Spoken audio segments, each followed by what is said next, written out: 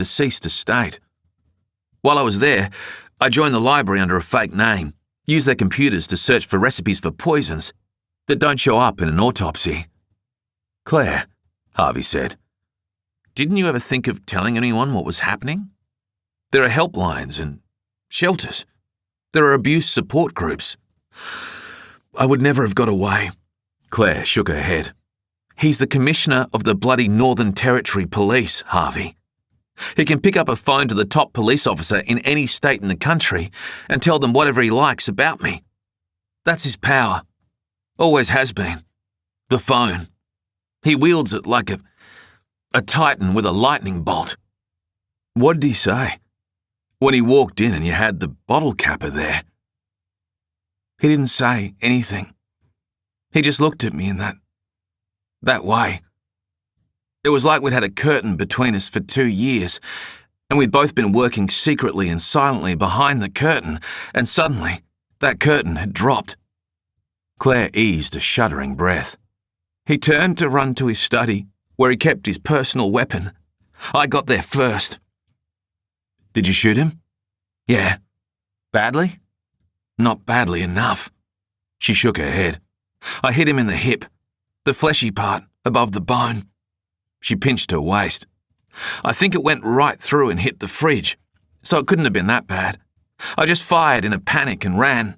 Got in the car. I started heading for the airport to try to make him believe that's where I was going. Then I ripped the GPS system out of the car and dumped it in a bin at a park. I turned and headed for the desert south of Santa Teresa. I knew the first sign that tells you you're on the wire. The big broken down semi. Harvey knew it. A huge rusted semi-trailer lying on its side in the desert. A random curiosity for tourists who might have ventured off-road out of Alice Springs to see the red desert earth. Only certain characters knew what the big black arrow spray-painted along its length meant. I followed the other signs until I knew I was on the wire. I figured he would never think to look for me out here. I'm not the kind of person who would ever travel a road like this. But now I'm caught between wanting to have been right and wanting Gareth to have guessed I'm that cunning, that I'd have gone this way. Harvey sighed. The car broke down just before I met you. What happened there? He asked. What do you mean it just broke down? I have no idea. I heard a big bang, stopped, got out. There was smoke coming out of the engine. It was making a horrifying noise. Then it caught on fire. And then there was you. Harvey took a deep breath, let it out slow. I feel like he's after me, Claire said. She rubbed her sternum. It's like a prickling feeling in my heart. That he's guessed I've come this way. That he's out there, getting closer. It was always meant to be quiet, my ending. Neat. An accident. But this is way out of hand now. He'll want to clean up the mess. So now, with everything that's already going on, we've got the Northern Territory's top police officer on our tail. Harvey smiled. And he's probably going to shoot you as soon as he lays eyes on you, without knowing that if he does, he'll blow everyone within 50 metres to pieces. Claire nodded. I guess I feel a little less guilty about drawing you into this disaster, Claire, Harvey said. Claire gave a lopsided smile. I've come on our road trip with some pretty good baggage of my own.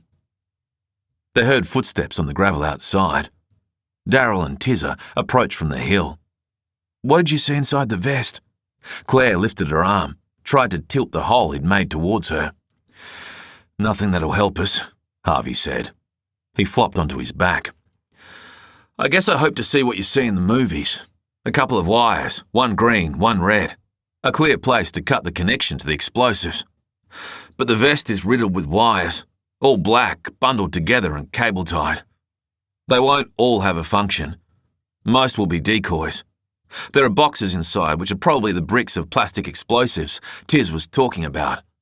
But they're individually sewn in their own Kevlar pouches, probably to hide the connection points and disguise the decoy wires from the real ones. There's no way to see what you're doing without taking the vest apart completely. Yeah. They're so well made. Harvey heard her running her fingers along the Kevlar neck of the vest. He was a tailor, Harvey said. Tis. Learned it in high school. He had someone send him a sewing machine from home to the base and ran the unofficial uniform repair shop out of his dorm.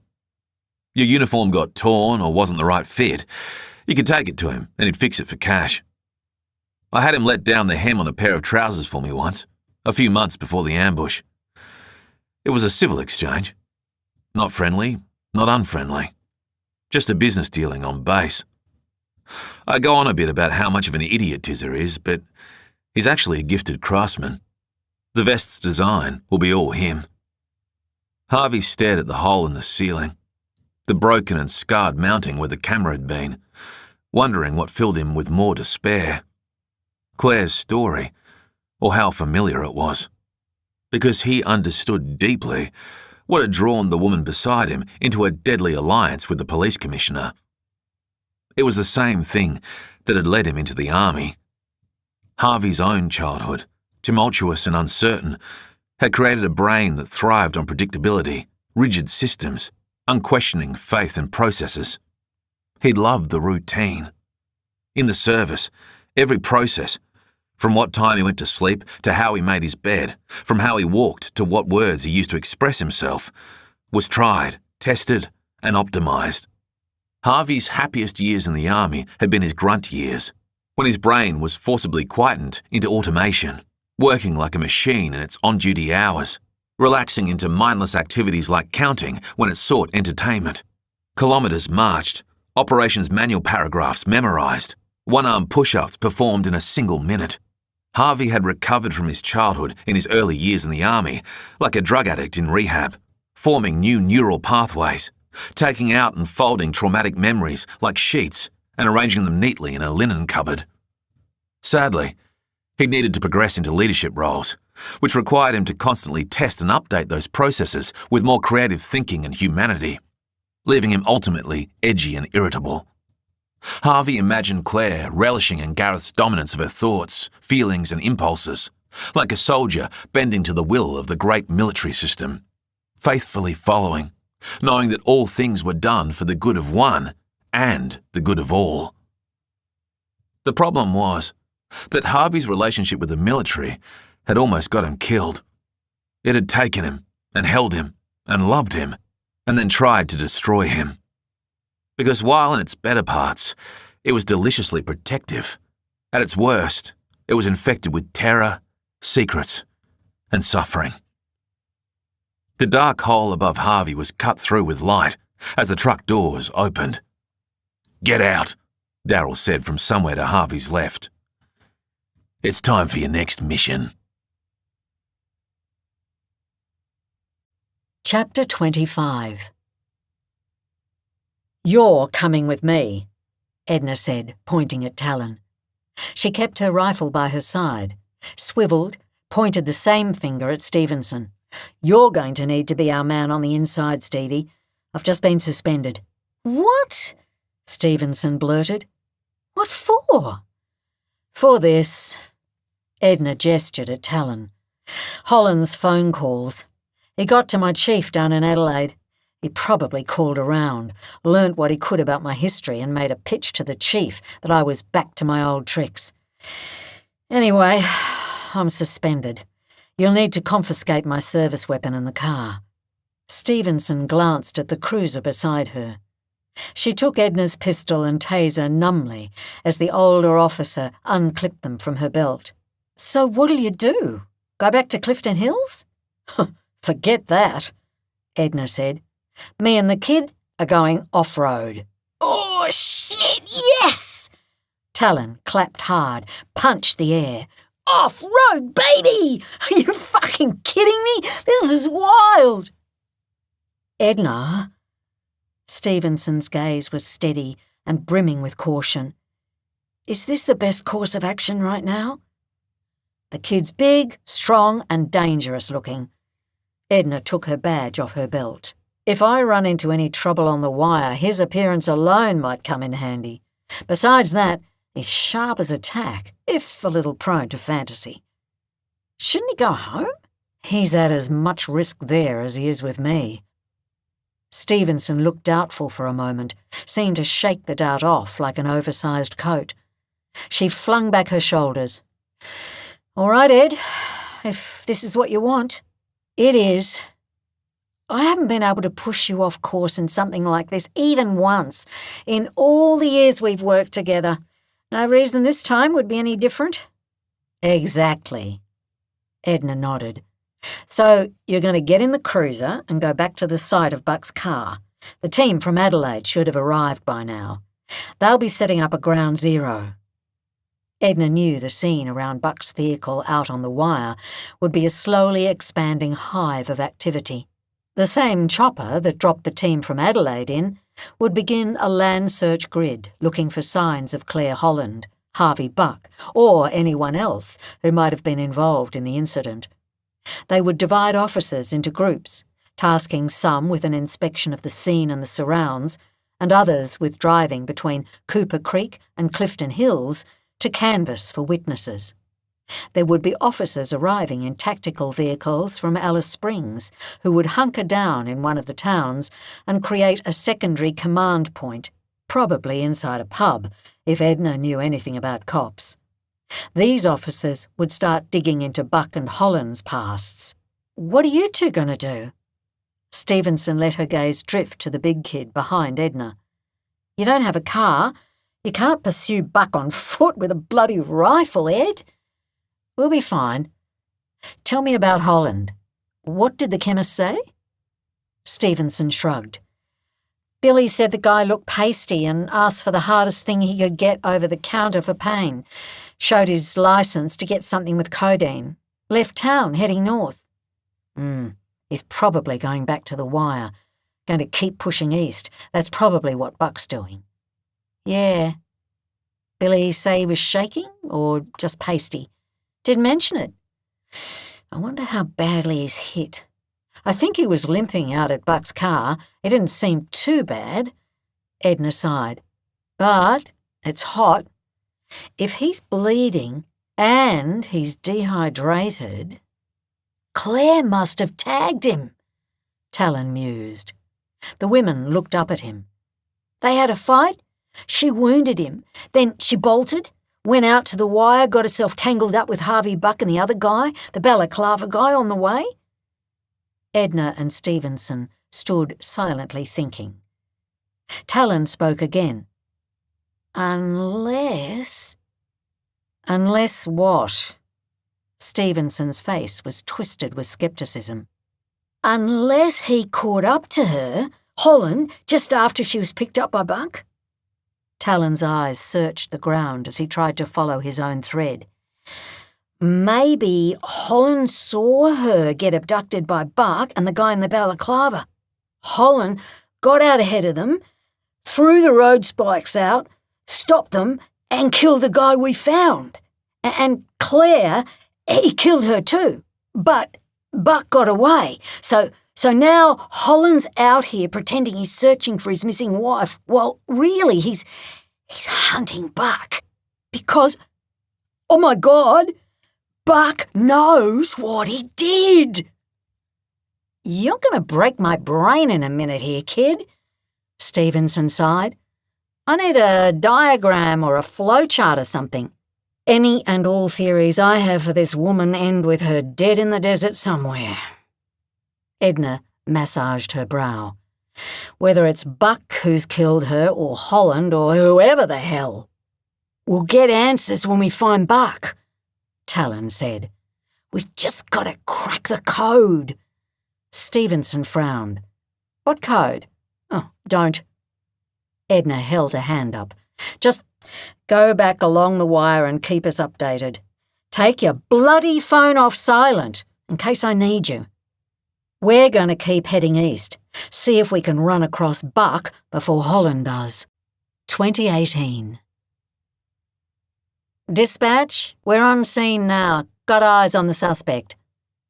Edna put the cruiser's radio down and watched the lone figure ahead of her in the street, an unsteady streak of blackness on the rain-hammered windscreen. Gordon took a large slurp of his coffee and fitted the thermal mug into the holder beside him, a wrist on the steering wheel, fingers hanging in the gloom. The dark figure in front of them beat on the big iron door to the front garden of 108A Caroline Street. Pushed the buzzer. Edna could hear the sound even over the storm. She bet the residents of the terraces all around them hated it. "Oh, fuck this shit," Gordon sighed. "Eloquently put, Gaz," Edna said. She unbuckled her seatbelt, reached down, and lifted an umbrella from the footwell. "Come on, it's not going to let up." The two cops went out into the tempest.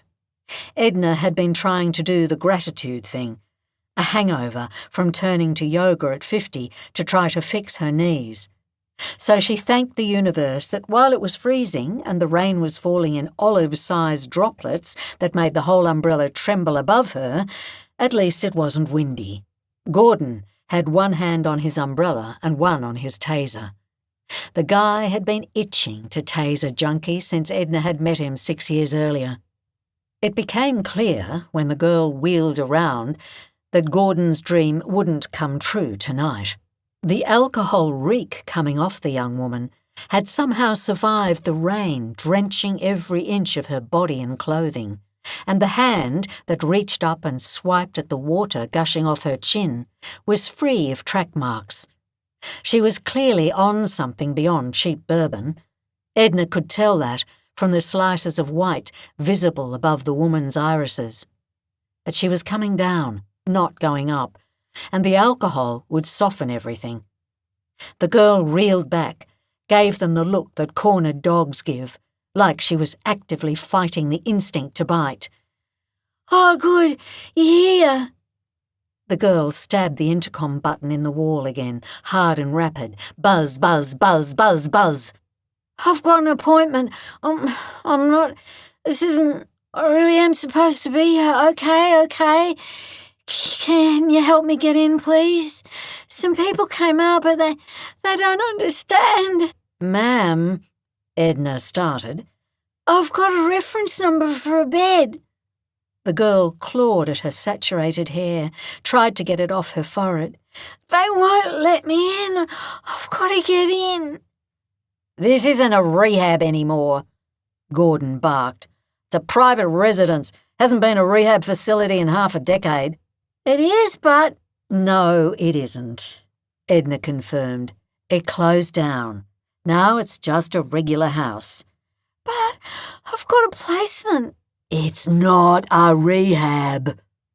Gordon leant in, his umbrella bumping Edna's, which she'd tilted to protect both her and the girl. "You get it? You're listening? It used to be a rehab. Now it's not. Get that into your drug-bait skull. The owners are regular people. They're in there right now trying to sleep. They called the cops on you because they don't want you here." "Gaz!" Edna held a hand up. "Cool it for a second." "I'm getting drenched," Edna's partner barked. "I'm standing here getting drenched while we play reality games." I know, just fucking cool it." Edna turned to the soaked girl. "Ma'am, you need to go home. This address is no longer a rehab facility." "Yes, it is. I have a placement." "Oh, Jesus." Gordon turned and walked away. Edna tried to take the girl's arm, gripped the empty wet cloth of her long, heavy sleeve.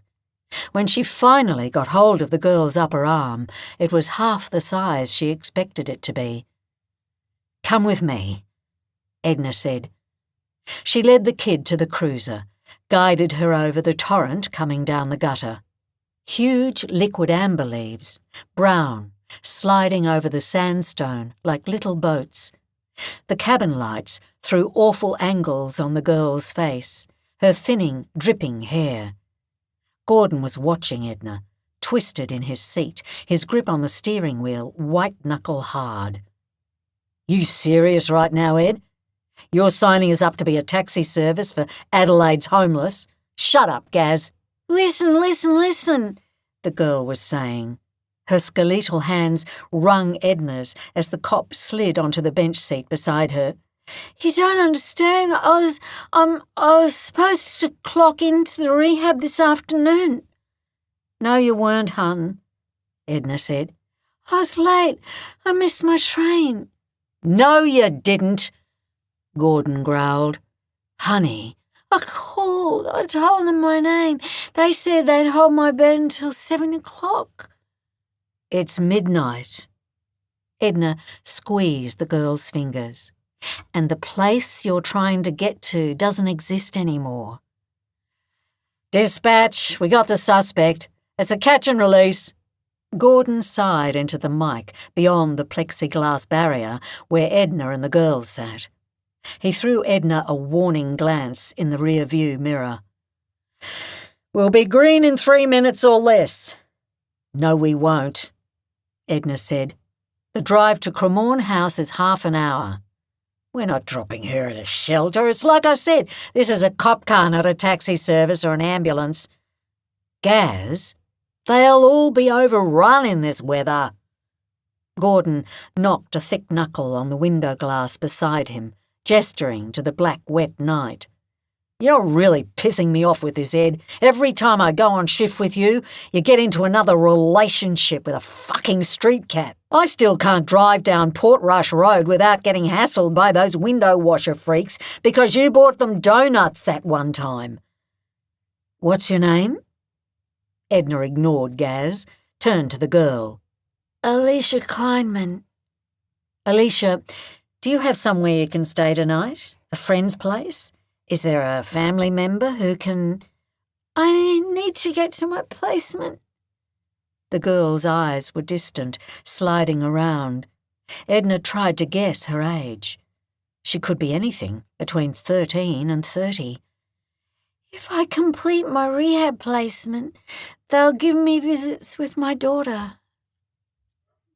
Gaz was typing on the mounted laptop in the front of the cruiser. Edna watched the water pooling on the creases in the leather seat beside her, a steady stream running from Alicia's sleeves. There were puddles on the floor. She glanced up and saw Gordon's screen reflected in the plexiglass. The words doubled and backwards. Kleinman, Alicia Bonney, 21. The daughter's a ward of the state. Gordon slurped his coffee. Has been for the past 2 years. The big cop twisted around in his seat again, pointed a finger at Alicia through the grimy plexiglass. You want some rehabilitation, Kleinman? I'll give it to you right now for free. Stop drinking. Stop doing drugs. Stop stealing people's shit to fund your habit. It's as simple as that. Now get out of my car and get out of this suburb and get out of whatever alternate reality you're living in. Gaz, shut the fuck up, will you? Edna sighed. Join the rest of the fucking world, here, in reality, he went on, gesturing to the car around them. It's nice, trust me, you'll love it. You get a job, you get a house, you don't have to suck some random guy's dick under a bridge for half a bag of coke. Stop! Edna banged the plexiglass with her palm. She's a fucking kid, Gaz. Once you have a kid, you stop being a kid. I really need to get to my placement. Alicia's eyes were glossy, trying to focus on Edna. Can you please help me? Come with me. Edna pulled Alicia sideways towards the door. Gordon was still talking as Edna slammed the door on him and shepherded the girl back to the footpath. The rain had lightened, and Edna leant her umbrella on her shoulder and turned her back to the cruiser. I'm going to give you a key, she told the girl.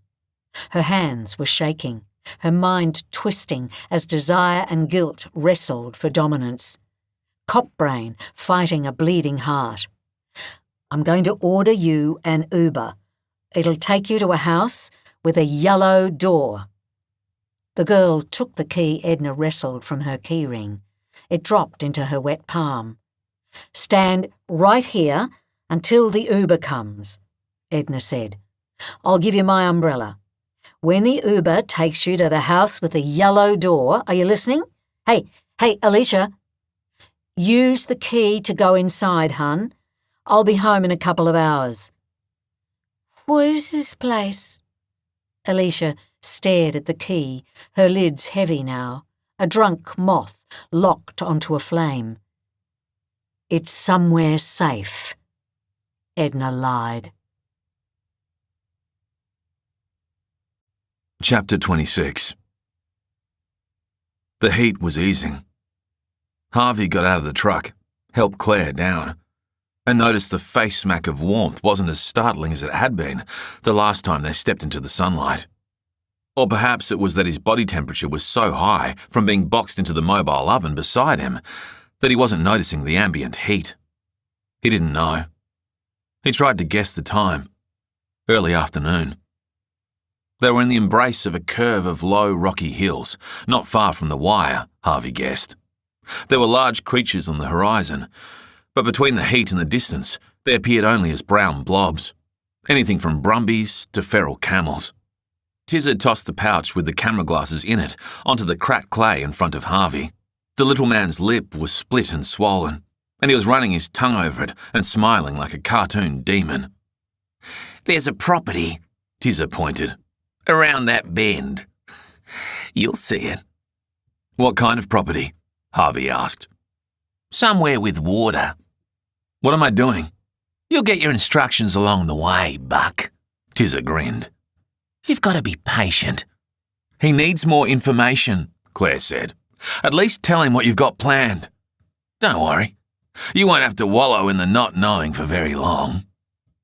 Darryl turned to her, his tone sweet. "You're going with him. You're both going on a mystical journey of discovery together." "What? Me?" "You broke the camera." Darryl gazed at her, the faux sweetness gone. "You tipped out the water. Seems to me like you were tired of sitting on the sidelines and you wanted to play.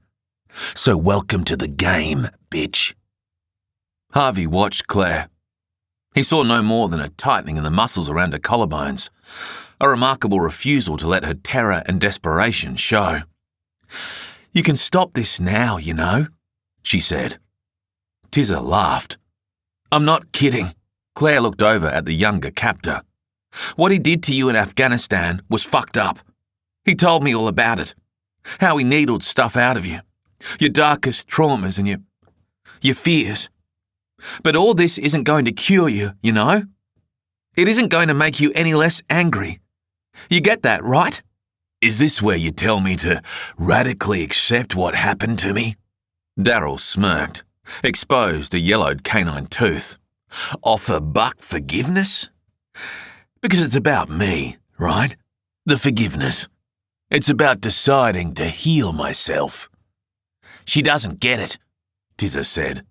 "How healing all this is. How healing it's going to be in the end." Tizzer put his lean, muscular arms out. His freckled forearms were lit up by the sun. The narrow curve of his chest bucked forward under his t-shirt. "I feel like I'm being fused back together," he said, "piece by piece.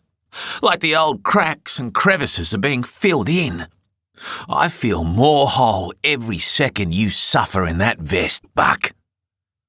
"Congratulations," Harvey said.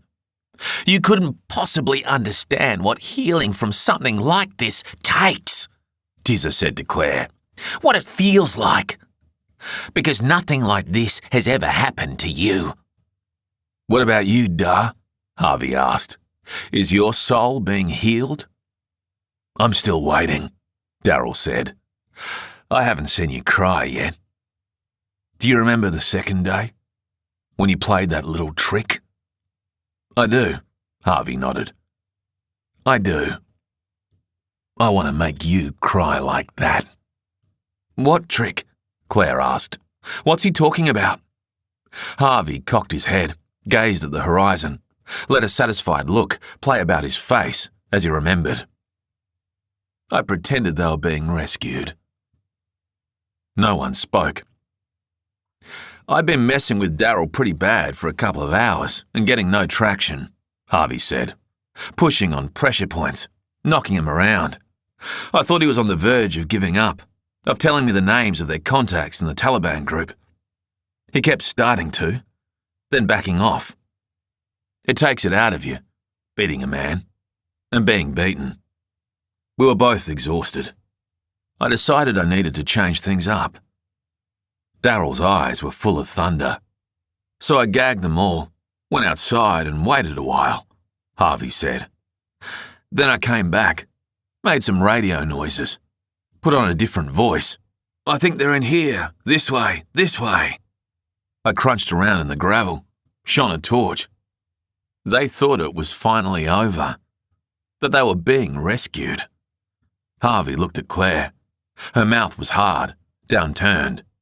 I played the trick on each of them in their separate containers, one after the other, Harvey said. Daryl was the most broken by it. He'd been listening to the apparent rescue of the others, waiting the longest, hoping, wondering, crying out behind the gag, I'm in here! Help! Help! Oh, how you cried and cried, Daryl, when you saw it was only me. Harvey laughed. He hoped he was selling it, the sick, psychotic humour, but making the sound almost caused him to gag. Because Harvey had spent 10 years trying to forget the noise of Daryl crying, bound in his chair, the wooden frame creaking as he twisted and howled with fury and sadness. Many a night after he'd returned to Australia, Daryl's crying had underscored the screaming of Harvey's section as the gunfire rained on them, the two traumas twisted together with others, a braided band of pain around his skull. Harvey had dreamt of lifting and hauling Daryl, running out of the combat zone with him, carrying him through the desert. For years he'd awakened drenched in sweat, the sheets and blankets and pillows all torn from the bed and scattered around the room. The nightmares had scared more than one woman out of his apartment, ruined one-night stands and casual flings, which was about all he'd been able to manage since his return. He'd never asked Shayna if she had nightmares, because she hadn't been at the containers, but what happened to the men Harvey tortured there wouldn't have been possible without her. With a whump of pain to his chest, he remembered her eyes, black and hard, as she hung over the side of the bathtub. Harvey looked at the brown blobs on the horizon, and for the first time noticed a thin string of wires and posts shimmering through the heat haze in the distance. Cows or horses. A farm. Leave Claire here, Harvey said. You won't be able to keep an eye on us both. You've only got one set of glasses. She might drop a signal to someone. You better hope she doesn't, Daryl said. Because if we get an inkling that something's going on, we won't warn you. We'll just hit the button. Get going, Tizza said. They walked. Harvey watched the red rocks and sand pass beneath his feet, unsure where to focus his mind, on the horrible possibilities that lay immediately in front of him, or the ones that lay behind. Claire was watching the world pass beneath her also, her mouth open, panting. Why Margaret River? Harvey asked, deciding to go mentally backwards rather than forward. Huh? Margaret River, Harvey said. The anniversary trip. Why did Gareth choose that moment to... He remembered, looked up and met her eyes. We'll have to be careful. He tapped the side of the sunglasses. They're listening. Okay. She nodded. Why did he choose that moment to do what he'd been planning to do? Harvey asked. Claire looked like she was struggling to pull her mind back from the brink of panic. She gripped the edge of her vest, her arms crossed over her chest. It must have seemed like a good opportunity, she huffed. But you'd been married for 15 years without incident, Harvey said, and you clearly didn't see it coming. One moment you're relaxing on holiday together, the next... Right. So there was no slow build? No arguments? Threats to leave, either on your behalf or his? No. So why then? Harvey asked. What changed in the relationship? I don't know. Tizza's voice in Harvey's earpiece. What the fuck are you two talking about? Harvey didn't answer. He heard the mic continue to pick up sound, as it had earlier, even after there was an audible click. Darryl, his voice softer. Let them talk. They're getting to know each other. It's to our advantage if a relationship forms. What changed between you and him? Harvey asked Claire again. I said I don't. Yes, you do, Harvey said. Because until that moment, you had been an appropriate fixture in this guy's life. If you've described him to me accurately, he was not a guy who fixed things unless they were broken. You served your purpose for him, emotionally, financially, logistically. What made him seek a different version of his life? One in which you weren't just divorced and living elsewhere, possibly with someone else, but, you were where he planned for you to be. Claire didn't answer. There was another woman, Harvey said. No way. She shook her head. Not possible. Why not? Because he isn't that complex, Claire said. Gareth wouldn't want the messiness of an affair, the unpredictability of it. You have to worry you'll run into your partner out in the street, that someone will see you, say something. You'll cook up a lie to explain where you were, and some unforeseen thing will unravel it. You'll have to have a contingency story. Gareth likes things straight down the line, compartmentalised. Wouldn't that explain his decision at Margaret River perfectly? How? Because divorcing you would be messy, Harvey said. He'd have to worry about seeing you out and about, arm in arm, with whoever you choose to be with next. Then there would be all the heartache, the crying. What if you and your new partner had kids? What if you settled nearby? But if what he had planned for you actually succeeded, things would be straight down the line, compartmentalised. You'd be in his past, where you belonged, with no chance of messing up his future. Again, Claire was silent. You cheated, Harvey said. Claire gave a sudden, sad little laugh. This is what you did in the army, huh? She said. You sat around and psychoanalyzed people. I had to, he said. It was my job. I had to take 8 guys in their 20s and make them killing machines, and maintain them as killing machines. That took psychoanalysis. Watching what they're doing, saying, reading, listening to, and what they're not doing, saying, reading, and listening to. Because an Australian guy in his 20s isn't just going to wander up and tell you he's homesick, or suicidal, or scared out of his wits. It's sad, but it's true. Claire licked her lips, shrugged. He was a buyer. What did he buy? A doll for his daughter, Claire said. He was a widower, handsome, vulnerable and whimsical in a way that Gareth wasn't. He wanted the doll's dress custom made, and he provided me with a dress belonging to his late wife. It was so thoughtful. They walked in silence for a while. Gareth was a roses man, Claire said. Long-stemmed, red. That was it, always. I guess he decided at some point that when you buy a woman a gift, you buy her roses. It was a system that worked, and so he didn't question it. Sometimes I would strip them, recut the stems, and plant them in propagation soil, regrow the rose plants and sell them. I'd use the money to buy what I really wanted. You can do that? Harvey frowned. Make rose plants from roses? Yeah.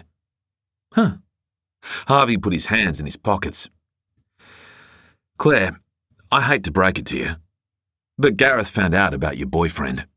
No, he didn't, Claire said. He wasn't a boyfriend. It happened one time. In total, I laid eyes on the man twice. Once when I picked up the materials, and then when I delivered the product and took payment. It happened then, the second time, in his car. We never saw each other again. Gareth would never have... Her words trailed off. Harvey waited. They walked. Okay. Claire nodded, solemn. Okay. So he must have found out. Harvey's mind thrummed, a clanking engine interrupted by a noise ahead.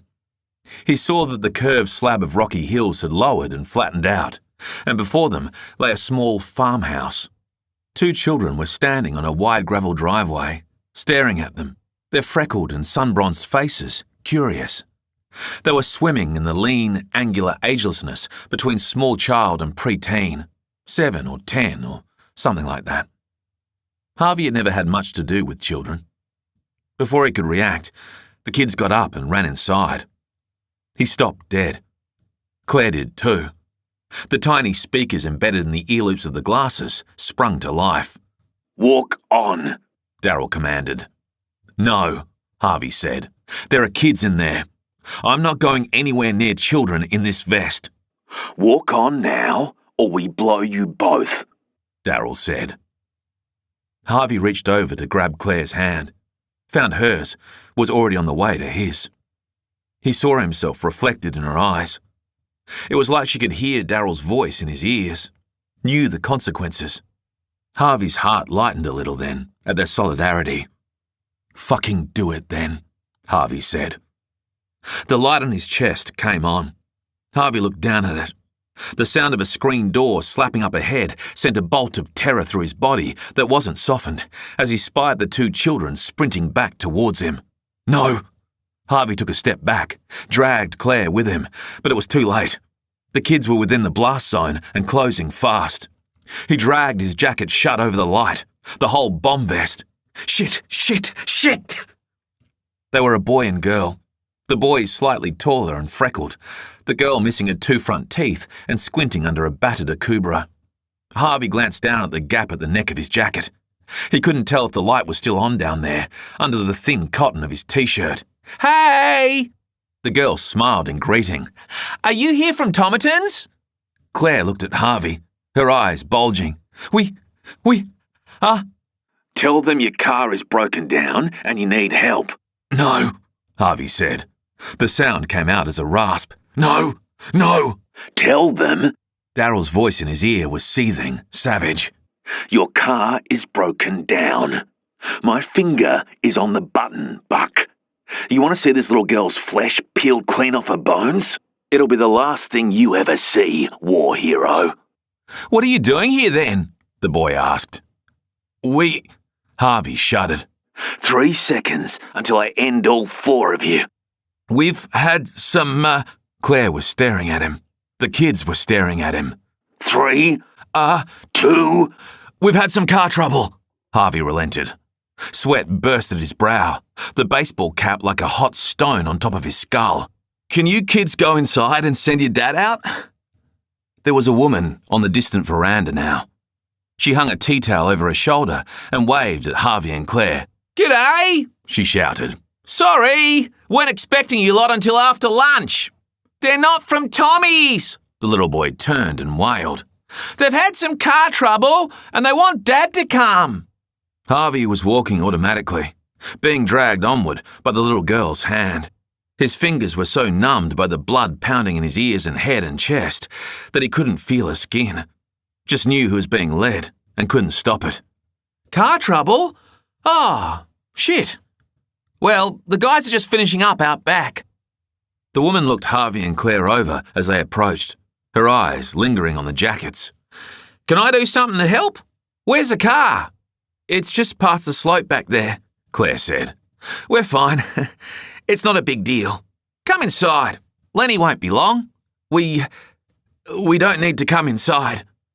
Claire turned desperate eyes on Harvey. "She's right. We're fine out here. Don't be silly. It's mental out there." The woman held the door open. Harvey was getting feeling back in his hands. "What's up with the car?" "I'm Daisy anyway. Come in, would you? Come in. You're very welcome. We were just sitting down to lunch. Pull up a pew." Harvey's mind drifted away. He was somehow entering a small house, the number of lives in peril multiplying, until there was a dining room table spread out before him, cluttered with plates of food and the brilliant detritus of children's activities. Paper, pencil cases, glue sticks, stickers, the lunch chaos and the kids' chaos like a meeting of 2 waves, a riptide of family life. The little girl and boy who had been their escorts took up seats on either side of a toddler in a high chair who was mashing spaghetti into the plastic surface with her bare hands. Harvey was aware that Claire was carrying on talking with the woman, Daisy, giving her fake names, Sally and John, talking cheerfully, if a little too fast, about the heat. Harvey fell into a chair beside the young girl. Daisy was explaining that she'd thought Harvey and Claire were from a livestock supply company, due to arrive soon to deliver hay and medicines for the cattle. More lives. Harvey looked down and saw that his fists were clenched at his sides. He put them on the table, tried to unclench them, and couldn't. He imagined a huge burst of fire exploding from his chest, torching everyone in the room around him to ash. This is insane. Tiz's delighted voice on the radio. "What do you want from me?" Harvey whispered. He was aware that the little boy with the freckles was frowning at him. He hid his face in his hand, pretending to wipe at the sweat pouring from his brow. "What are we doing here?" This is your mission, Buck, Darryl said in his ear. You have to choose someone from this family. "Choose them?" Harvey whispered. "What for? What do they have to do?" Harvey heard both men laughing. They have to die. Tiz said. Chapter 27. "Maybe they're dates," Talon said.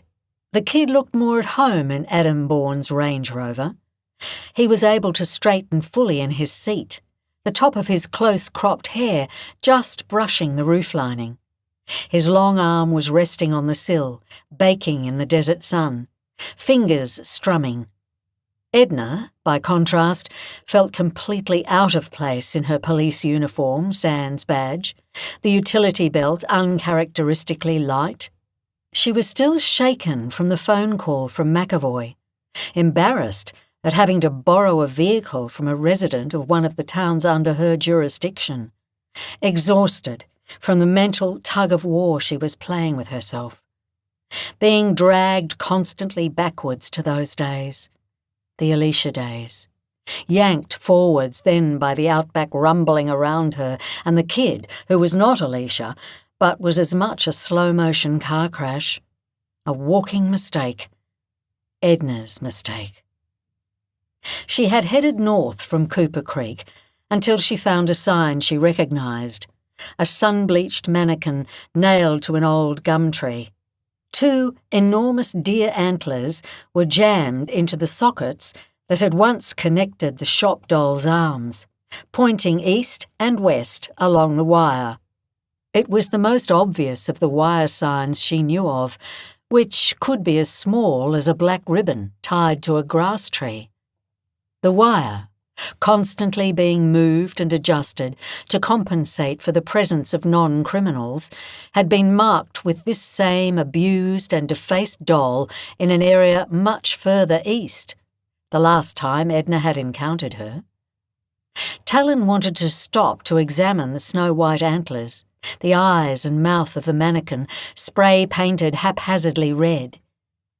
Edna had taken one look at the fried and bedraggled wig bespeckled with bushfire ash and urged them onwards.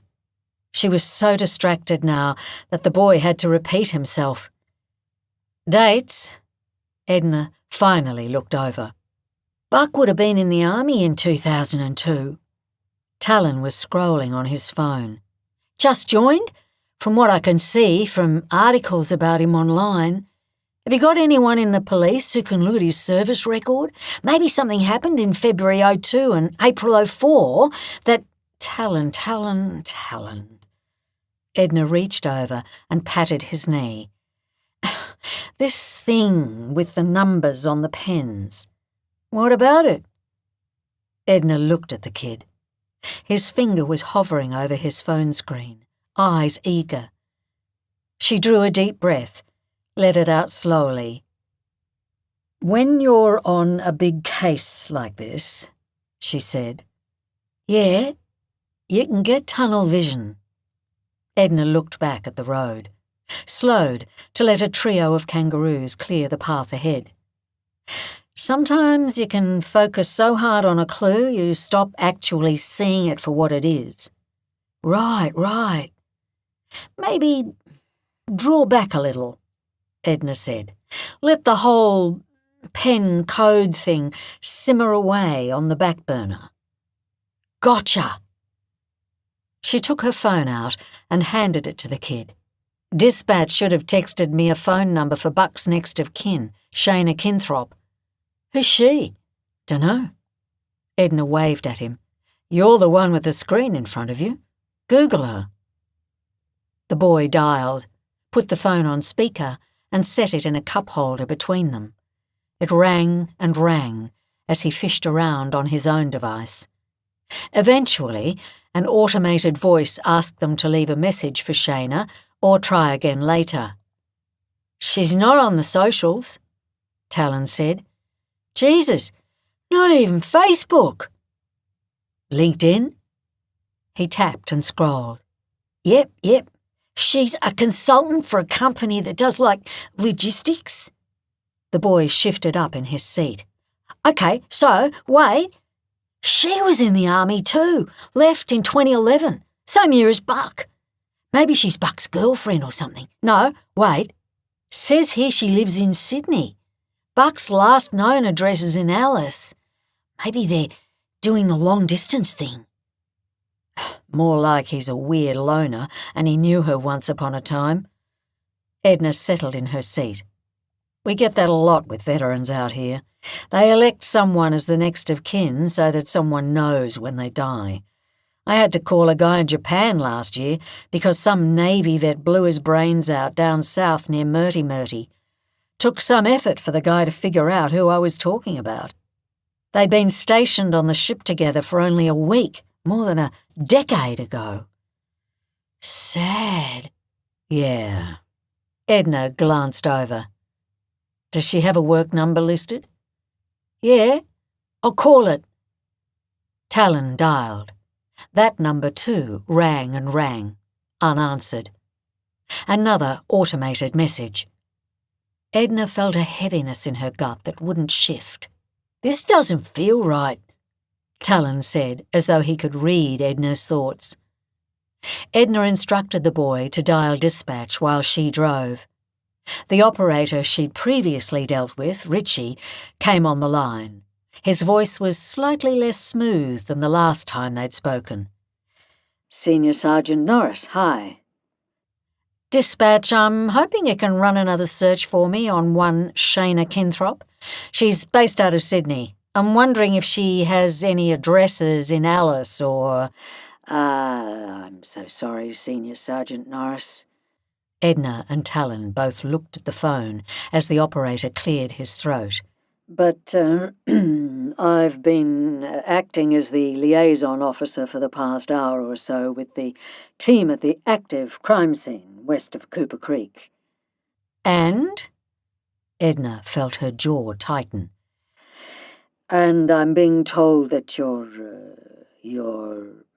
not operational at the moment. Edna sighed. You've got to be fucking kidding me. Who's the lead out there? Can you give me his number? I've been instructed not to give you any information regarding current police operations in that area, Senior Sergeant Norris. Richie grunted uncomfortably again. Your status is listed as inactive in the system, and I've got a note here to say you'll be contacted to give your debrief when... Edna picked the phone up and pitched it into Talon's footwell. The boy reached down numbly and ended the call. The car rumbled on, passing the huge, half-eaten carcass of a horse or cow. Yellowed ribs and limp, dusty hooves. A pair of startled ravens hopped out from behind the dead beast as the car passed. You know, when I've asked Adelaide for assistance on cases before, it's taken days, sometimes weeks to get help. Edna gave an angry laugh. I had a young guy here who wanted to go get a job in the mines, had to have a warrant cleared first. Took 3 days. I get sacked, however, and it's changed in the system within the hour." "Well, you're not sacked though, right?" Talon said. "You told Stevenson that you were just, suspended." "I don't know, Talon," Edna sighed. "It's hard to care right now. Whether I'm operational or not, I'm going to keep looking for Claire Holland. You don't just down tools on a person who could be in grave danger because your boss is a dickhead." Another carcass, this one further from the road, being picked at by a pair of wedge-tailed eagles. This time the ravens were standing off to the side, not game to tango with the bigger birds of prey, waiting indignantly for their turn. The determination Gareth Holland displayed to get me off this case, after I asked him some uncomfortable questions about what happened between him and his wife, tells me something. Edna went on. "It tells me I need to be there when she's found, because we might have to protect this woman as much from her husband as we do from Buck." "Do you think Claire was the one who shot him?" "Oh, I can only guess," Edna said. "But why else would he be hiding his injury?" "How do you know it's a gunshot wound, anyway?" "The tweezers. Stevie said he got gauze, meds, a sewing kit, and tweezers. I'm assuming he's not tidying up his monobrow right now. He'd be pulled off the side of the road somewhere removing a bullet and stitching himself up. But again, I'm only guessing." "A lot of guesswork in this job." "Sure is." A silence ballooned inside the car, heavy with potential. Edna waited, knowing what was coming. "Why was it so easy for you to get sacked?" "Talon, I let you steal my police car." "Yeah, but you mean, what did Gareth find out when he called around about me?" Edna kept her eyes on the road. "You don't have to tell me." Talon gave a supposedly nonchalant shrug. But when Edna looked, the kid was watching her out of the corner of his eye. "I took someone in," Edna relented. "Someone who needed help." "And it went bad?" "Real bad." "How?" Edna wiped sweat from her neck into the collar of her uniform shirt. She dialed the aircon up.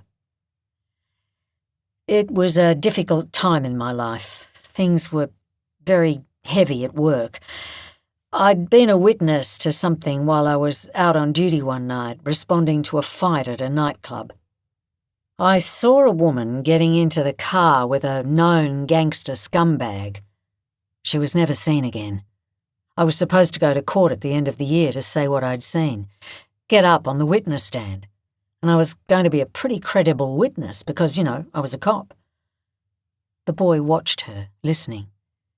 "So, it was stressful, is what I'm saying."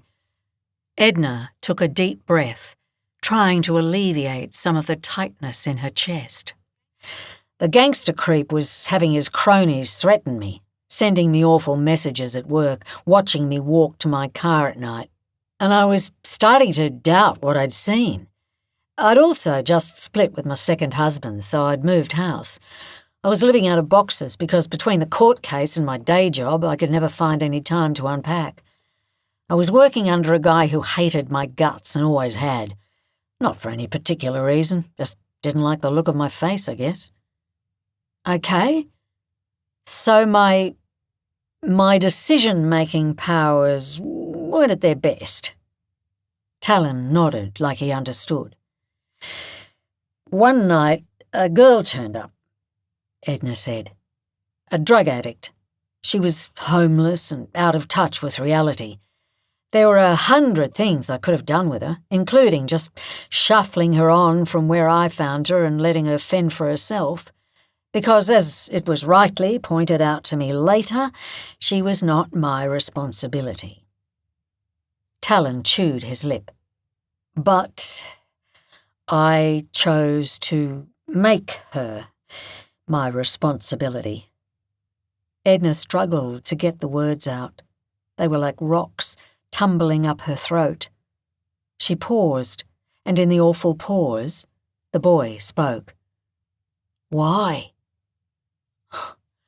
I don't know why, exactly."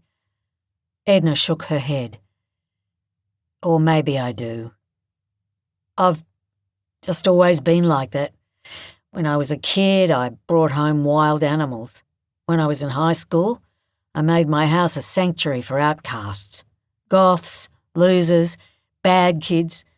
I had a string of boyfriends at uni who I thought I was saving. Fixer-uppers, bad boys. It drove my mum nuts, all this mothering I was trying to do. Because it never ended well. The animals scratched and bit me. The loser kids stole my CDs. The bad boys took me for all I had, emotionally and financially. Mum used to say she couldn't wait until I was old enough to have a kid of my own so I could get over this thing that I had with needing to care for someone. But that wasn't meant to be. I would find out." Edna swiped at her eyes. Talon's discomfort was radiating off him like a heat. Despite it all, he reached over and patted her knee quickly and stiffly. Edna laughed. "Thanks. It's okay." So, anyway, yeah, my partner read out Alicia's date of birth in the cruiser. She was born the same year that I miscarried for the first time. Edna said. "You thought it was like a sign?" Talon said. "There are no signs." Edna gripped the wheel. "There are just good decisions, bad decisions, and consequences." Edna lost herself in memories of that night, of arriving home at 1 a.m, fully expecting to find her front door swinging open, the rain coming in, her laptop, jewellery, pushbike, and the girl, Alicia, missing in action. When she'd found the door closed, her next assumption had been that the girl was too whacked to make it inside and had given up and tottered off elsewhere. Edna had checked her phone as she fished for the spare key under the mat and saw that an Uber had indeed picked someone up at the spot in Norwood where she and Gaz had discovered Alicia, and that vehicle had driven to the very place where Edna now stood. She went inside and closed herself in pitch blackness, noting every blind and curtain on the ground floor had been pulled closed. She was snapped out of her reverie by the phone ringing in the cup holder where Talon had placed it. Edna picked it up and put it to her ear. "Stevie." "Ed, I'm halfway back to Buck's car." Stevenson gave a hard sigh. "I'm going to need you to turn around and come get me." "Why?" "Because the cruiser just fucking blew something, that's why." Edna slowed the Range Rover. "What do you mean? You blew a tyre?" "No, it's engine-related. I have no idea." Edna heard Stevenson open her door. "I heard a big bang, and now I got steam coming out from under the bonnet. It'll be too hot to do a diagnosis, and I'm too annoyed anyway. Will you just come and get me? But I've got other news for you, which you can chew on while you drive back." Edna heard footsteps crunching in the dry desert gravel. "Rick called me. Wanted to know why he's being told not to talk to you about the case." Edna pulled over completely, tried to settle the thumping of her heart in her throat. "I didn't get into all that with him," Stevenson went on. "But he says the body from beside Buck's car has got a tattoo on it. Noticed it while he was putting the mystery dude on ice. He thought it might help us identify him faster than a print search." "Stevie, forget that. Tell me about the car," Edna said, her instincts twitching, skin prickling with dreadful foreboding. "What's going on? That car was only serviced last month." "I have no idea, Ed. I'm not going to lift the bonnet. I told you it's too hot," Stevenson snapped. "I'm trying to tell you about this tattoo. It's a memorial tattoo. Says Lippo. There are dates. Rick says he's going to send a pic. Edna felt suddenly colder than the Range Rover's aircon could ever make her. Stevenson's words were sliding across the surface of her mind, finding no traction on the icy certainty. Talon's face was taut. Edna realised she was gripping his forearm with her free hand, her nails biting into his skin. "Stevie, I really feel like you better—" A sound, like thunder splitting the air, crackled over the line. "Shit!" Stevie's voice was distant. "What the fuck, Stevie?" Edna used all the air in her lungs to cry her partner's name. She had to gasp to speak again. "Stevie, get back in the car!" Chapter 28. "You can take your jackets off, you know," Daisy said. She was standing in the entryway to the kitchen, keeping an eye on a pot of what smelt to Harvey like corn on the cob. "Just take a load off." "You know what? I might just keep mine on." Claire's smile was hard as she sat beside Harvey, smoothed down the front of the bulky garment.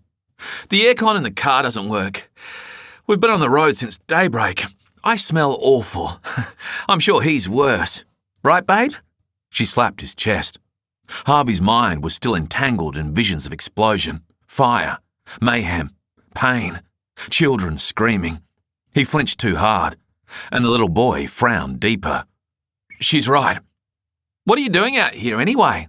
Daisy asked, disappearing into the kitchen. Harvey heard a wooden spoon on the edge of a pot. The woman's voice travelled from where she cooked. "You're a hell of a long way from anywhere. His mother's got a property east of here. A cattle farm. Like this one." "East of here?" Daisy reappeared in the doorway. "What, Durham?" "A little beyond that." Claire nudged Harvey's knee with hers. "The Wakefield place?" Daisy looked at Harvey, eyes wandering over his face. "Your mum's Georgette Wakefield, is she?" "No," Harvey managed. "It's a little further out than that." Daisy cocked her head. "East of the Wakefield farm? There's nothing east of there but Crown land. Not a blade of grass on it. Not until you get to, Jesus, Wyandra, I suppose." "She's being generous when she says it's a cattle farm." Harvey tried to get his head in the game. "It's a hobby farm. I'm pretty sure she's down to one cow." "I had no idea anyone lived out there."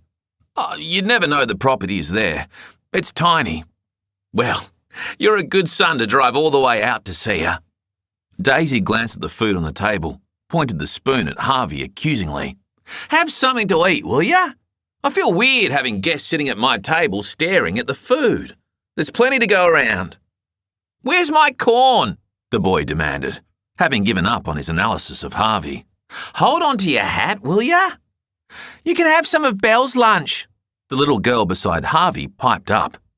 He looked down and copped a faceful of impish delight by his side. The child pointed at the mess the baby was making at the high chair. "She spreads it everywhere, but she never eats it." "I'm sure I've been offered worse." "Guess what, also?" "What?" "After this, there's ice cream." "What flavour?" "Banana." Harvey slapped his palms down on the table. "Why the hell are we eating this healthy stuff when there's banana ice cream in the house?" The child giggled. "Don't encourage her," Daisy called. Harvey felt new sweat bead on his brow. The tiny foray into the humorous had been about all he could manage. There was numbness from his neck down, his body's revulsion against what he now was, a walking, talking death robot mounted with his own head. He reached out unsteadily and poured himself a glass of water from the jug sitting in the middle of the table. The girl watched him curiously. "How old's your little sister?" Harvey asked. "She's 1. I'm 6. Larson is 7. "And what's your name?" "Franny." "What's wrong with your car?" Larson, also, only had eyes for Harvey. "I'm not exactly sure," Harvey said. "Is it just the air conditioning?" The boy picked his teeth with his fork, a tiny mechanic pondering an anecdotal diagnosis. "Because you can still drive without air conditioning, you know. You just have to roll the windows down. The brakes are faulty, Claire blurted out. Seemed to regret it immediately. You drove out here with no brakes, the boy said, incredulous. Not no brakes. Harvey eased a quiet sigh. Faulty brakes. We can stop, but it just takes an effort. Well, that's weird. Larson put the fork down. How are you going to fix that? Do you have any tools? I don't. And I don't know how I'm going to fix it, little man. Harvey willed the child to be quiet with every fibre of his being. I'm at a loss as to what to do at the moment. My dad could probably fix it. He'll be here in a sec, Daisy called from the kitchen. Claire leant into Harvey, rubbed his chest, as though gently consoling him on his failure to know what to do with their troublesome vehicle. Her murmur in his ear was whisper quiet as she straightened. Please tell me what the fuck we're doing here. You're getting water. Daryl's voice came down the line, crackling in Harvey's ears. Tell the bitch to drink up. It's her fault you're here. So, let me get this straight, Harvey said to the little girl at his side. He pointed to the children in turn. You're 6, he's 7. And little Bubby here, she's 1 year old. 17 months, the girl said proudly. Ah, children, Harvey said pointedly. So small, so innocent. If you're trying to guilt trip us, Buck, forget it, Tizza said. Whichever one of these hillbilly fucks is about to die, it's on you and no one else. Harvey wanted to scream about how little sense that made, but the men carried on. He couldn't tell whether they meant to broadcast their conversation to him or if the mic was still malfunctioning.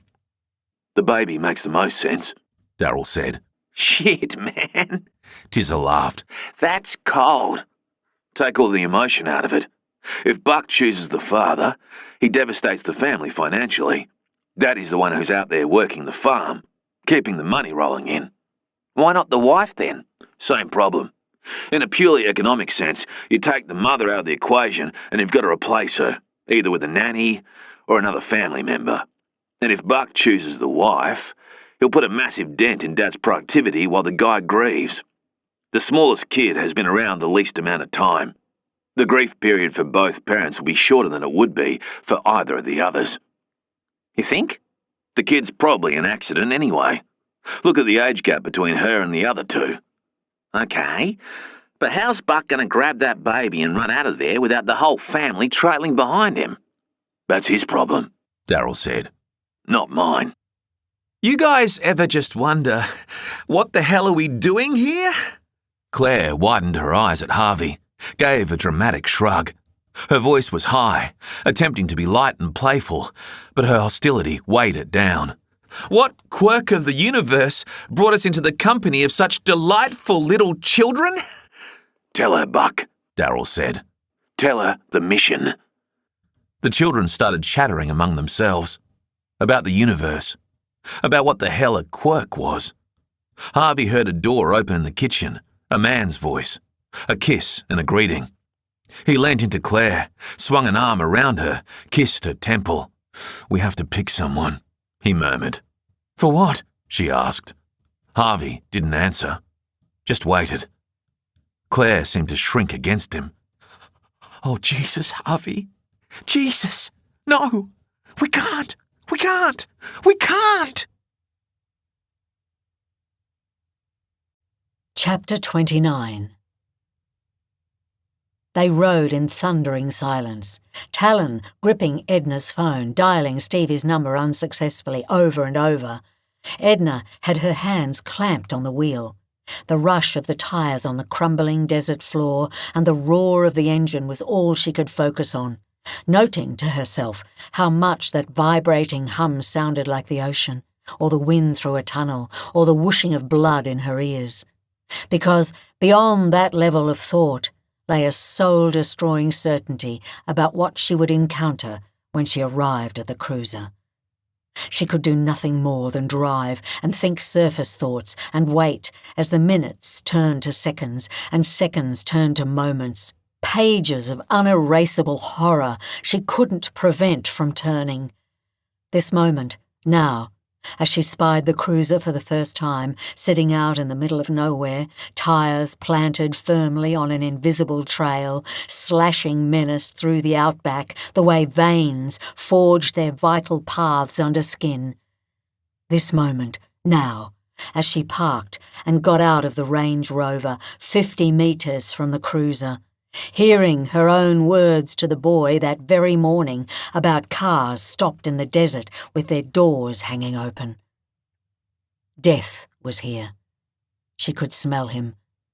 Talon went to Stevie where she lay on her stomach at the back of the vehicle, touched the nape of her neck, shaking fingers reeling back from the mess that lay higher than that still-preserved patch of tender skin, as though the boy could feel the heat of the bullet that made it. Edna looked at the body, told herself to think about roadkill and crime scenes and marking distances and positions of objects in her mind, and not Stevie, because she couldn't bear to think of Stevenson being dead, culled like a kangaroo and left on the baking red sand to be discovered by lucky birds of prey. Talon was wiping the flies away from the body. Edna saw them crawling on a shoe print of blood near the rear tyre of the car. She glanced at the tooth-like hills. But whoever had shot Stevenson and then come to the scene and stepped in her blood was long gone now. The bullet hole in the front wing panel of the car was leaking smoke or steam. Edna walked there, reached out and put her finger on it, plugged it, felt the pressure. She wondered where the bullet hole in Claire Holland's car had been in relation to this one. Whoever shot Claire's moving vehicle had not only caused her to stop and get out, as intended, but had ignited something in the engine that set the whole vehicle alight. He hadn't been so lucky here. Neither had Stevie.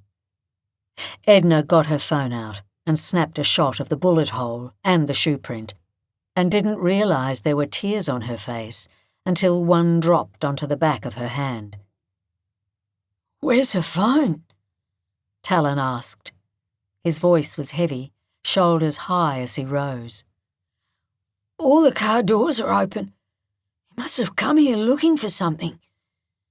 Edna dialed Stevie's number, half expected her to pick up. Because that couldn't be her on the ground. She was too vital, too loud, full of movement. Whoever lay headless in the dust in their blood-spattered police uniform had been killable. Stevie was not. The phone was ringing down the line. Edna listened. There was no vibration sound near the body.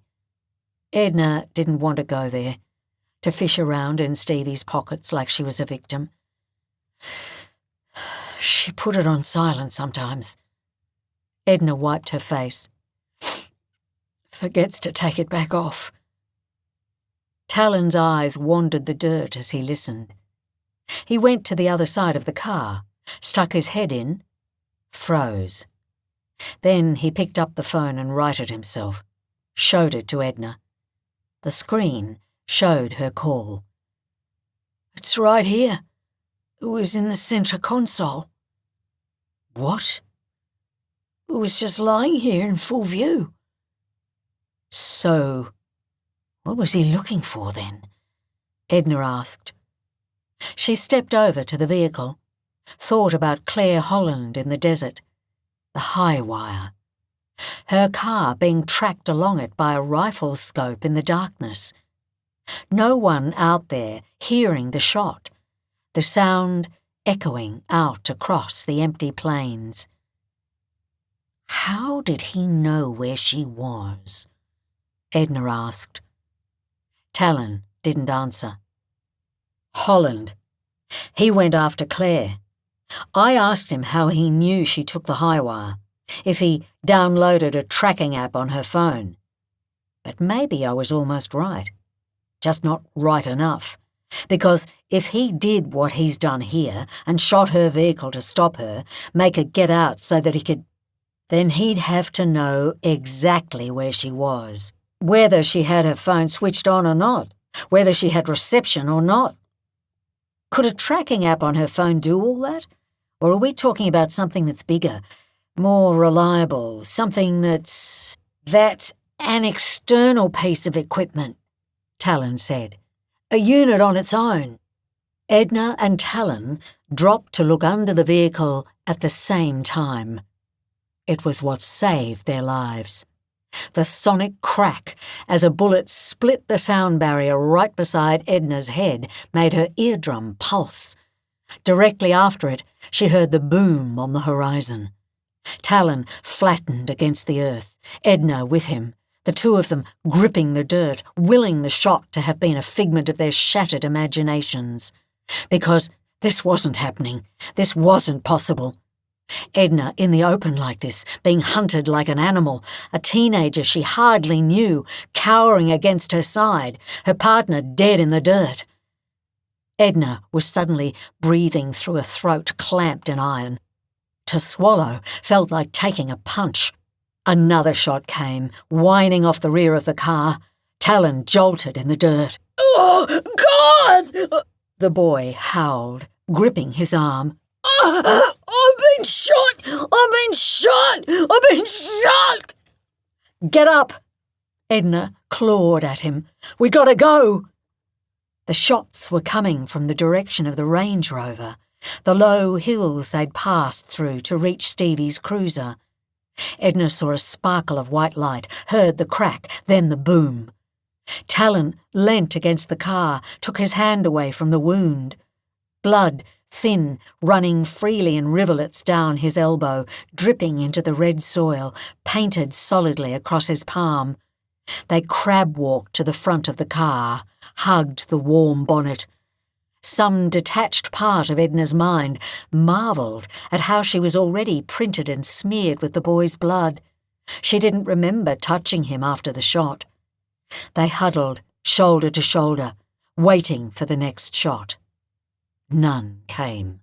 "Oh, I can't believe I've been shot! Oh, I can't believe it! I can't believe it!" "You're gonna be okay. We both are." "How?" "We know where he is. He's in those hills there. Look at the angle of the shot that took out the engine. Okay? Look at Stevie's body. He shot the car as it passed through those hills.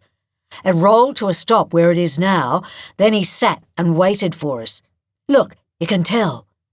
"Oh, okay," the boy puffed. "Okay. If we run this way and keep low, we can make it below that rise and we'll be out of range." "Oh, we gotta run." "We can't get back in our car right now. He'll light it up. We're a much harder target out in the open." The right-hand side mirror of the car exploded. Talon and Edna cowered, listened to the boom a second later. "We need to get Stevie's gun," Talon said. "Not worth it." "What if he comes?" "He's too far out. If he tries to come in to finish us off, he'll have to drive. He can't drive and fire at the same time." "What if there's two of them?"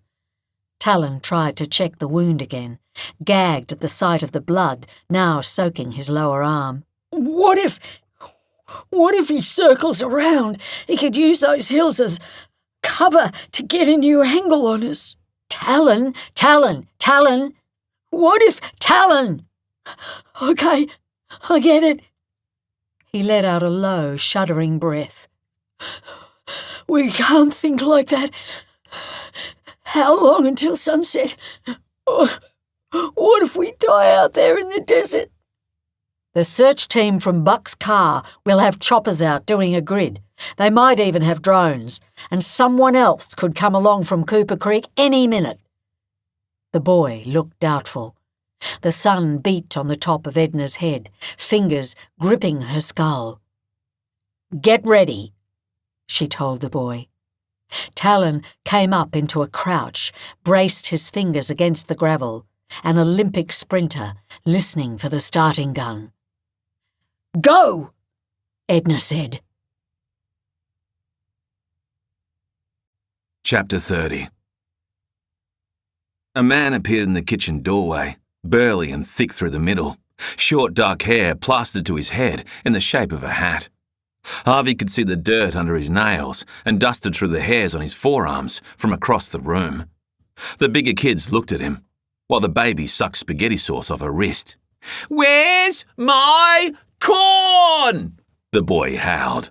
"Oi, whatever happened to hello?" the man asked, gently scuffing the boy's head as he went by. He reached a hand across the table to grip and pump Harvey's. Hard, dry calluses. "G'day, mate. Lenny. The missus says you're in from the wilds with a broken-down car." "John," Harvey replied. He gestured to Claire, who was gripping the edge of the table, staring at a bowl of salad, shell-shocked. "This is Sally." "Pleased to meet you." Harvey could hear Tiz's smile. "We'll be your murderers today." "What's the problem with the car?" "Brakes," Harvey said. "Well, I'm not the handiest bloke in the world with that sort of thing," Lenny said. "It might be that me eyeballing the problem would be as good as you doing it yourself." "I could take a look," the boy suggested. "Could you, mate?" Lenny reached over and covered the entire crown of the child's head in his hand, gave it a playful shake. "Thanks. That'll save me going back out into the heat." Daisy came in with the corn, scooped a cob out of the pot so that it fell steaming onto the boy's plate. "Here you go, Mr. Impatient." The boy rolled the corn into the centre of his plate. "Tha?" Daisy prompted. The boy didn't react. She nudged him with her hip. "Tha? Tha? Thank you. That's right. Now I need butter." "Oh, God, yes, hang on." Daisy huffed a huge sigh and went back to the kitchen.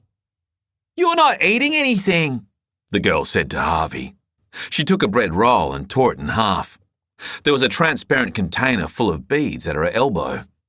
Harvey moved the container as the kid's preparation of her roll scattered crumbs in with the beads.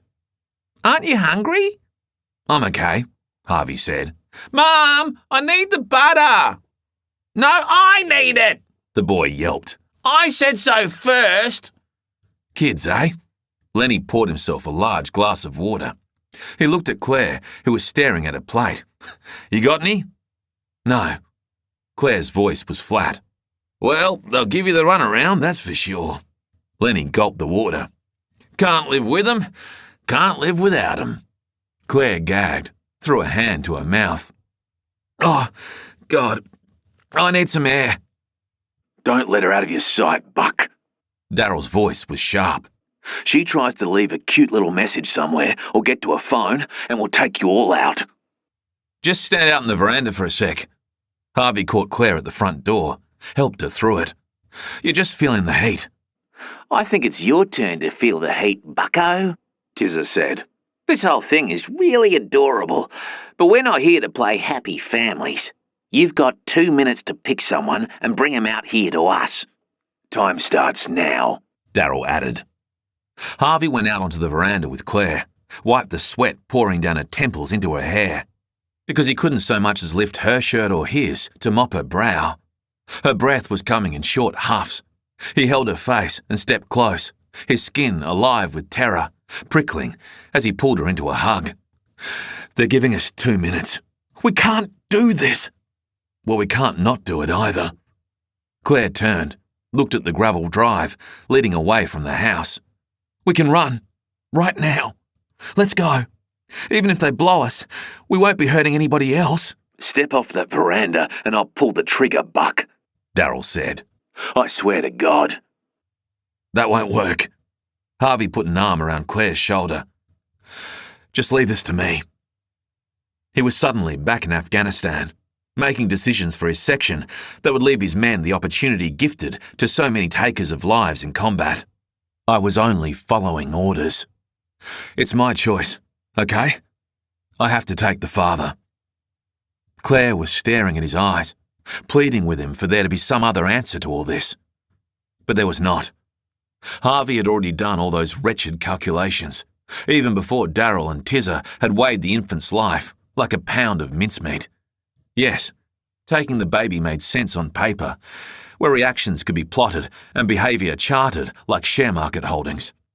projected output, minus grief period, minus funeral costs.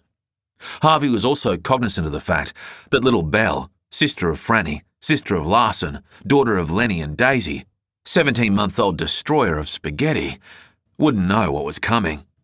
When Harvey got Lenny around the bend and he laid eyes on Daryl and Tizza, he'd know.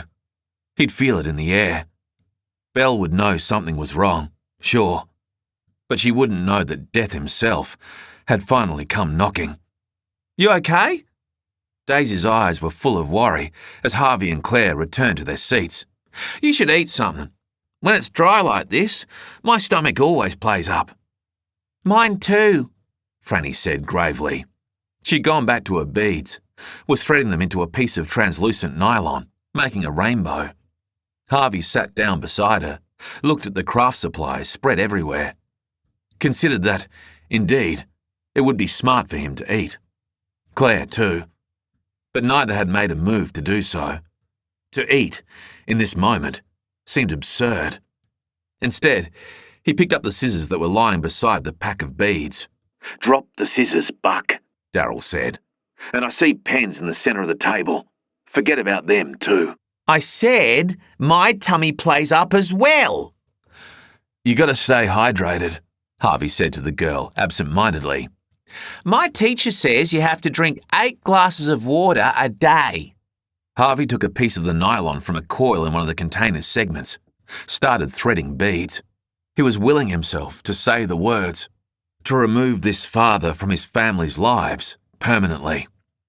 "Listen," Harvey said to Franny, "would you mind if I borrowed your dad for a minute or two to come look at my car? I know you're right in the middle of lunch." 40 seconds, Buck. "But we shouldn't be long." "I want to come too," the boy whined. "It's too hot out, mate." Lenny patted the boy's hand. "I hope you don't mind." Harvey tied the string of beads he'd been making around the little girl's wrist, made a triple reef knot. "We're just so keen to get to my mother's. She's been unwell herself." "It's okay," Franny smiled. Harvey looked her in the eyes, her big, unknowing, chocolate-brown eyes. "I'm sorry that I have to do this." The girl shrugged. "No worries, mate." Lenny rose. "We'll be back in a jiffy.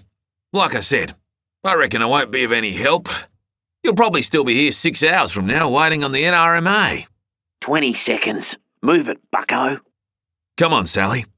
Harvey looped an arm around Claire's waist. She got out of her chair weakly, walked hunched to the head of the table. "We have to go." "See you, kids," Lenny waved. 10 seconds. Tizza said. Lenny was holding open the veranda door. Harvey felt Claire shrink as they approached.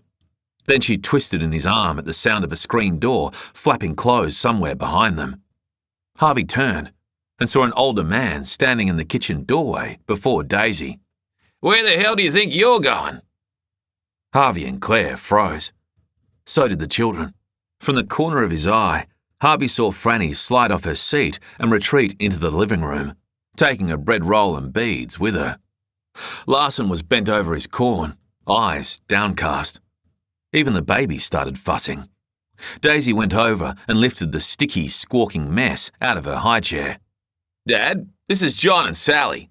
Lenny gestured to them. "They broke down at the bottom of the hill. I was just going to go take a look at their car. In the middle of lunch?" The man took Harvey in, gave him a real once-over, an assessment Harvey had endured plenty of times, in barrooms and dark parking lots, the occasional late-night petrol station stop. Places where violent men sniffed around for trouble and seemed to catch its scent on Harvey's skin. "You kidding me?" Harvey did what he usually did. Held the guy's eyes. Said nothing. "I've been out there on the land with this idiot for the better half of the day." The older man dragged a sun-fried hat off his head. He was definitely Lenny's father. The same bulbous nose, close-set eyes, the plastered, hat-shaped hair. "I'm starving. Not only have you lot started without me, which was a cardinal sin in my household, but you're about to take off, Lenny, with a pair of blow-ins?" Harvey slid his eyes to Claire. She was already watching him, her mouth hard and downturned. The guy's on his way up past Wyandra to see his sick mother. Been on the road all day. And this one's not feeling her best with the heat. Lenny waved at Harvey, then at Claire. Least I can do is take a quick look at the car, Dad. Might be able to get them on their way. Lunch'll keep. Will it? Lenny's father put his knuckles on his hips. Shit! I wish you'd had this level of energy out there in the truck, Len. We might have been done with lunch an hour ago and been watching the cricket with our feet up. Just take it down a notch, will you, Warren? Daisy sighed as she went past. You're making the guests uncomfortable. Isn't it guests when they're invited and intruders when you're not? Maybe you should just go back to your lunch, Lenny. Claire put a hand on the big man's arm. Your father's right. We've been really rude barging in like this. Too right. Warren took hold of a chair at the head of the table. And you said he didn't know much about engines anyway. Claire's eyes sparkled with dark energy. Harvey felt a turning in the pit of his stomach. Him? Warren snorted. Oh, Jesus. You wouldn't trust this bonehead to change the batteries in your TV remote. Cows is his talent, isn't it, Len? Warren dragged the chair out and sat down. They're on the same level, Len and cows. Speak the same language. Is it too early for a beer? Lenny sighed and made for the kitchen. It's probably best if no one examines the car, babe. Claire took Harvey's hand. You get that kind of thing wrong and you can end up with more damage than you started with. What's the problem? Warren asked. Brakes, Claire answered. Thanks, genius. Warren poured himself a water. What about them? Are they sticking? Are they twitchy? Are they dragging on the ground behind the car on a fucking cable? They're weak, Harvey answered. Lacking pressure. I put my foot down. Don't get any traction until halfway down the shaft. It's getting worse the longer we drive. Uh-huh. Warren sipped his water. Smell of rubber burning too? Puff of smoke when you really slam it on? Yep. The pads are getting jammed, the old man said. They're not unclamping from the rotor when you take your foot off the pedal. What kind of car is it? Piece of Jap shit, I'm guessing. Mazda 6, Harvey lied, nodding. The air conditioning doesn't work either, Larson said, his voice full of scandal. Warren gave a dramatic sigh and slid the chair out so that it groaned loudly against the floorboards. He waved impatiently at the door behind Harvey and Claire. Show me the fucking thing. It's fine, really, Claire started. No. Lunch'll keep, apparently, Warren sneered. Not that anyone cares when I eat anyway. Harvey took a look around the room, at Lenny and Daisy standing in the kitchen doorway, the infant on her hip, a beer in his hand. He met eyes with Larson at the table full of picked-at food, and Franny sprawled on her belly in the distant living room, sorting through her beads. The family looked expectant and tired and whole. Harvey held open the door for Warren, and the old man walked out. His muscles locked tight with a weird mixture of anticipated relief and soul-crushing dread. Harvey followed Claire out, and then began to close the door. I'm coming too, Larson called. Harvey felt the cold hand of horror on the back of his neck. Sweat erupted there, icy, prickling. No, little mate, just sit and eat your lunch. Let him come, Warren barked, still walking. The boy could use a life lesson. 2018. Edna opened the door to interview room 8 and paused, her brain taking long, arduous seconds to compute what she was seeing, to overlay it against what she'd expected. She had been told that a repeat break-and-enter artist would be in the room, with his lawyer. Edna was so accustomed to seeing the career offender, Jason Dalt, around the station, she was carrying the bag of chicken-flavoured twisties he routinely asked for upon arrest by her side. But Dalt was not in the room, nor was his lawyer. Instead, Jean Gordon was there on one side of the table with her boss, Chief Inspector Oscar McAvoy, on the other. She sat beside Gordon, put the twisties down, her stomach plunging and neck beginning to flame. McAvoy had a notepad in front of him. In it were words scrawled in his tiny, scratchy handwriting. Edna had noted McAvoy's chicken-scratch penmanship before, resented how it resembled the softness with which he spoke, neither being an accidental fluke of his personality, she was sure, but a deliberate strategy to make people uncomfortable, to make them work to understand him. There were many words in the notepad. Edna glanced over. Gordon's coffee mug was almost empty. McAvoy looked at the notepad, said nothing, his hand resting lightly on the table beside it. Edna sat and sweated and willed herself not to give in and ask what this was all about. "Alicia Kleinman," McAvoy finally said. Edna looked at Gordon. He was stiff, silent, staring ahead. "What about her?" Edna asked. "Describe the nature of your relationship," McAvoy said. Edna took her time to answer. The room was so silent, her ears were ringing. There was a scuff mark on the wall, just near McAvoy's elbow, that was almost certainly a blood smear, a result of an injured suspect being brought in, or police roughhousing. She couldn't tell. "Platonic," she said. "Cut the bullshit, Senior Sergeant Norris." McAvoy's voice rose a quarter of an octave, seemed somehow more dangerous. "Everything is on the line here for you." "Why? What's happened?" "Describe," McAvoy eased the words out, the hiss of a snake, "your relationship." "I met Alicia Kleinman for the first time on the beat." Edna glanced at Gordon again. "It was clear to me that she was vulnerable, at risk, and suffering from drug and alcohol dependency. Knowing a housing situation for her on that particular night would be almost impossible to secure, I offered her temporary accommodation at my house." "Your personal domicile?" McAvoy asked. "Where you reside on a permanent basis?" "Can we... Jesus, maybe we can talk about all this without the cop speak?" Edna laughed humorlessly, held her head. "Domicile? We talk like fucking robots around here, even when we don't have to." "Senior Sergeant Norris." "Yes. My house. My house where I live. I gave her a key." "You gave her a key?" McAvoy glanced at Gordon.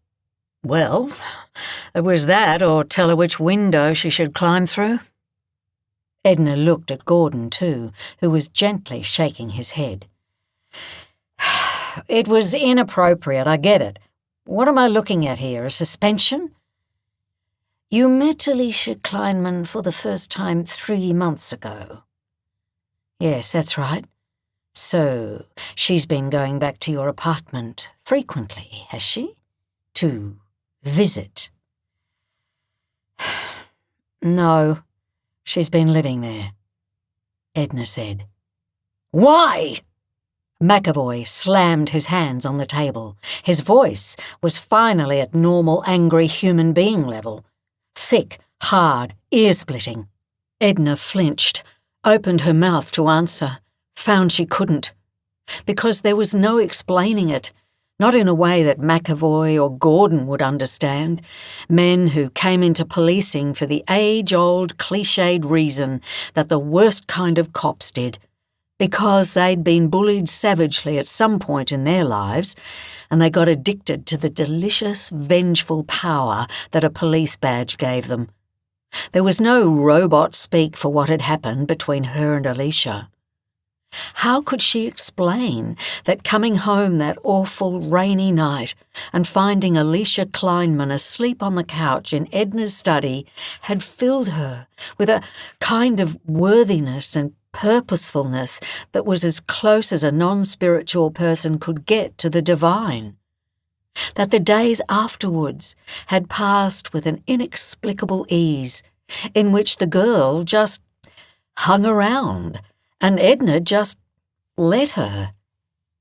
Alicia was like a happy stray cat, sitting in the newly returned sunshine in Edna's tiny back courtyard, a broad straw Bunnings hat on her head, idly pulling weeds up between the recycled bricks, or lying and watching the clouds go by.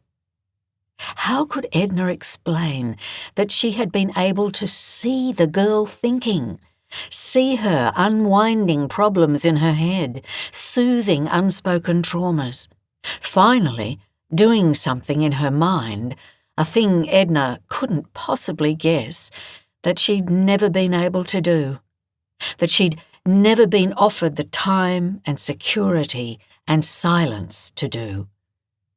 Edna couldn't even explain to herself why the girl had sweated and shaken and groaned her way past her withdrawals, had discovered strange solace in the contents of Edna's bookcase, could reliably be found lying on that same couch in the study, engrossed in a paperback, her bare legs hanging over the arm of the furniture, kicking and bouncing as she read. No, it hadn't been sexual. It hadn't been romantic in any regard. Though they'd sat up into the night at the back table, talking and laughing and puzzling over all the ways they were alike, their narcissistic mothers, their terrible taste in men, their desire to be mothers themselves, and the tragedy of that not unfolding like a fairy tale, the way it seemed to for everyone else. The relationship hadn't turned bad in any of the multitude of ways Edna anticipated that it might. Alicia hadn't made a pass at her or interpreted something she did as a pass, and there had come no awkward tiptoeing, no door clicking, closed in the middle of the night as the girl fled. Alicia hadn't stolen Edna's car, or eaten her out of house and home, or started making gentle inquiries about how much money Edna had in her savings account. She hadn't come in late one night with a thug in silver chains and huge Nikes who decided he also wanted to take advantage of Edna's unspoken hospitality.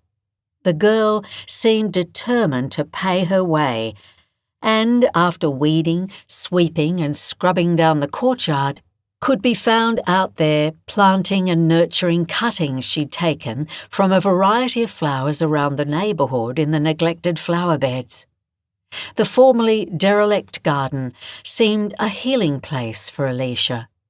The very morning that Edna had left for the police station and subsequently been called into this interview, she'd said goodbye to Alicia as the girl crouched by the front steps, planting an old sandstone pot with gardenias she'd nabbed from the next-door neighbours. Edna explained to McAvoy and Gordon as best she could.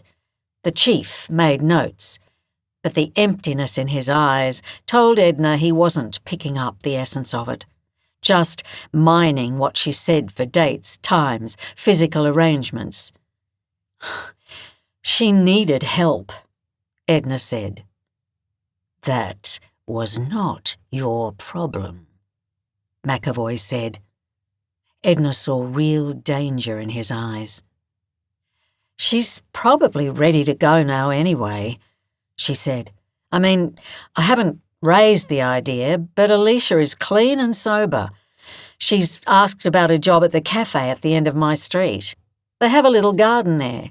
If she can stay sober while living outside my home, she might have some chance of getting custody of her daughter in the long run. Neither of the men at the table spoke. Her being there did something for me, sir, Edna said in conclusion. And it did something for her too. It did not start as a malignant arrangement in any regard, and it did not progress into one either. It's just something that happened that was good for two people. Until it wasn't, McAvoy said. Edna held the edge of the table. Senior Sergeant Norris. The chief put his pen down. 2 hours ago, officers responded to an incident at your property in which a woman was shot dead in the front garden. It is believed, from witness accounts, that Alicia Kleinman was out there gardening and that she was wearing a large sun hat that shielded her identity from onlookers. She was crouched, shot through the back of the head. Although we're still hunting for suspects, the execution style of the shooting is in keeping with the known techniques of a local organised crime association. At this time, investigators are trying to establish whether this incident may have occurred as a result of your forthcoming involvement as a witness in the case against the leader of that same organised crime association. Air wouldn't enter Edna's lungs. She held the table and felt the world tilt around her and tried to breathe. We think they were after you, Edna, McAvoy said. His face was blank, voice whisper quiet again. And they got Alicia instead. Edna didn't know how long they'd run for or how long they'd walked. It seemed within minutes. The backs of her hands were prickling with sunburn, the tips of her ears alight.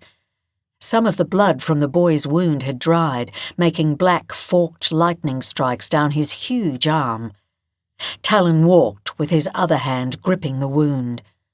In a thin slice of shade made from a ragged sandstone boulder, they collapsed, wordlessly, panting, wiping sweat.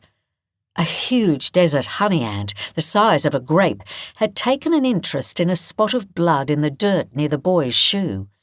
Edna kicked dust at it before it could get a taste and go tell its brethren. She peeled the boy's fingers back from the wound, finding, as the blood began trickling again, that it was a through and through, which looked just too small for her to put her index finger into. It's not a bullet wound, Edna started. The boy's head, which had been hanging, snapped around.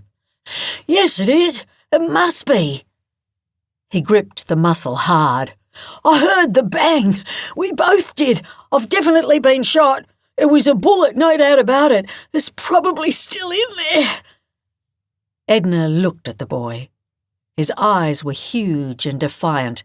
Her cop brain was telling her to lay the truth on the young man, that a bullet shot from a rifle across the kind of distance they were dealing with would have done to his arm exactly what it had done to Stevenson's head.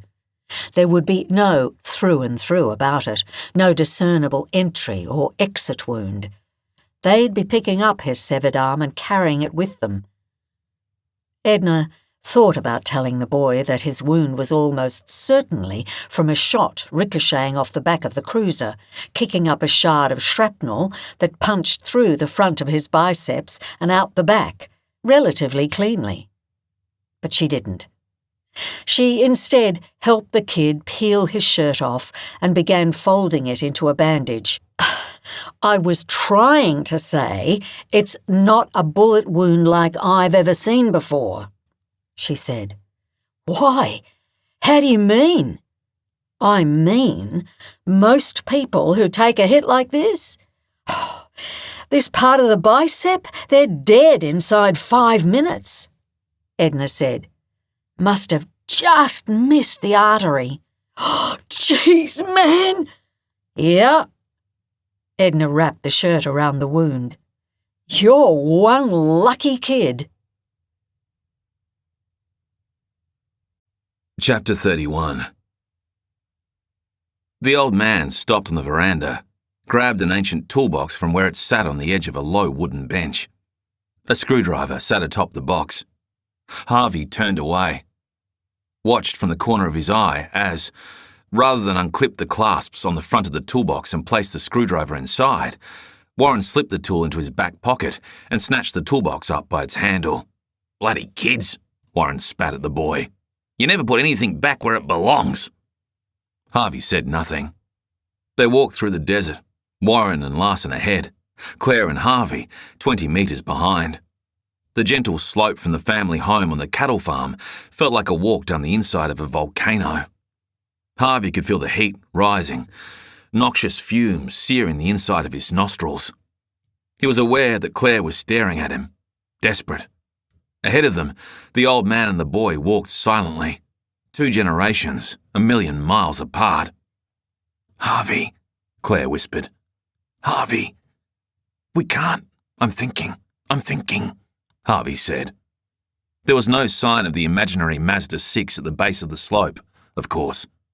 The rocky hills that hugged the truck, a couple of 100 metres from the mailbox at the end of the drive, were growing larger. Harvey chewed his lip and turned, saw the little family home growing smaller. His heartbeat was thumping in his temple as the boy turned, apparently abandoning his grandfather's silent company and approaching Claire and Harvey at a jog. "I'm going to run this farm when I grow up," Larson announced. "Are you?" Claire said. "That's nice." "We have 1,400 head of cattle," the boy recited, beaming. "More than a few," Harvey said. They fell into silence, the boy twitchy, still longing for a string of comfortable conversation and banter no one seemed to have on offer today. Harvey knew they were making life difficult for the kid. A friendly, outgoing sprat who just wanted to take advantage of a novelty in his otherwise featureless existence. School, farm work, fights with his little sister, episodes of Spider-Man, or whatever the kids were watching these days. Harvey tried not to think about what was coming for the child. How this apparently amusing interruption in his monotonous life was going to destroy his entire perception of the world.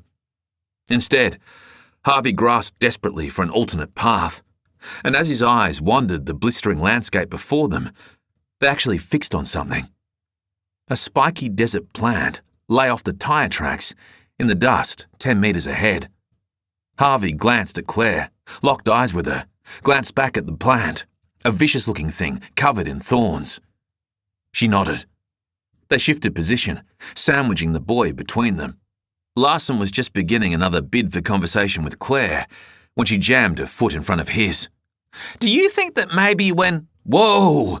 Harvey made a motion like he meant to catch the stumbling boy, guided him instead into the spiky plant and dropped him hard. The boy fell in a heap into the arms of the thorny bush. A gasp, a yowl of pain.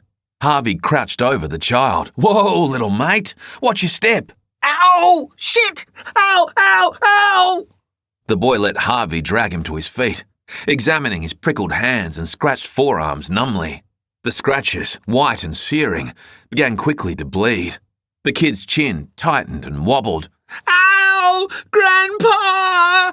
I fell!" "Well, what do you want me to do about it?" The old man stopped briefly, waved dismissively at the boy from his position up ahead.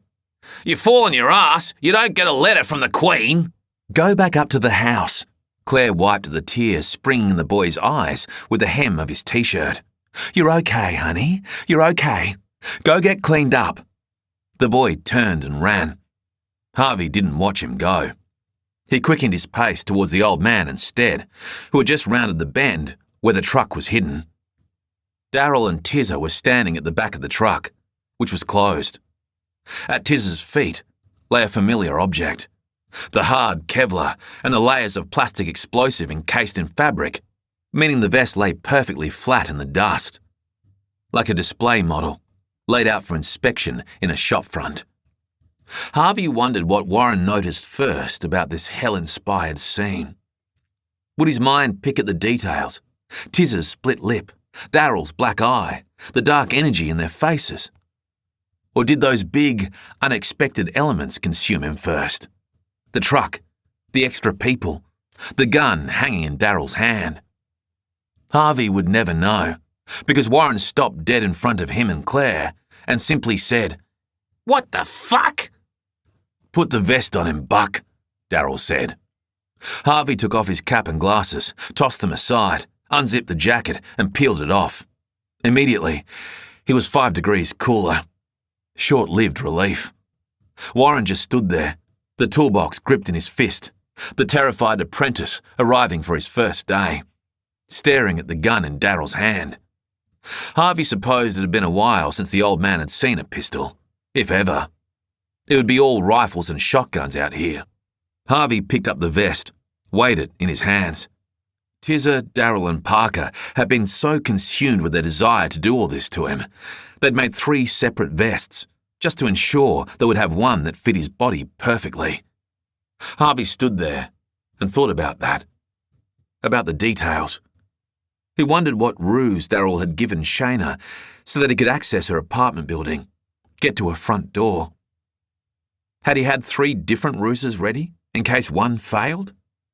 The old man's voice, cutting through the heavy silence of a murderous afternoon in the middle of nowhere, pulled Harvey back to reality. "What the hell is this? Somebody talk to me. Are you guys cops?" Darryl and Tizza looked at each other, gave surprised laughs. It wasn't a bad guess, Harvey thought. The vest in his hands might have been mistaken for a police officer's bulletproof vest, at a stretch. But there was no police marking on it. And Claire's obvious horror, as she stood pacing and shuddering now by the truck, unravelled the theory quickly. "No, mate." Tizza chuckled at Warren. "We're not cops." "Is this a robbery? Are you out of your fucking minds?" "The best thing you can do right now," Harvey said to Warren, "is try to stay calm." "Fuck you!" The old man dropped the toolbox. It banged on the unforgiving earth, things inside it clanking and rattling. He took a step back. "We don't have anything, okay? That farm up there is all my family's got. There's no point in all of this." The old man's eyes were wandering over Harvey's chest, no doubt picking up the shape of the vest pressing against the inside of his t-shirt as he breathed. Harvey lifted the vest, showed it to Warren. "Put this on, or I'll make you put it on." "What is it?" "Just put it on." No, I won't. I'm not doing anything like that." Harvey moved forward, closed the distance between him and Warren in one large step. In the same motion, he let the vest swing away to his left, while he drew his right arm back for a massive punch to the old man's face. His goal had been to knock the guy out cold, before he had a chance to think more about what was going to happen to him. The vests, the gun, the truck. Claire standing nearby, her hand over her mouth, tears of horror running down her cheeks. Harvey gave it all he had, wanted to spare the man that fear. But Harvey was tired, and Warren had an outback farmer's brain, scorched by sun and dry air, mottled with decades of dread and foreboding about cattle disease, drought, flood, fire, locust, loneliness, the inevitable creeping in of dementia, the allure of the trusty shotgun in the shed. Warren's head snapped back, and his knees went, and Harvey got down over him in the dirt and flipped him onto his stomach and dragged the vest onto his thin, hard torso and zipped it up the spine.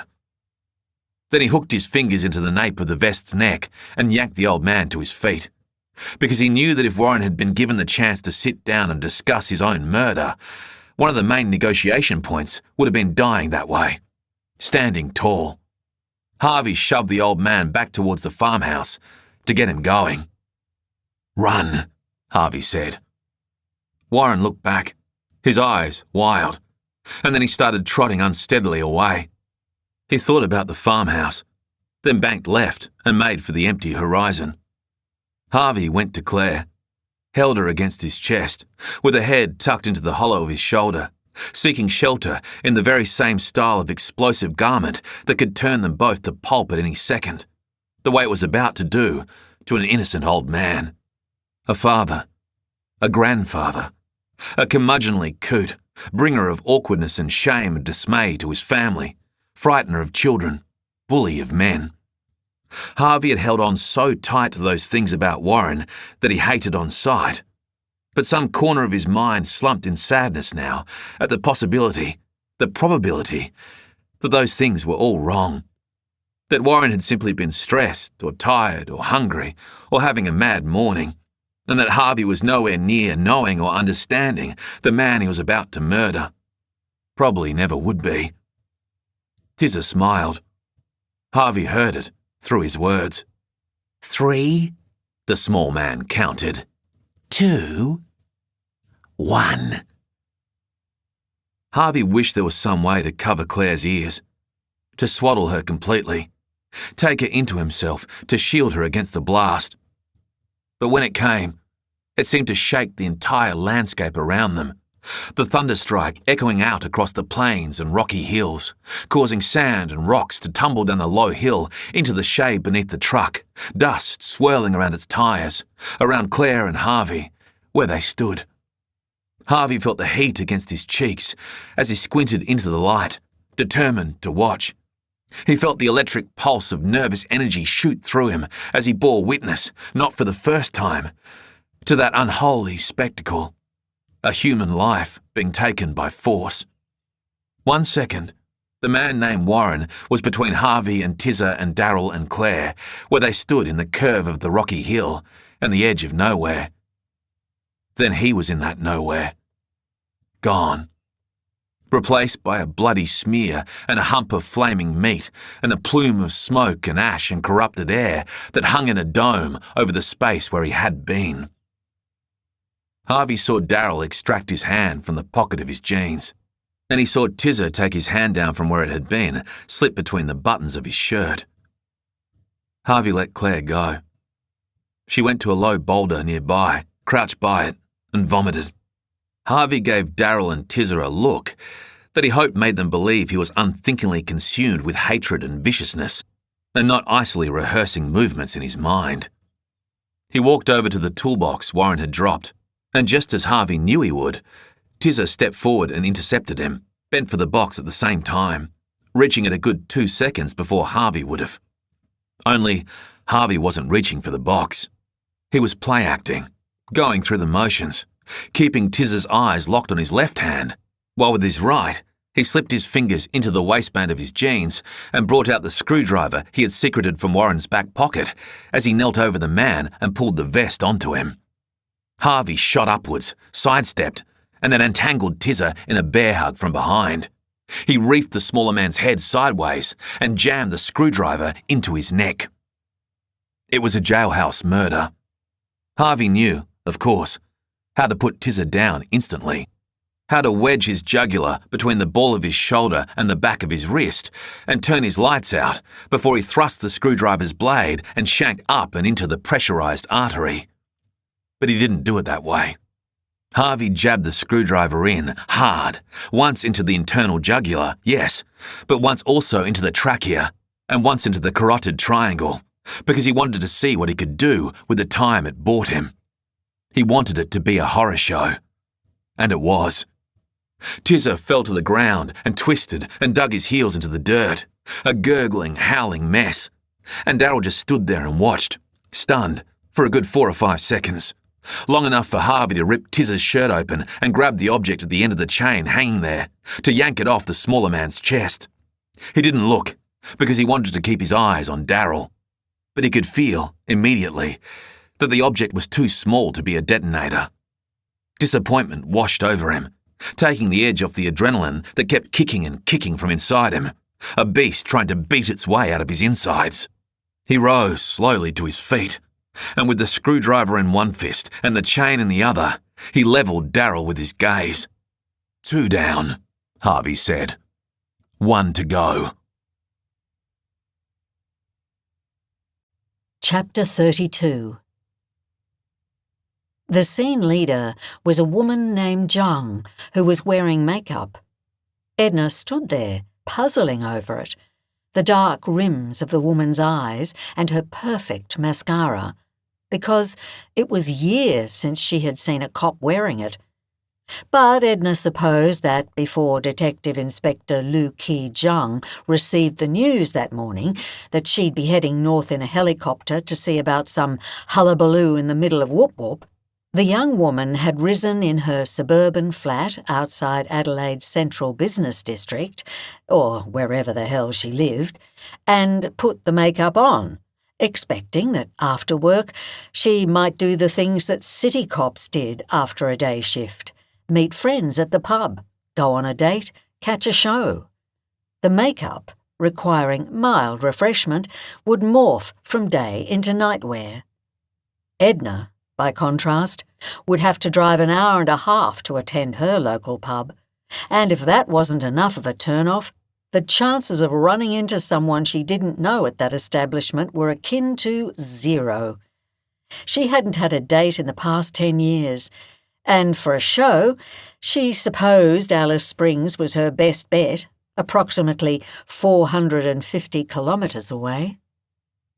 As much as Edna puzzled over Zhang puzzled over her and Talon as they leant against the cruiser that had rescued them out of the desert, a good hour and a half after they waved madly at a drone crossing the sky overhead.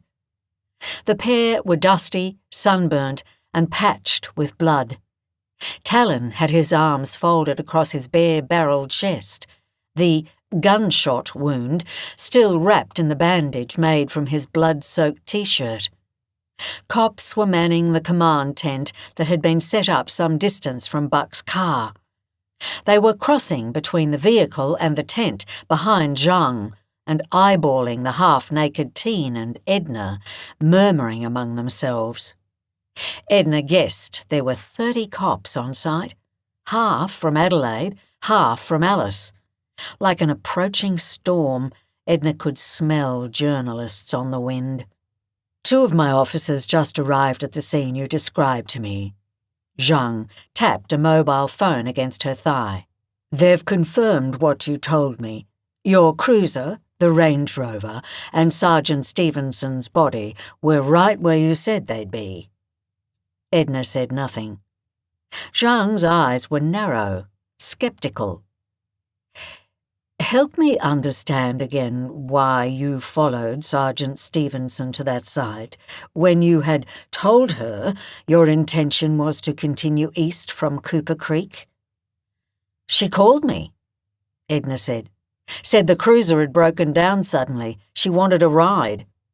And you closed that distance from approximately 10 kilometres outside Cooper Creek to the northeast to where Stevenson's car was located west of Cooper Creek in just 15 minutes? Zhang cocked her head. That's right. Why were you travelling with such urgency? Because I was certain that the cruiser had not, in fact, broken down, Edna said for the 3rd time that evening. I felt Stevenson was in grave danger.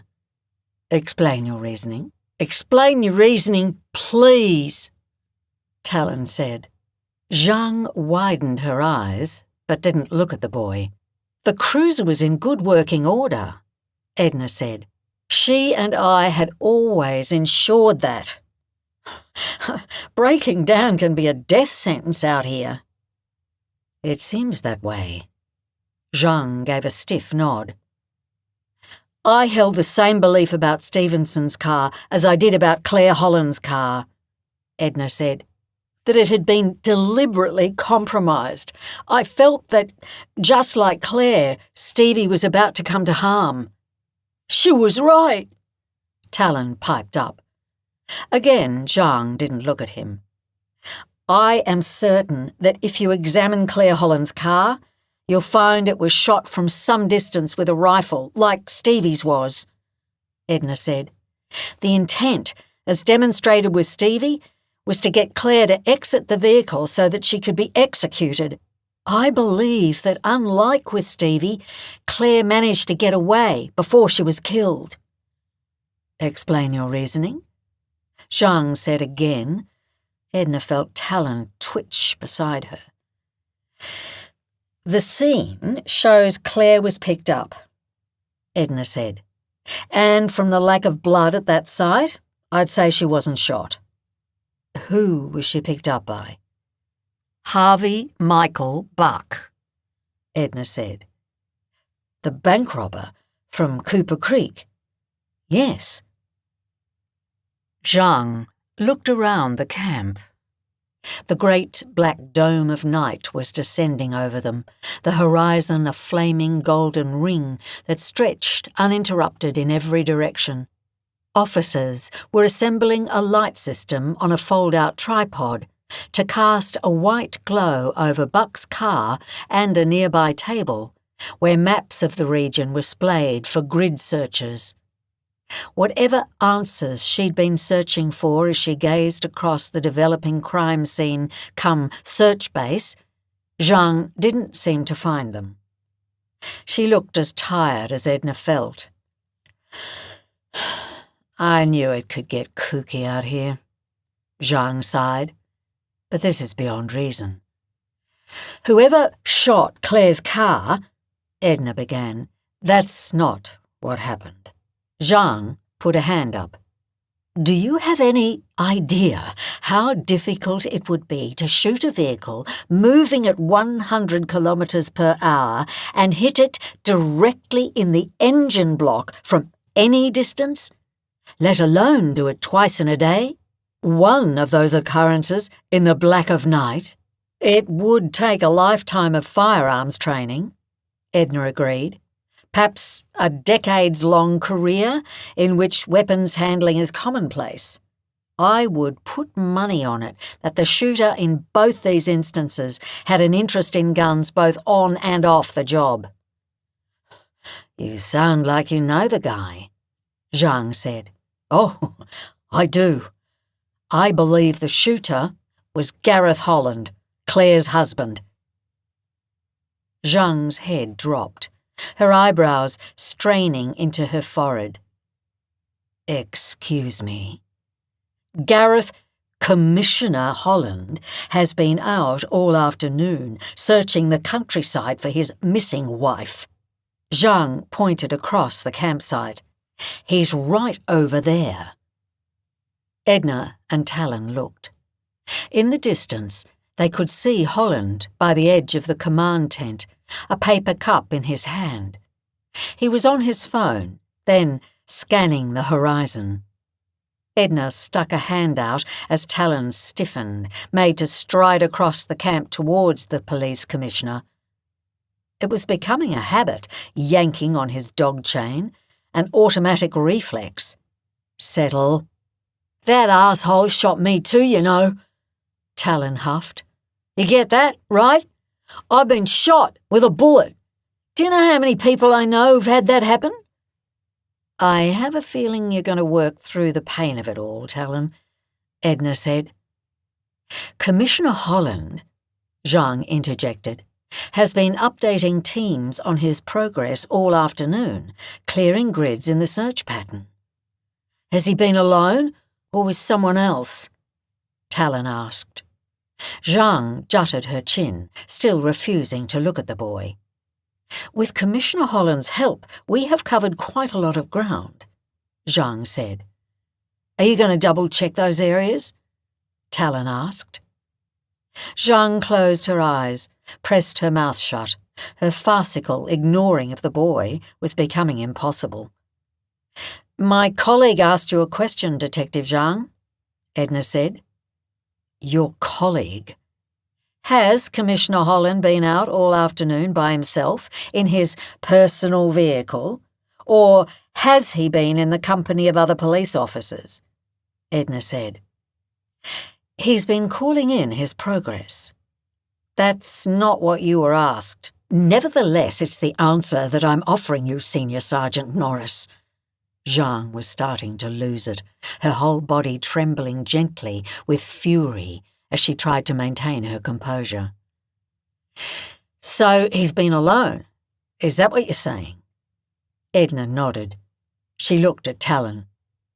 He's been keeping in contact with the other search teams by phone, so he can be sure of where everyone else is. Stevenson probably called base here to say she was coming in. Holland probably got word of that, and he what? Senior Sergeant Norris. Zhang's eyes were wide, challenging. Edna straightened. She never backed down from a challenge. And he tracked her, using a device he placed on the cruiser in Cooper Creek. He timed himself carefully, got into position ahead of her, lined her up, and shot her vehicle, Edna said, loudly and clearly. When she got out of the car to check what had happened, he shot her too. Oh, my, God! Zhang pinched the bridge of her nose. I didn't just hear that. Then he went to the scene to retrieve his tracker, Edna continued, and he left a shoe print in her blood. I have that shoe print photographed. I'd like it checked against the shoes Commissioner Holland is wearing right now. Zhang let her hand slap down against her thigh, looked defeated. I also want his car confiscated and searched, Edna said. He'll have a rifle somewhere, in the car or secreted away close by. I suggest you have someone watch him for a little while before you arrest him. He won't go back out there unarmed. He'll lead you to the murder weapon first. Senior Sergeant Norris. Zhang filled her lungs with air, let the words out slowly.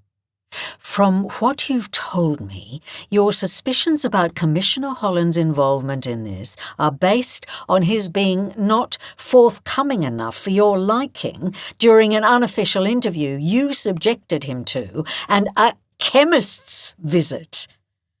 That's right?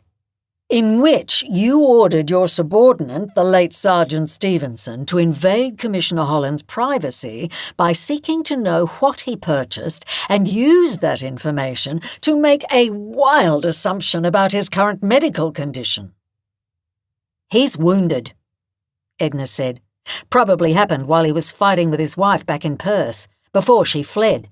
He also did everything in his power to remove me from this case, starting the moment I began asking him hard questions about his wife, where she went, and how he knew she was out here. Oh, sweet Mother of Mary. Zhang was shaking her head in bewilderment and disappointment, the stunned parent walking in on a child's disorganized bedroom.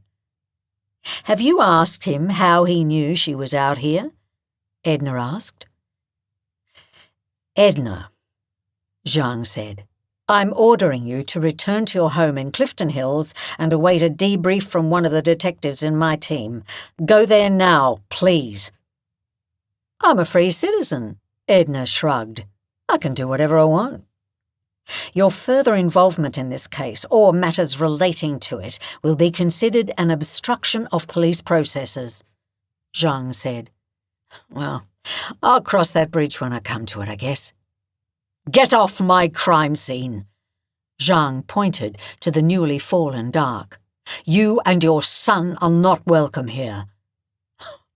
Her son? Talon's eyes widened. He looked at Edna. The two of them stood there, silently, their mouths agape.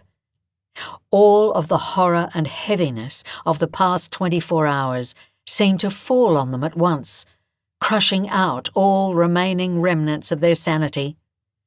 Edna and Talon started laughing. Wearing their cloaks of dirt and blood and sweat and sunburn, they continued laughing as Detective Zhang turned and walked away. Chapter 33. They rode for what he guessed later was about 3 hours. Harvey slept the whole way, Claire in his arms, her back against his chest and her head on his arm. He knew from the temperature drop that the day was wasting away outside. Harvey was still gripping the necklace he'd torn off Tizza as he slowly came to. He lay there, listening to the sound of the truck coming to a stop and Darryl getting out and walking into the wilds. Harvey felt the objects at the end of the chain, 2 Australian Army dog tags hanging from a little beaded cord. He recognised the octagonal shape of the first and the sharp, circular shape of the second. He ran a fingertip over the letters stamped into the paper-thin metal, taking his time to pick out each number and letter individually, to be sure of it. AS 8499099. NJ Tizza RC AB POS. He ran his finger back up the disc again, over Tizza's blood type to his religion, Roman Catholic. He was surprised, hadn't pegged Tizza's one. He wondered what the Catholics thought about revenge, about the killing of innocent civilians. Then he stopped treading down that extremely dark path and did a big mental about-face and wondered about Tizza in those last moments, gripping his throat, suffocating, staring wild-eyed as Darryl walked up and put the pistol to his forehead. Maybe Harvey had imagined it, but he thought his two captors might have shared a look then. A promise, silently made, silently understood. Harvey thought about Tizza as he had known him before all of this, bent over his sewing machine on the base, headphones clamped to his ears. He wondered just how deeply the man had become involved in the plotting and planning of the massacre of Harvey's section, of the men in the other vehicles, or whether he'd been told some of the plan and not all of it. In the shipping containers, Darryl, Tizza and Parker had all insisted, once Harvey broke them, that they'd been led to believe the plan would involve only one casualty, Shearwater, the potential Taliban hostage. Harvey rubbed his thumb over Tizza's dog tags and pondered them, tried to understand why Tiz had been wearing them at all. He'd betrayed the men of the Australian Army. He'd been incarcerated for 10 years in various army barracks, the subject of a cover-up. Why had he let his fingers trail to these useless pieces of metal so many times over the past 2 days? What had they meant to him? Harvey let the dog tags slip from his fingers. The sound of them clanking onto the truck bed floor made Claire turn her head slightly. Harvey had an arm around her waist. She slipped her forearm over the top of his, interlaced her fingers with his, and he lay there, staring at the blackness, having forgotten Tizza completely, wondering instead if she'd really meant to do that, or if she was caught in some kind of dream. Minutes passed. Long ones. Her stomach growled. Then his did, and the gurgling, grinding, empty sound went for so long, she turned her head further and gave a soft little laugh, and he joined in. "Do you think they deliver pizza out here?" she asked. Harvey laughed again, pulled her close. Her body was so tight against his, he could feel the heat of his own breath rebounding off the nape of her neck, hot on his upper lip. His mind wandered with exhaustion, a drunken nightwalker veering madly away from the edges of the path where traumatic visions lay, following the road, brick by brick, into weird places. He thought about Darryl standing out there in the desert darkness, tried to make a bet with himself about whether the man was planning to come to the back of the truck and drag him out and shoot him, or if perhaps he'd given up on the whole mission and abandoned them there. Maybe it was all over. Maybe they were free. New thoughts crashed in, about Claire gripping and scratching at her husband's hands as he held her kayak upside down in Margaret River. Claire clambering, wet, up the rocky water's edge. Claire's hand squeezing his again now, guiding it further down her body, onto her hip. Harvey jolted out of a thin half-sleep, realised the part about Claire's fingers and his hadn't been fantasy. His hand had definitely shifted, onto her hip. She'd rolled over almost completely. Her temple was against his lips. Harvey followed the absurd mental path, took a chance, slipped his fingertips into the waistband of her jeans, just below the vest. She guided his hand down further still. She sighed, and he lifted his other hand and raked it into her thick hair. They stayed like that for a long time, her back arching, her gasps in the dark whisper soft, his brain trying to drag him into all kinds of twisted territory, of Shayna, of the imminent deaths, of Claire's husband and his sadly cautioned and sterilised life, and whether Claire had been fucked hard and brought to orgasm even once over the past decade. And Harvey got to thinking that maybe she hadn't, because he had all kinds of plans for her. But she rolled over and dragged her jeans off and climbed into his lap and started undoing his jeans. Slow down, he said, laughing. Speed up, she ordered. He held her and scooted over to the wall until his back was against it, and they kissed and ground their hips together, and then he was inside her, and when they finished together, she was holding him so tightly he could barely breathe. Afterwards, they lay on the floor of the truck bed, panting. Sleep pulled at him again. How did you do it? In the army? Claire asked suddenly. Her hand was near his on the hard truck bed floor, sweat damp and warm. Do what? Cope with the stress, she said. Days and days of tension, danger, threat. Shayna, he said. Maybe he shouldn't have. He didn't know. There was no protocol for this. But we managed to find nicer places to do it. And we weren't usually wearing bomb vests. I mean, once or twice a year, just to spice things up. She laughed. He wiped sweat off his brow. I didn't think about it all the time. The danger, Harvey said, his fingers trailing over the shapes of the blocks of explosive on the vest. They rose and fell as he breathed, bricks of death right above his heart. I took little mental retreats. Went somewhere else. Where? Harvey felt strangely embarrassed. Took a few attempts to get the words out. A little property. Near the Blue Mountains, maybe, he said. Somewhere a bit run down that I could get cheap and patch up. I'd have a dog. He cleared his throat. I had a dog for a while in Afghanistan. My first one. It was good. Claire was silent. He turned to her. What? Nothing. He felt relief as he recognized the smile in her voice. The light was fading fast. It's nice. You could grow your own veggies. Hardly ever drive into town. Something like that. Why didn't you do that when you left the army? She asked. Was it expensive?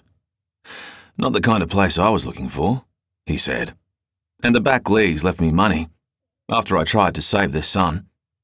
I said I didn't want it, but they've kept it aside for me all this time. He took a long breath, let it out slow. I don't know. I had some wandering around to do first. It didn't feel safe, settling down.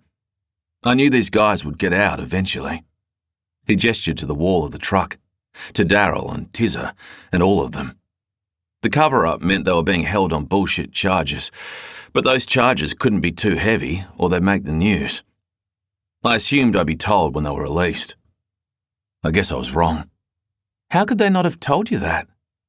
My commander, Leasing, would be the only one who really knew the full story.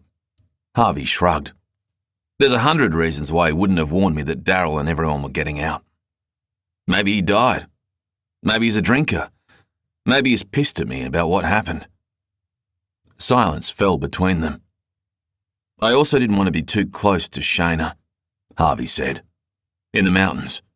Not far from Sydney. He had no idea why he was telling Claire all this. He'd never said it aloud to anyone. There were unspoken things he was afraid would come out now, if he kept talking. About how he felt about Shayna. How clear it was to him, and always had been, that she was the love of his life. About how afraid he was of the grief that was going to hit him if he ever got through this. About how devastating it would be to know he'd wasted all those years avoiding her, because he couldn't look at her and not think about Afghanistan. Like the trauma of war, he knew that pain would only come when he got far enough away from the site of what created it. When he thought he was safe. Before any of that could come out, Harvey slammed the door on all the hurt and bolted for safer territory. Where would you go? He asked. Where were you headed when you ran from your husband? Claire was silent for a long time. Then she said, New Orleans. New Orleans? Don't say it like that. I'm not saying it like anything, Harvey laughed. It's just so far. That's all. I'd have to leave Australia to get away from Gareth. Claire shifted closer to him. I'd have to go to the other side of the planet to feel safe. He's like the sun. Everything he shines on, he can see. I need to stay on the dark side of the earth, away from him. Harvey thought about that, frowning at the ceiling. Lots of oddities shops in New Orleans, Claire went on. Antiques, voodoo dolls, porcelain dolls, old surgical equipment and prosthetics, Books that are falling apart and lead-light lamps. I'd have a little shop in the French Quarter, so tightly crammed with stuff you'd have to walk sideways, do a few loops around the store to see everything. I'd buy dolls at estate sales, fix them, trade them. "What is it with you and the dolls?" he asked. But he knew the answer. From the kind of husband she chose, by the way she talked about herself. She got a high from recognizing the hidden qualities in discarded and unappreciated things, and enjoyed the sensation of having that discerning eye rewarded with money. It was the same reason she'd seen something in Gareth, something another person would have missed among the rigidity, coldness and aloofness of the man. "It's a craft," Claire said offhandedly. Because that's who she was, who she'd been made to be. Someone who'd talked down or shielded their own hidden qualities. It's satisfying. Harvey smiled. "You can jack up the price on a vintage doll by 25% if you say it's haunted," Claire yawned. "And everything in New Orleans is haunted." "It sounds like a nice life." "It would be. I'd have beignets by the river every morning at the Café du Monde until I was huge. Until I had tits the size of watermelons." Harvey laughed, hard and sudden, clapped his hand to his forehead. "I would," Claire chuckled. "You'd have to change your name," Harvey said. "You couldn't be Claire Holland. You'd never fit in. It would have to be Claudette Devereaux or something." Claire laughed now, a tinkling sound in the dark. "You could be Dave Smith from Oberon, with my dog, Jaffna." "Jaffna?" "Yeah," Harvey said. Harvey thought about it. The dog. The veranda. The shop in New Orleans selling glass eyes by the jarful, and Claire behind the counter with her hair dyed cherry red and a tattoo of a witch on her arm, so far from bathroom scales and daily clove of garlic that she was unrecognisable. Then the sound of footsteps in the dry desert earth came to him from outside. He pulled his underwear and jeans back on, and so did Claire. Darryl opened one of the levered doors of the truck and placed a cable tie on the edge of the platform. "You know the drill." Harvey patted the space where he'd left Tiz's dog tags, secreted them into his jeans pocket. He stood and walked barefoot to the edge of the truck bed, sat down in the moonlight, and made a loop of the cable tie. He put his hands behind his back, looped the tie around his wrists, and zipped it shut. Darryl stood well back as Harvey slid off the truck bed and his bare feet hit the still sun-warmed soil. He had no idea where they were or what time it was. A billion stars crowded overhead, so many they clustered into clouds and swirls, were dizzying to look at. In the moonlight, Darryl's features looked heavy, shadowed, the eyes hollow. Harvey watched him fix the door of the truck shut on Claire. Then he walked, guided by Darryl's gun, out into the nothingness, looking for a fence line or a power line or the glow of a small town to tell him anything about his position. There was nothing. He might well have been on the moon. The horizon seemed impossibly flat and distant, and yet close enough to fall off. Darryl walked him into the blankness until the truck was small. Harvey waited the whole time for the sickening click of the safety on Darryl's pistol being flicked off, an order to kneel. Neither sound came. He listened to the older man's footsteps, and when they stopped, he did too. "Is this it?" Harvey asked. The older man just stood there, the gun by his side. "Because that would be smart," Harvey said.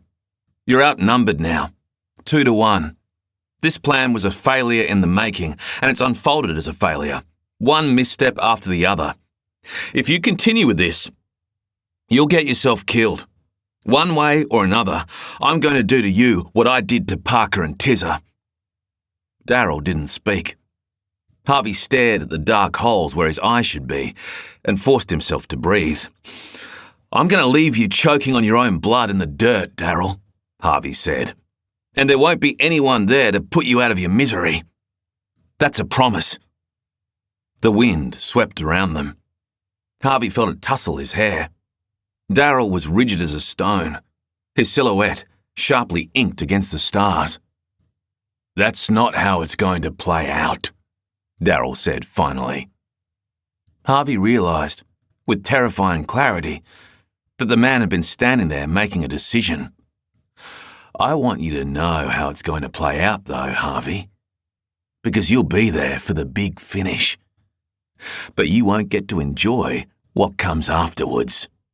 Harvey sucked in the rapidly cooling desert air. Tomorrow evening, Darryl said, the news programs are going to run a story on you. It'll take them that long to figure the whole thing out. But by then, they'll have the interviews. The sneaky little contacts in the army who can read between the lines and piece together what happened back in Afghanistan. The first versions of the story will be a bit wobbly, but after a while, they'll get a full picture. That you, Harvey Buck, were a war hero. That you exposed 4 murderous traitors inside the Australian military presence in Tarin Kot and intercepted a network of relationships between those 4 men and Taliban militants. There'll be side stories about the cover-up, about Lippo's suicide and the jail time the rest of us were landed with. But all that will be background stuff. The real focus will be on you and what you were, and what the hell happened to make you do what you're going to do tomorrow.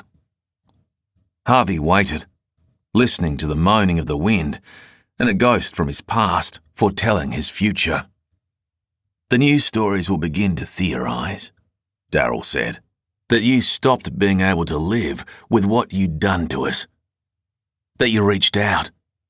That you met with us, Parker, Tizza and me. Harvey cocked his head. They'll learn that together we planned all this, Darryl said. He swept his arm across the desert, to the truck. A spree. A last hurrah. A big bang finish. No, Harvey said. I'll be there to tell them the story, Darryl said. About how you turned on us. You murdered Parker, then Tizza. You came at me, but I survived. No one will believe you, Harvey shook his head. No one who knows me will believe I would ever join you in something like this. Who out there really knows you, Buck? Darryl's teeth glinted in the moonlight as he smiled. Who's going to speak up for you, huh? Shayna's dead. You cut ties with everyone you knew in the force. You're a loner who reads and drinks coffee and takes the occasional lug-about job for cash. Don't look surprised. We've been watching you for a year now, Harvey. You're just the right kind of socially aloof weirdo who would flip out like this. Who would get sick in the head from all the trauma and institutional bullshit and plot something big. Because let's face it, they fucked you too. The army. They left you to die out there in the desert after the ambush. No, they didn't. They tried to find us. The area was too hostile. You had to believe that to survive. As you walked, day after day, the sun beating down on you. Harvey shook his head, forced himself not to look at the desert around him, not to remember those hellish steps, one after the other, the days growing hotter and hotter, reaching blinding, white-hot levels, watching his skin blister and peel in real time, like he was actually boiling alive, Back Lee moaning and crying, hanging on his back.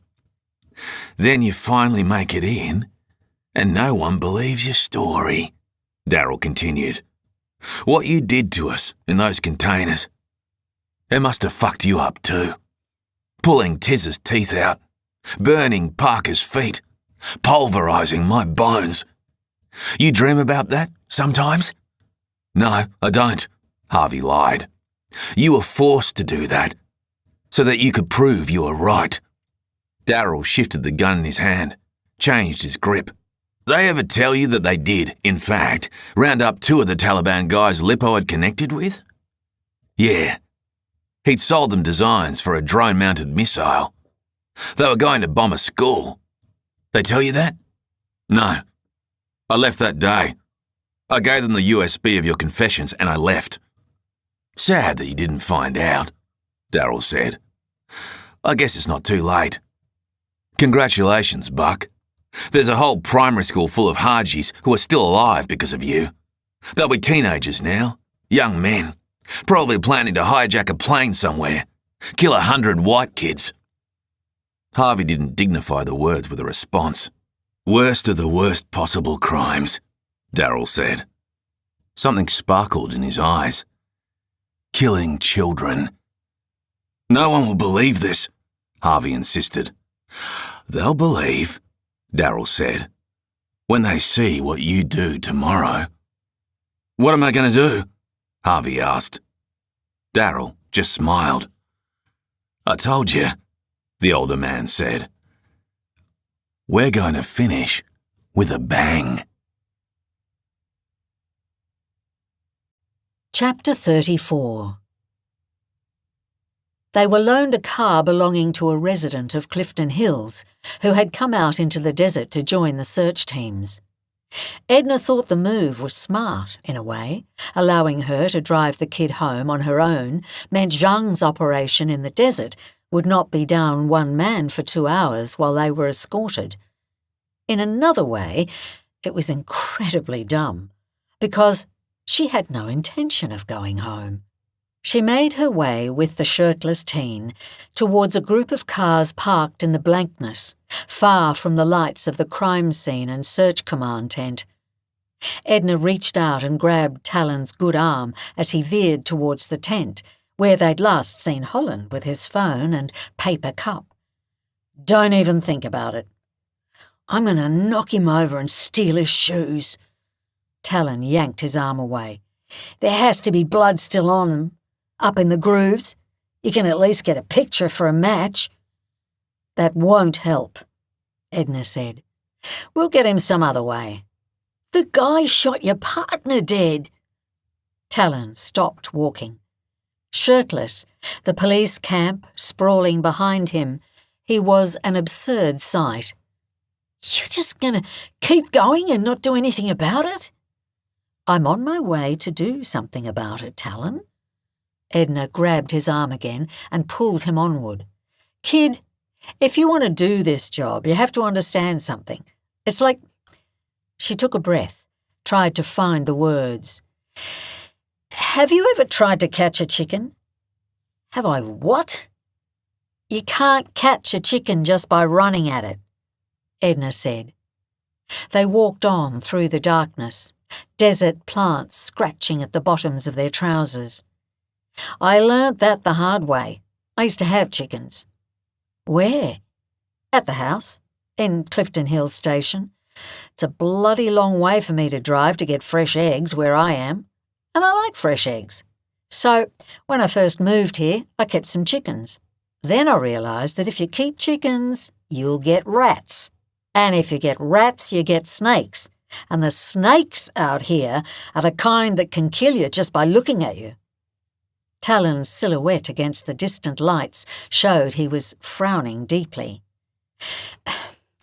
My point is, you've got to come at a chicken like a snake. You act casual, sidle up slowly, and then you snap. Okay, so what?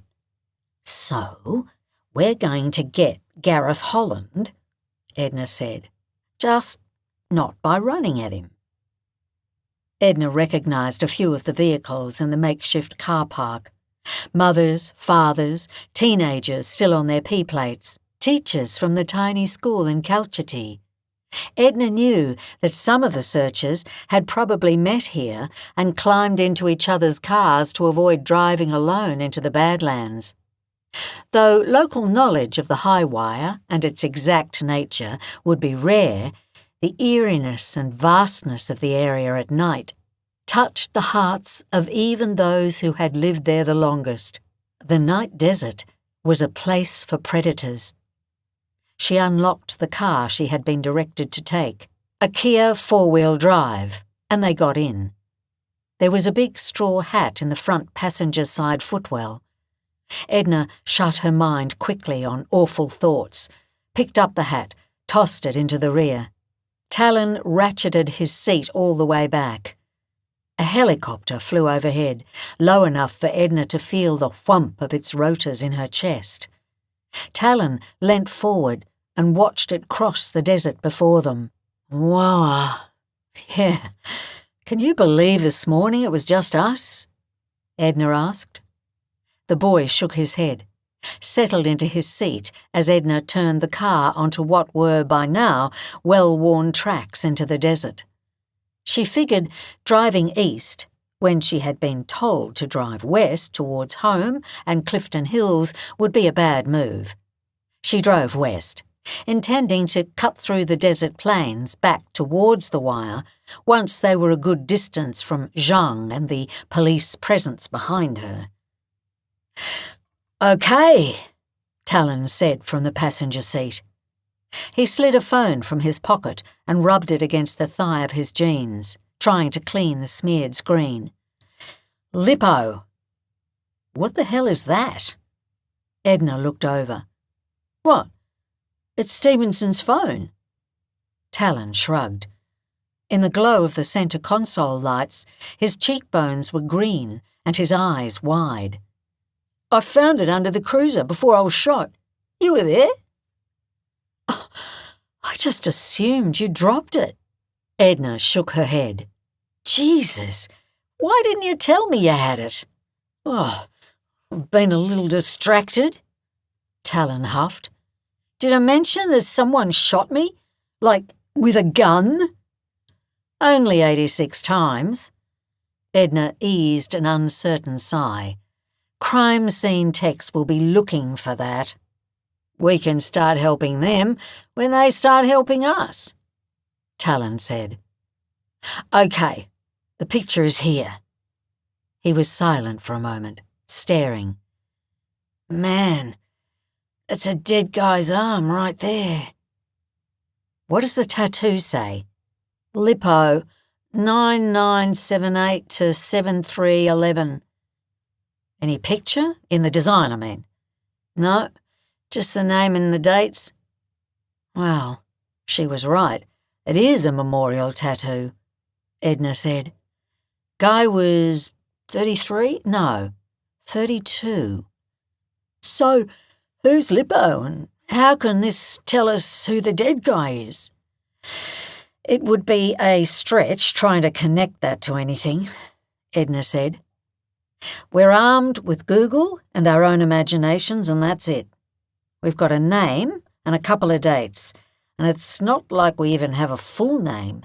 Lippo sounds like a nickname, which means it could be Lipman, Lipford, Lipper, Lipton, Lipley, Lipcock." The boy fell to cackling. Edna groaned. "Well, I've got nothing to do but sit here," Talon said. "I'm going to start messing around. We know what day the guy died. Maybe, look, there's a Georgina May Lipford who died on the 3rd of March 2011. Is it her?" "Where's she from?" Ainsworth, Nebraska." I'm going to say it's not her." "Oh my God!" What? "There is actually a guy named Lipcock. Look!" The boy showed her the screen, blinding white light, blue text. "He's a dentist in Brisbane." Edna sighed and gripped the wheel. A car was approaching them. She flicked her high beams off, slowed, saw the driver roll down his window as he neared. Adam Bourne hung his thick elbow out the window as the two vehicles came to a stop, their windows aligned. Edna felt her stomach shrink with guilt. "Aren't you supposed to be driving my Range Rover?" the Indigenous elder asked. Edna could see Bourne's wife Maggie in the passenger seat, figures in the back seat. We hit a little snag." I know. Bourne patted the air between their cars. "I'm sorry about Stevie." Edna felt suddenly choked up. The exhaustion crept into her throat, danced on her eyelids. It had been easy enough to put on a brave face for the kid, but slamming the door on the grief again, saving it for a more convenient time, was a mighty task. I can't talk about it. Why aren't you heading east? I kind of am. Big turning circle on this thing. Have you been to the farm?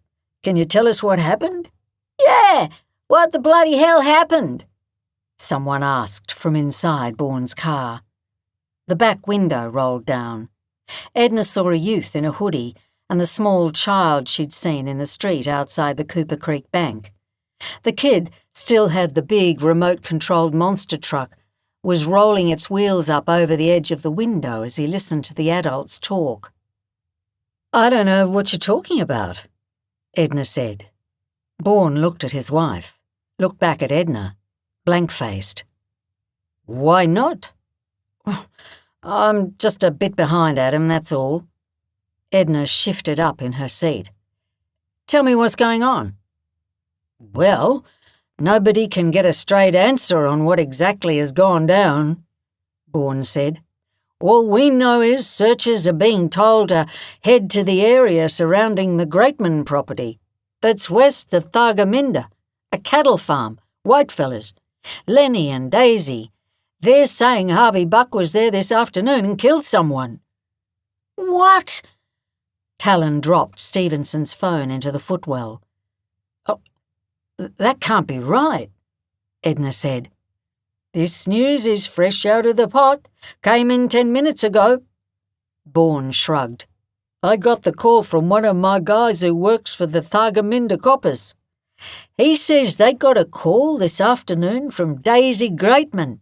At first the coppers thought it was some kind of accident. Daisy was hysterical on the phone. Says her father-in-law had been killed and she wanted the cops out there quick smart. Takes them 40 minutes to get there. Meanwhile, she's not answering the phone. Then, when they arrive, they find Mum and kids are barricaded in the house and Dad's there roaming the wilds trying to hunt down a couple they said were responsible for killing the old man. Edna looked at Talon. A couple? It wasn't a farming accident, is what he's saying. Maggie leant across her husband. They murdered him. None of this makes sense to me, Edna said. Who's the couple? Harvey Buck and Claire Holland. What? Now it was Edna's turn to drop something, her jaw. What are you saying? They're out there, Buck and Claire. They're together? You know as much as I do now. Bourne put both hands out the window, lifted them to the sky. When did all this happen? You said this afternoon? About 2 o'clock. Why are we only hearing about this now? I don't know. Christ, Ed, this is not my circus. Bourne frowned at her. Took the boys a while to get out there. Then they had to make sure the property was safe, I guess. Then they only figured out it was Buck and Claire when somebody thought to show the Greatman fella some photos of the two. They gave fake names. The Greatmans didn't get the alerts on their phones? We sent a keep a lookout for text on both of them. Buck at least went out, I know that. Everybody from here to Sydney should have received it. I told you all I know, Edna.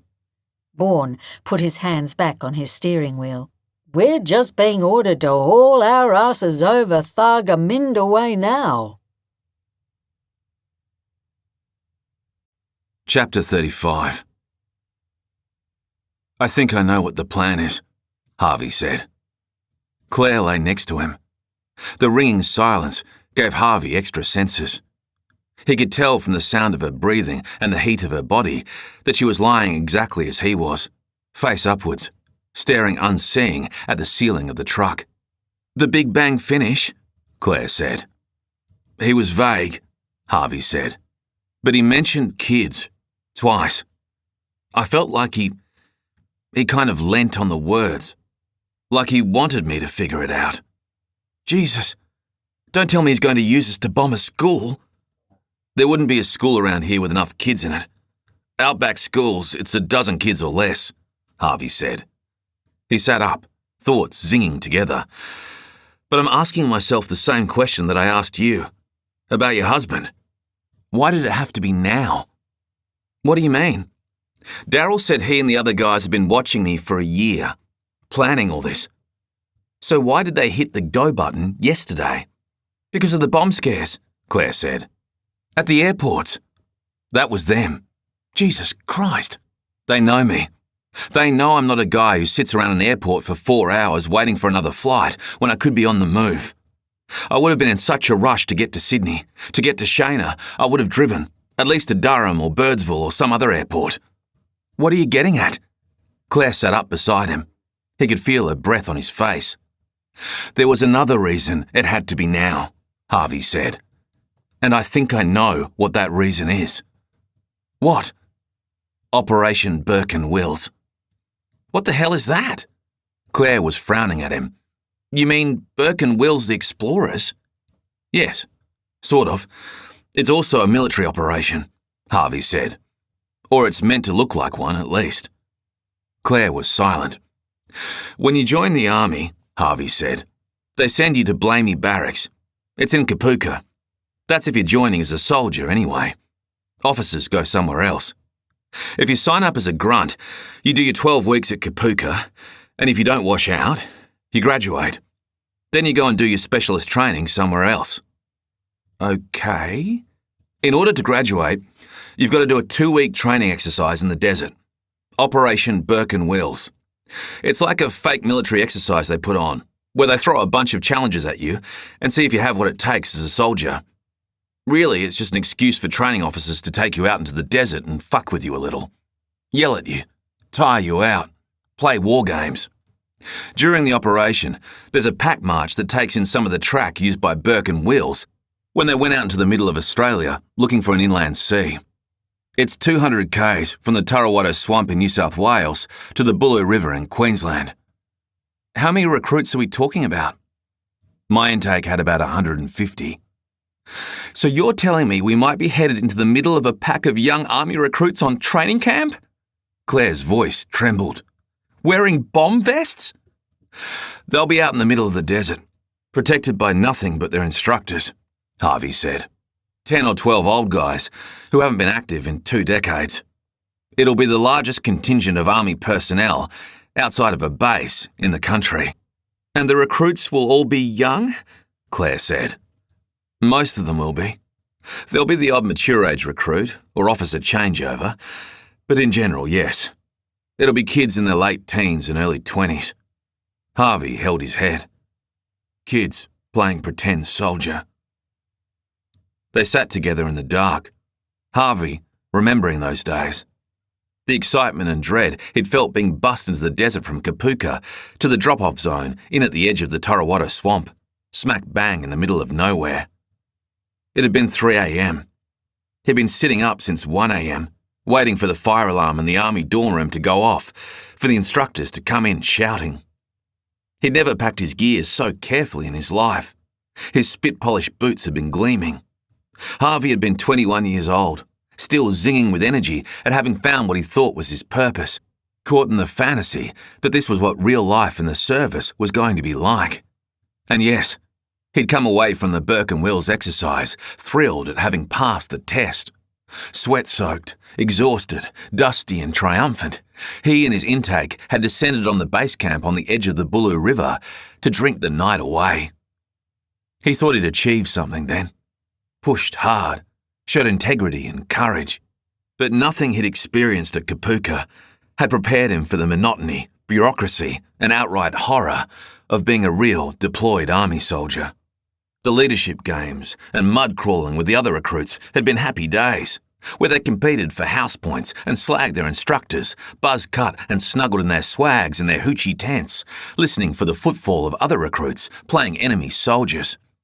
The fantasy hadn't broken for Harvey until maybe a year later, when an officer in the Randwick barracks, where he'd been completing his specialist training, shot his superior dead in the computer lab, following weeks of reported bullying, then shot himself. The fantasy was dissolved further still after the Boxing Day tsunami response, when, after 6 weeks of dragging women and children's bodies out of the swampy water, Harvey had sat with 25 other guys for their group psychological assessment, a 45-minute circle jerk, which comprised the only counselling he was ever offered following the mission. Then there was Afghanistan. The kids out there on the Burke and Wills track wouldn't have had any experience with the heartache and devastation the service offered, wouldn't understand how easily the job could take their lives, or make them want to do that to themselves or others. They couldn't dream what it was like to raid an Afghan family's home and flash their torches and the aim of their high-powered rifles over infants and cribs, screaming grandmothers and whimpering family dogs. They would be starry-eyed, those baby soldiers, dreaming of graduation, of march-out day, where they could perform drill manoeuvres in front of their parents. And there was Harvey Michael Buck, jaded war hero on a twisted killing spree, coming to murder them all. "We can't do this," Claire said. "We've come this far, and we've tried. We've really tried to save ourselves. But Harvey, we can't let him bring us anywhere near those people." Harvey nodded. "If I'd known those kids at the farmhouse were going to run out at us," Claire sniffed. "I mean, as soon as I saw it was a farmhouse, I should have turned and run back." "We can't undo what's happened," Harvey said. "But we can stop what's coming, maybe." Claire blew out a long breath. "How? How do we do it?" she asked. Her voice was tiny. Harvey shook his head. "We just rip the zipper down. Yours or mine. It won't matter." He paused to imagine it. The zipper catching as it united two wires inside the vest, the zap of white light as the connection was made. And then, nothing.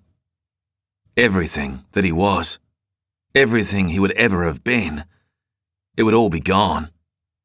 Even if his death now prevented the murder of hundreds of young soldiers on Operation Burke and Wills, Darryl, Tizza and Parker's mission would still have been accomplished. He would still be known forever now as a madman, a traitor, and a killer. When Claire's voice came, it was low and dark.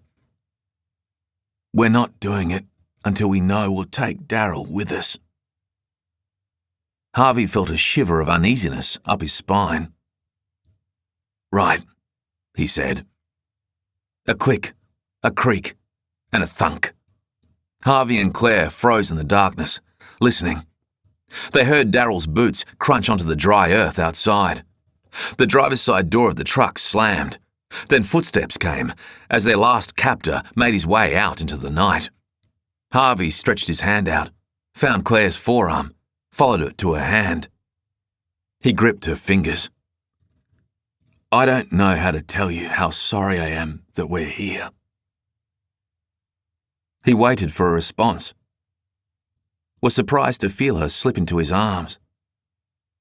He wrapped his arms around her and held her to him, this woman he hardly knew, her cheek against his cheek, and the memory of her gasps in the dark still fresh in his mind. Harvey wondered, as she held on to him, about who she was outside of this time they'd had together, the worst 24 hours of either of their lives. All he knew about her was her vengeful fury, her deep, deep tolerance for pain, her raw, defiant unwillingness to die at the hands of a man. Harvey wondered what she thought about him, with what she knew of his history, before and after this. He guessed she knew him as a person with the capacity, the natural skill, to hurt. She knew exactly what atrocities he'd wreaked upon Parker, Lipton, Darryl and Tizza in the containers. She knew he'd killed in war. She'd seen him beat and torment their captors, murder Parker, pull a bomb vest onto a struggling old man so that he could be blown to pieces. She'd seen him slaughter Nathan Tizza like an animal. Why didn't she think of him as a monster? Why did she stroke the hair at the nape of his neck now? Why did she kiss his mouth? Harvey was still trying to unravel who she was, even after knowing her intimately as he had the past few hours. He was starting to wonder if there was something in her that felt comfortable around monsters. Long minutes passed. They put their foreheads together, and Harvey heard Daryl's footsteps approach the side of the truck, to the driver's door to the cabin. Then he stopped, turned, and began heading down the side of the truck again. Harvey felt Claire take the zipper tab at the neck of the vest, high between his shoulder blades. "Should you do it, or?" she managed, fiddling with the tab. Should I? Harvey took hold of the zipper at the back of her neck, wondered how a person did this, ended their own life. Her zipper clicked down one tooth, just with the weight of his fingers on it, and it was enough to snap him out of the exhausted, upside-down thinking that had brought him to this moment. No. Harvey dropped his hand, pulled away, so that Claire dropped hers. We don't give up. Not yet. The levers on the truck door squeaked and slid sideways, slowly. "It's 2 on 1, Harvey said. "Okay, so he has a gun and the detonator to our vests. But we have survival instinct." "Right," Harvey said. "Until we're right up on those recruits, we've got to keep trying. Every chance we get, we try to get on either side of Daryl. Catch him in a pincer movement. Even if all we have left is to give each other a signal and throw ourselves at him." "Okay." Claire gripped his arms. "Okay. I'm with you. We can do this. We have to do this." The door of the truck creaked gently open. Harvey felt Claire tighten a grip on his arms. "Hey!" a voice called.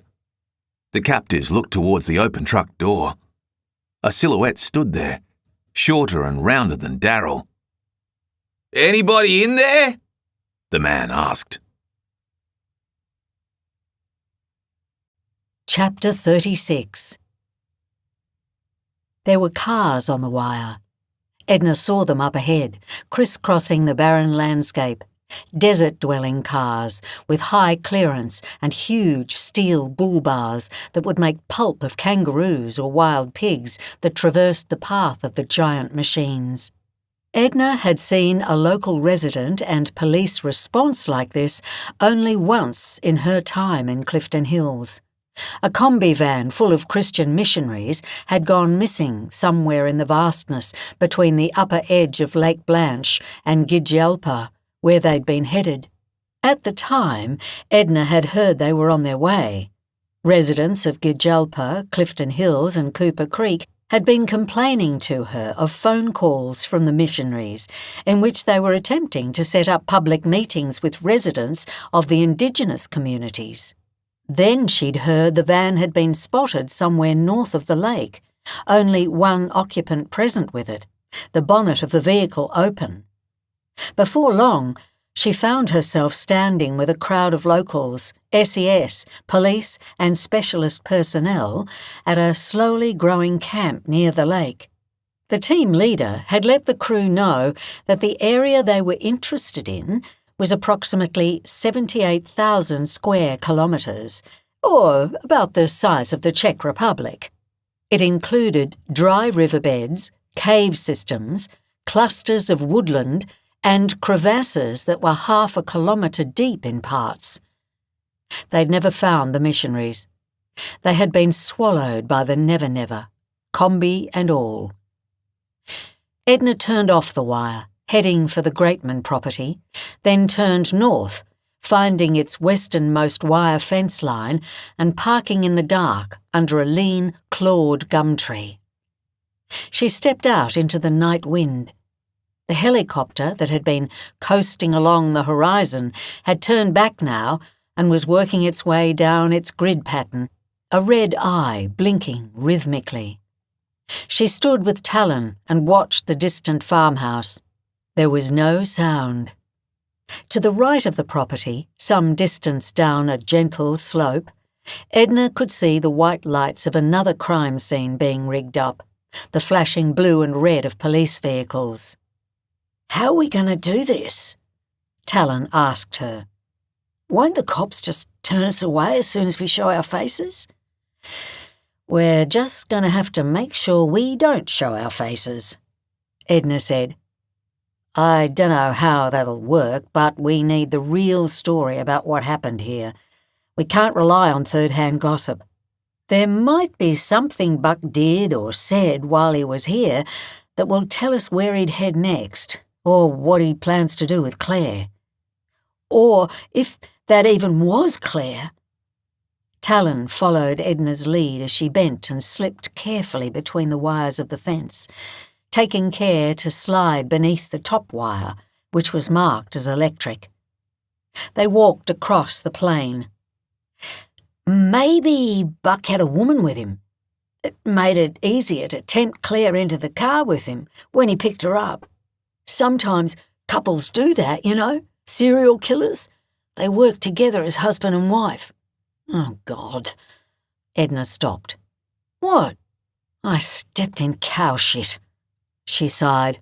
Oh, it's in my socks. Chapter 37. Harvey sprang to his feet. He thought it was the dehydration and the sudden movement that made lights blast into his vision. But he opened his eyes and found the whole truck filled with light. Tiz's blood was on his forearms, almost black now, as he shielded himself. Jesus, fuck! The man at the door said. It is you! Harvey heard the metallic double snap of a pistol being actioned. Don't fucking move! Help! Claire threw her hands up, got to her feet beside Harvey. You've got to help us! I'm here, lady. I'm here, the guy said. You're safe now. Step away from him. No! He's with me! He's okay! He's with me! Claire waved her hands frantically at the silhouetted figure at the end of the truck. What? Turn the light off! Claire hissed. Turn the light off now! The truck went dark, blindingly, chokingly black. Harvey crouched and felt his way forward. We're hostages. Both of us. We've been captive for about 24 hours. By Harvey Buck? The voice in the dark said. Aren't you him? I am him. But we don't have time to talk about it, Claire said. Harvey felt her brush by him, scrambling out of the truck even faster than he could. How did you get here? Where's your car? Take us there. The guy waited for them both to get down, then started jogging. Claire and Harvey followed. As his eyes adjusted, Harvey could see the guy was squat, beer-bellied, boxy-headed. A distinct Queensland accent twanged in Harvey's ears. I don't get what's going on here. Who's held you captive? We can explain later, Harvey said. Right now, we need to move. I've got a semi parked up on the ridgeline. The guy pointed. I've been hearing about you since about 6 o'clock this morning. It's all over the radio, all day. Where's this guy who's got yous captured? He's out here somewhere, Harvey said. Give me the gun. Nah, mate, I can't. Give me the fucking gun. Harvey put a hand out. The man slowed his jog, thought about it, handed the gun over. I know you're trying to do the right thing here, and we're really grateful, but I'm trying to get us all out of this alive. It's just... The man was huffing with the effort of running for the cluster of hills before them. You are Claire Holland, right? Yes. The cops is on the radio saying you've been taken hostage by him. Harvey nodded. Sounds about right. They stopped at the foot of the hills, by a boulder the size of a small car. It seemed the natural place to pause, get their bearings. They crouched, a huffing, gasping trio. We'll explain everything when we're out of here, Harvey said. Right now, we need to figure out where Daryl is. Harvey, we should just go, Claire pleaded. Forget Daryl. He said his truck's just up there. Yeah, and a lot of good it'll do us when we climb in and Daryl realises we're gone and he blows us to pieces 5 minutes down the road. Harvey examined the gun in the pale moonlight. A little 9mm pistol. Small, but not nothing. He felt the weight of the cartridge inside. Fully loaded. The box truck he's been keeping us in will catch up to a semi-trailer in no time. We need to end this now. No, please, please. Claire sobbed hard, just once, swallowing the sound quickly. Harvey, we have to take a chance. Daryl and the others, they might have been bullshitting us. Surely he can't set our vests off from anywhere. He just can't. That was a lie. I'm telling you, we need to go. We need to go, please. What vests? Their saviour asked. Harvey didn't answer. He watched the box truck in the distance, the one that just fled. The left-hand door was hanging open. Clouds shifted over the moon, dialing the night up and down, a pale blue lens shrouding the vast landscape. Nothing moved. Harvey cast his eye along the pockets of shadow in the hills to his left, seeing hundreds of potential hiding spots. The impossibility of finding Darryl in the night landscape pressed down on him. He squeezed the gun, tapping the trigger guard as he thought. Seconds were clicking away. If Darryl didn't know already that they'd fled the truck, he would at any second. "What's your name?" Harvey asked the man crouching beside him. "Wayne Preston." "Wayne, I'm going to try to cover you while you get back to your semi-trailer," Harvey said. "You're going to get in and start driving."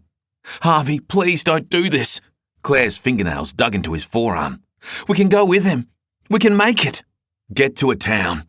Tell everyone you can that Claire and I are both hostages," Harvey said. "And we're heading towards the Birkenwell track with bomb vests on." "What?" "Go!" Harvey shoved the heavy man towards the slope. He listened to small rocks tumbling as the trucker clambered upwards. "I'm going with him." "I wish you wouldn't." "Fuck you."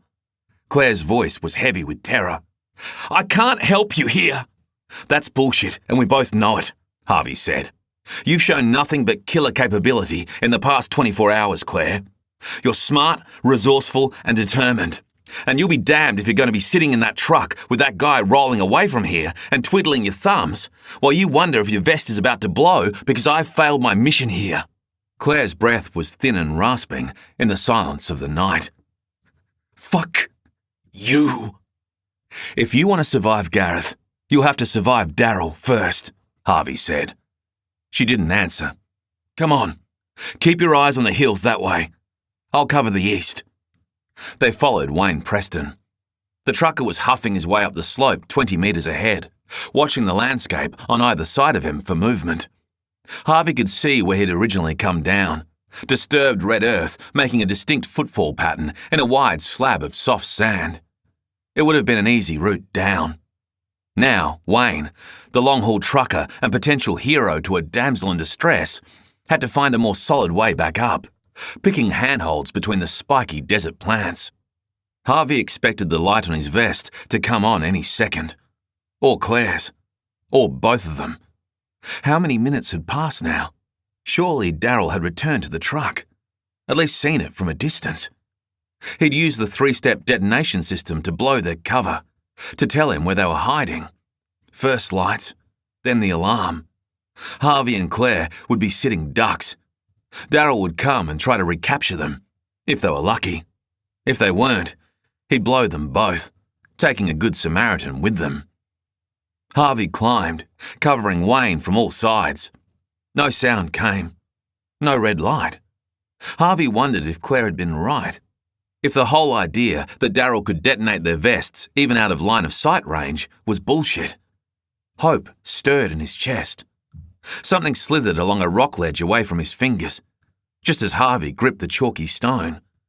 He stopped every few seconds, scanning the dark, seeing nothing. At the top of the ridge, Wayne ran for the semi's cab door and stepped up using a little ladder embedded in the side of the big hauler. The slamming of the truck cabin door echoed out into the night. Harvey's fragmented mind tried to leave the stress of the situation he was in, to consider the possibilities of what Wayne had been hauling that would make him use the wire to avoid police attention as he drove. He and Claire arrived at the side of the truck. Harvey was snapped back to reality when the trucker popped the door of the cabin open again and hopped down beside Claire. Some kind of big slurpy cup fell down with him, knocked out of the footwell. "I got nothing," Wayne said. Harvey turned. "What do you mean?" "There's no power. No radio. Must be the battery. But I didn't—" The hairs on the back of Harvey's neck all rose at once. He looked at the end of the semi, the front. He backed up, his gun raised, scanning the hills below. "Wayne, run!" 2 pops, not from any of the places Harvey had focused on, but from above them, inside the cabin. Harvey saw Darrell's outline against the muzzle flare, sitting behind the driver's seat, an arm hanging out the smaller, tinted window, pointed directly at the trucker on the ground. Wayne fell and curled into a ball, gripping at his stomach. Harvey raised his own pistol and fired 3 shots in quick succession at Darrell's window. But he knew after round 1 that something was wrong. The recoil was soft. The shots, which had been directly on target, had no effect. Harvey lowered the pistol and pointed it at one of the truck's tyres, while Wayne lay groaning and panting in the dirt. He fired twice. The gun bucked and banged and flashed, but the tyre remained undamaged. In the golden light, Darrell moved from the sleeper's cabin into the front cabin and slid into the driver's seat. Harvey took the opportunity to slip his hand into his pocket, pull out Tiz's dog chains, and drop them carefully into the dirt at his feet. He stood on them. Darrell jumped down from the truck cabin onto the dirt, right beside the innocent man he'd just shot. Harvey watched his captor put his hand into his pocket, and then the edges of his vision grew pink as the light on his chest came on. Darrell smiled sadly at Harvey as he pointed at the pistol at his chest. "Drop it right there." Darrell gestured to the ground between them. Harvey tossed his useless gun. It clattered on the earth. "Blanks. Unlucky, Harv." Darrell tossed him a bullet. Harvey tried to examine it in his palm, but a cloud shifted over the moon, leaving him in darkness. He chucked the bullet away.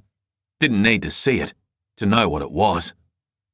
"I found the cartridge box in the truck," Darrell said. Harvey was so crushed. He felt like crying. Like sitting in the dirt and holding his head and rocking and crying. So he did what he always did when a feeling like that came over him. He locked eyes with his enemy, set his jaw, and smiled gently. Like it was all a game. Like a good man wasn't dying in the dirt nearby. The kind of man who, even though he seemed to have chosen the criminal life, couldn't even bring himself to defend that life with real bullets. The kind of man who had probably just fallen on bad times. A regular trucker, probably with a wife, a couple of kids, who had bent to the pressure of drug runners to use his vehicle to move their goods.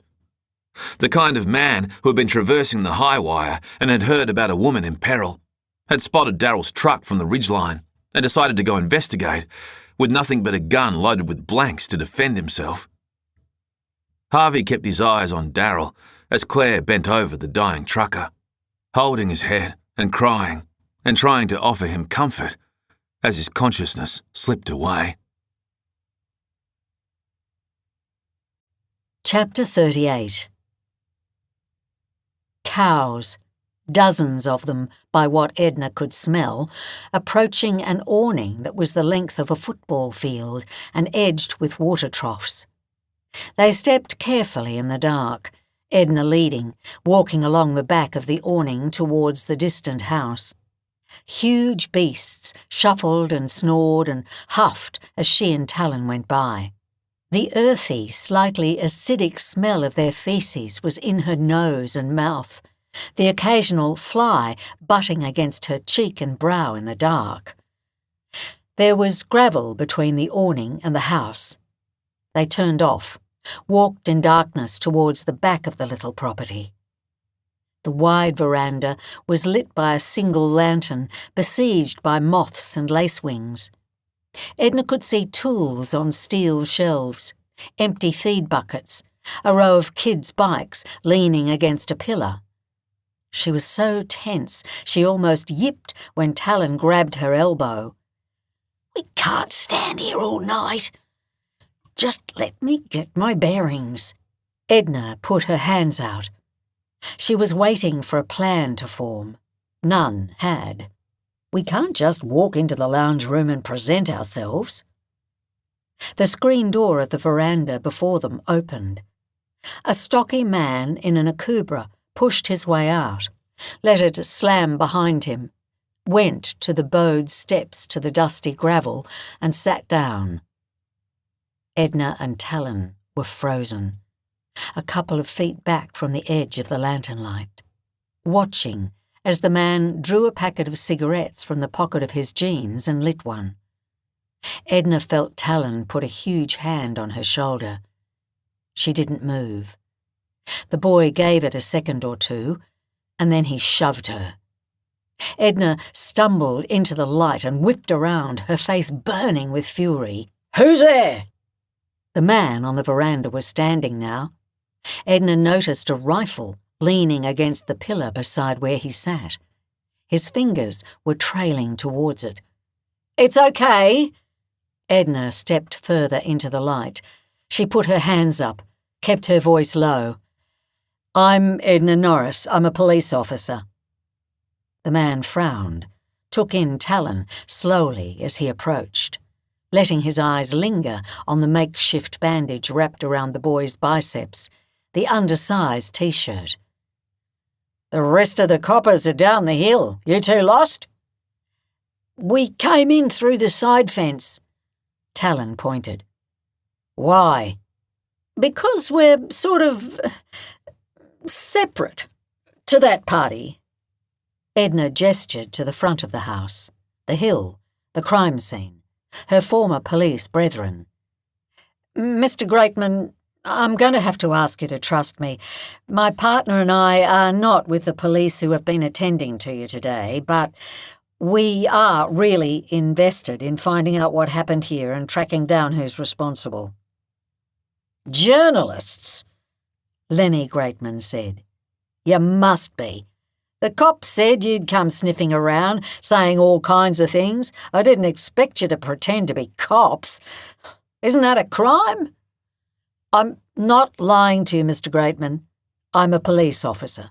"He isn't." Lenny pointed at Talon. "You look fresh out of high school, mate." "I'm her bodyguard," Talon blurted. Lenny Greatman cocked his head at Edna, the cigarette burning to a long cylinder of ash in his fingers. "You gotta be shitting me." "Sort of." The kid shrugged. "Talon has been assisting me today." Edna struggled, looked at the kid. How to explain it all? "He's like a trainee?" Lenny raised an eyebrow. "Yeah." Talon smiled, turned to Edna. The boy seemed to rise an inch in height. "Work experience." Lenny pointed with his cigarette hand to the wound on Talon's arm. "You got that on work experience?" "It's a bullet wound." Talon rose another inch. "I got it trying to find Claire Holland." "None of this rings true to me." Lenny pinched the bridge of his wide, round nose. "But that's in keeping with my whole day so far, I suppose." "Will you tell us about Claire?" Edna asked. "You saw her?" "Yeah, she was here." Lenny sunk slowly down to the steps, weary bones put to action for too long. The cattle farmer seemed to have resigned himself to the fact that whoever Edna and Talon really were, they weren't a threat to him. Adrenaline was replaced by his need to rest. His belly hung between his thighs as he flicked the ash away and took a long drag. "She was calling herself Sally, but she was the one in the picture the cops have been showing me, no doubt about it. And she was here with that Buck character. He was the same as the picture too, but he had glasses on, black ones." "Like reading glasses?" "Yeah, thick frames, Clark Kent style." "Did they just walk up to the house, or?" Edna asked.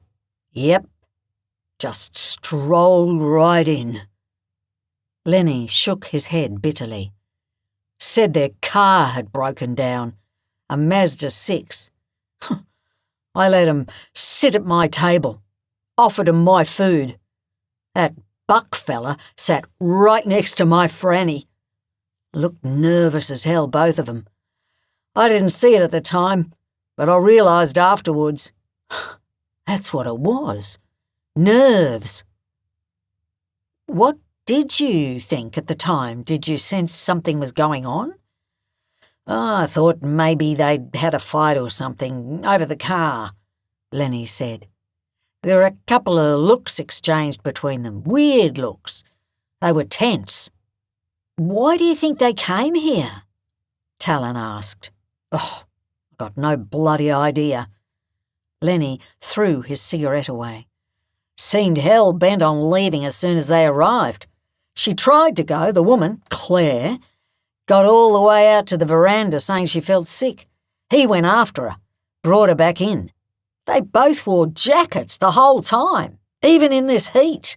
I guess he had a gun under there, pointed at her, maybe. So they asked for your help with the car. Oh, I offered it. But my father stepped in. They took him off down the hill." Lenny studied his chubby, sun-browned hands. "Still can't believe it.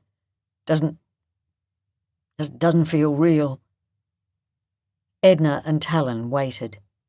Crickets had started up around the house in the struggling grass at the bottom of a nearby water tank, echoing in the guttering.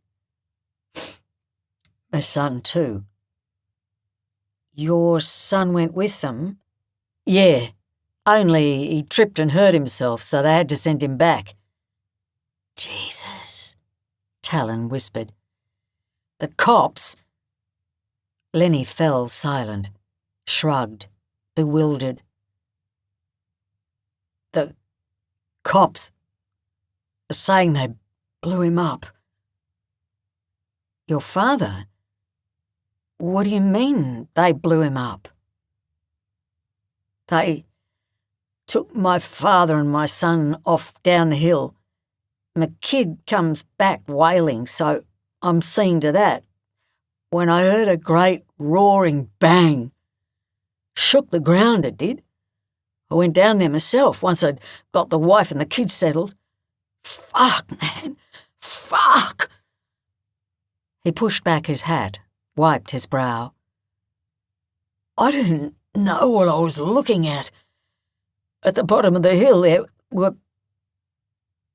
were just pieces. Blood and bone. Pieces. I thought it was an animal. I'm thinking, okay, so they fixed the car, took it for a spin and they hit an animal, but that wasn't right, wasn't possible. There was fire and ash, and there was fabric, and a boot." Lenny Greatman stared at the horizon, the words tumbling out of him. "So then I'm thinking, where's my dad? Because this ain't my dad. I ran back to the house and everybody there was panicking, of course, when I told them what I'd seen. Daisy bailed the kids up. I did a bit of a drive around. I was thinking maybe they'd snatched my dad up." "The police are saying the remains definitely belong to your father, though," Edna said carefully. "The body, down at the crime scene, it wasn't Buck or Claire?" "They showed me a finger. Burnt, with a wedding ring on it." Lenny nodded, his eyes fixed. "And the boot was his, for sure. Been wearing those same boots for about 20 years. Silence fell over the group. "And there was another guy," Lenny said. "Where? What do you mean?" "I mean, there was another guy, a body." Lenny looked at Edna. "My brain was so messed up when I went down the hill the first time I didn't even notice him. But then, the second time, I seen him lying there. Wasn't Buck. It was some small guy that I've never seen before. He'd been shot, I think, badly. There was blood everywhere." "Did you hear the gunshot? Could that have been the roaring bang you heard?" "No. The bang was much bigger, like a thunderclap. It rattled the windows." "So did you hear a gunshot as well?" "I don't remember." Edna and Talon looked at each other, neither able to speak. Edna's mind was trying to form connections, play out scenarios, but none of them seemed plausible. "The cops won't let me go back down there," Lenny said, nodding towards the slope, the distant hill. Say it's a crime scene. They got to work on it. They told us to leave altogether, but..." He gestured to the horizon. "Where do we go? The nearest hotel is probably in Alice. And somebody's got to see to the kettle." Edna and Talon turned as the screen door to the veranda opened again. A small girl in nothing but a pair of underpants emerged from the dark house, her loose, toffee-coloured hair tumbling off her shoulders. She froze at the sight of Edna and Talon standing at the edge of the night. "Daddy?" "What are you doing up? You should be in bed, Fran." Lenny beckoned her over despite his words, held her against his side, cupping her round, naked belly in his big hand. "Is your mum asleep?" "She's in the big bed. I want to sleep in there with you guys." Yeah. Okay, go on, climb in. I'll be just a minute." "Who are they?" Edna put a hand up, smiled at the girl. "We're no one. Don't worry about us. We're just leaving." Lenny Greatman hugged his daughter, his big arm around her back. Edna took a breath to thank the traumatised father, but he spoke first, his hand travelling down the little girl's arm to her wrist. "What is this still doing here?" The girl snatched her wrist away. Lenny dragged it back, his tone darkening. "You were told to take that off, Fran." "I can't get it off." The girl covered her wrist. "And I like it. Dad, I want to keep it." "The police probably need it." Lenny rose to his feet. "I'm not gonna tell you again." "What's going on?" Talon stepped forward. "That prick, Harvey Buck." Lenny's lip curled in a snarl. "Franny was sitting there at the lunch table doing her beads. He took some beads and made a bracelet and tied it on her." "Can I see it?" Talon asked. "Oh, you can take it with you." Lenny slid a penknife from the back pocket of his jeans, pinched out the blade. "Because it's coming off, Fran. You can't keep that." "But I want to." "I said no." "Can I see it, please?" The child dissolved into tears, her mouth downturned, eyes scrunched shut. Talon went to the child, held her wrist for half a second before the child snatched it away again. Edna tugged at the back of the boy's loaned T-shirt. "Just leave them to it, Talon," she said. "We've got to go." Talon turned. Edna pulled him on. As they walked into the night, the boy was speechless, watching the earth pass beneath them. Edna listened to the sounds of Lenny Greatman arguing with his daughter, the child squalling and protesting, Lenny's voice rising to barks. The screen door slapped open and shut again, a woman's voice on the wind. Edna and Talon walked across the empty plains. On the horizon, to the west, a storm was flickering, sheet lightning. Talon stopped walking. 3 small, 3 big, 3 small," he said. Edna stopped. They were by the cowsheds again. "Huh?" "The bracelet. I saw it.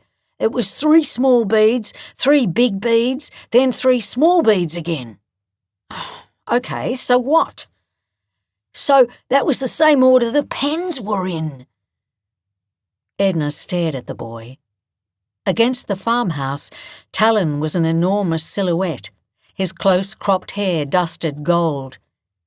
"What do you mean? What order, Talon?" "The pens at the bank," he said. "The ones Buck arranged. They went 0.2, 0.2, 0.2, then 0.4, 0.4, 0.4, then 0.2, 0.2, 0.2. If you think of 0.2 being half of 0.4, then you've got 3 halves, then 3 wholes, then 3 halves. Or 3 smalls, then 3 bigs, then 3 smalls. Edna waited for more. None came. Buck deliberately arranged those pens at the bank, and he deliberately tied that bracelet to the kid. Talon pointed back towards the farmhouse. To send us a message, a coded message. We have to figure out what it is. Edna swallowed a sigh and walked on, trying to keep her exhaustion and scepticism out of her tone. We've got bigger problems, Talon. Maybe the numbers themselves didn't have anything to do with it. The boy was murmuring, watching the ground, his step fast. It was about ratios, sizes, half, half, half, full, full, full, half, half, half. The beads were all different colours and the pens were all black, so I'm thinking the colour didn't matter. But maybe it did. Oh, fuck. I should have taken a photo of the bracelet while it was still on the kid's wrist. Their dad's probably cut it off by now. Try to focus on what we do have, Edna said. On what's solid, Talon. Lenny said Buck blew up his father, left the guy in pieces. How could he have done that? How is that even possible?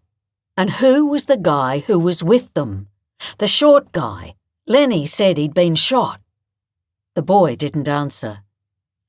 And why come to the farmhouse at all? Edna slipped through the electric fence, leaving the boy on the other side, staring at the earth. Why didn't she blurt out that she was a hostage? Lenny and his father, Daisy as well, perhaps. They could have taken Buck down, working together.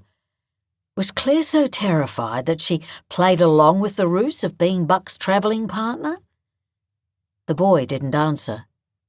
Edna beckoned him. Come through. She pressed down the second wire from the bottom of the fence with her boot, pulled up the third wire. Mind the shock cable. The electric fence warning sign flapped as the boy slipped through. They turned towards the car. It was the moonlight glinting off the slanted rooftop that told Edna something was wrong. She stood at the bonnet of the vehicle, watching that sliver of light, trying to compute what she was seeing. But 24 hours of constant adrenaline spikes, the violent death of her partner, and a deeply ingrained dread for her future and that of the boy got the better of her in that moment. Even the hissing of the 2 punctured tyres, both on the passenger side of the vehicle, did nothing to shift her into action. When Gareth Holland stepped out of the shadows by the scraggly gum tree, she watched him come with her hands hanging by her sides and her mouth dry as dust, thinking of times death had arrived unannounced in her life, like this. The brown snake that slithered out of her bedroom wardrobe one evening. The lightning that struck the earth 2 feet in front of her vehicle on a drive into town. The ordinary morning she'd walked past Alicia in the front garden of her terrace house in Adelaide, where the girl crouched in her big straw hat, waiting to take Edna's place on the morgue table. All those times, as the shadow of death passed over her, Edna had been left feeling cold. Yet now, a hellfire was prickling outward from her heart, and she felt her teeth locked together as she spoke before Gareth Holland even could. "No," she snarled. Holland lifted the rifle from his side, pointed it at her from his hip. The slide bolt gave a well-oiled kerslunk as he shoved it forward and yanked it back, loading the bullet that would kill her into the chamber.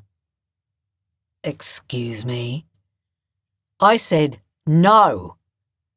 Edna set her feet. "This is not happening. Not today." Edna heard Talon release a huff of breath beside her. The boy tried to step in front of her, but Edna shoved him aside again.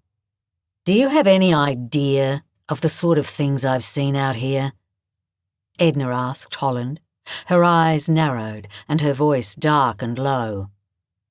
"I've seen bushfires eat houses with people inside them, like waves swallowing rocks. I've seen semi-trailers squash family sedans as flat as paper. Do you know how many cold-blooded, venomous, predatory things have come after me out here? Only half of them were human, Gareth. Everything with a heartbeat from here to the border is out to kill you. You think I've been living in the middle of that for this long without a scratch? Just so you can stride in and take me down? Oh, you've got to be out of your bloody mind. You're not going to shoot me down by a fucking cow fence like I'm an injured roo, Commissioner Holland. Not today. Not ever." "I'm not?" Holland's stiff face broke for a lopsided grin. "No," Edna said, "because it would be meaningless. Whether you kill us tonight or not, an inquiry into Stevie's death will note that her vehicle didn't break down, that it was deliberately shot and immobilized from a distance, in the same manner that Claire's vehicle was, by someone with an extraordinary level of experience with firearms. It will prove that someone attended the scene after she herself was killed, someone with your shoe size. Some techie bastard working for the South Australia Police will be able to trace the purchase of a high-powered tracking device to you, Gareth. I'd bet my life on it." "None of that proves I shot Sergeant Stevenson," Holland said, "and nothing's going to prove I shot you two a few moments from now. It's just like you said, Senior Sergeant Norris, there are plenty of bad people out here. Madmen who fire at cars from the hillsides, guys who roll up and shoot cops and kids for no reason at all." The hissing of the slashed tyres had eased, but was still there. Edna thought of vipers, of carbon monoxide snuffing out sleepers in their beds. Holland lifted the rifle and pointed it at Talon.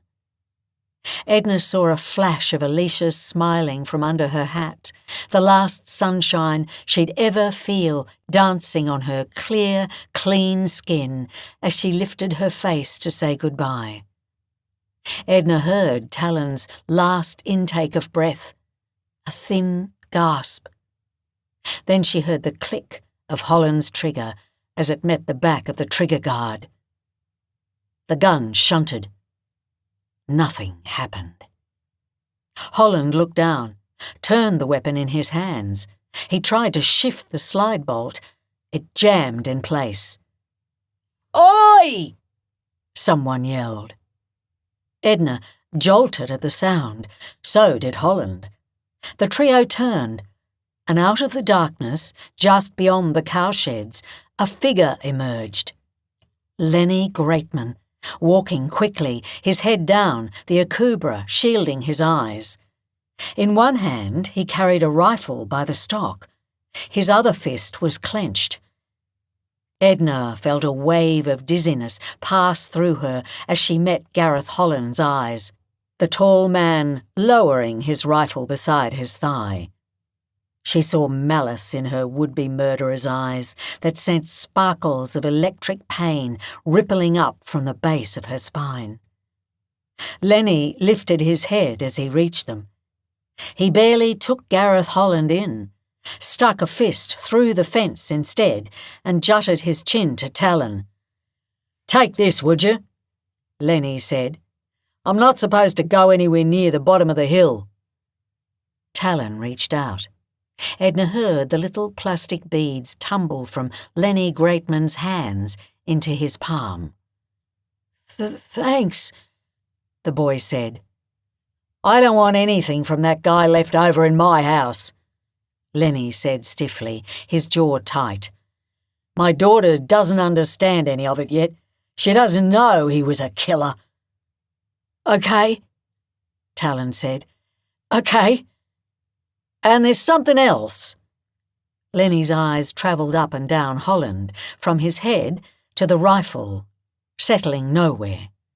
Because a man carrying a rifle in the outback was as ordinary as a man wearing a hat. And Edna supposed that Lenny assumed all the locals would be walking armed with all the trouble going on. "Tomerton's Ag Supplies." "Yeah?" Edna said, hardly listening. "They're a business based in town. I was expecting a delivery from them about an hour after Buck and Claire were here. By the time they came, I was out there looking around, trying to find my dad or Buck or whatever." Talon nodded. "I met them out on the road, long before the house.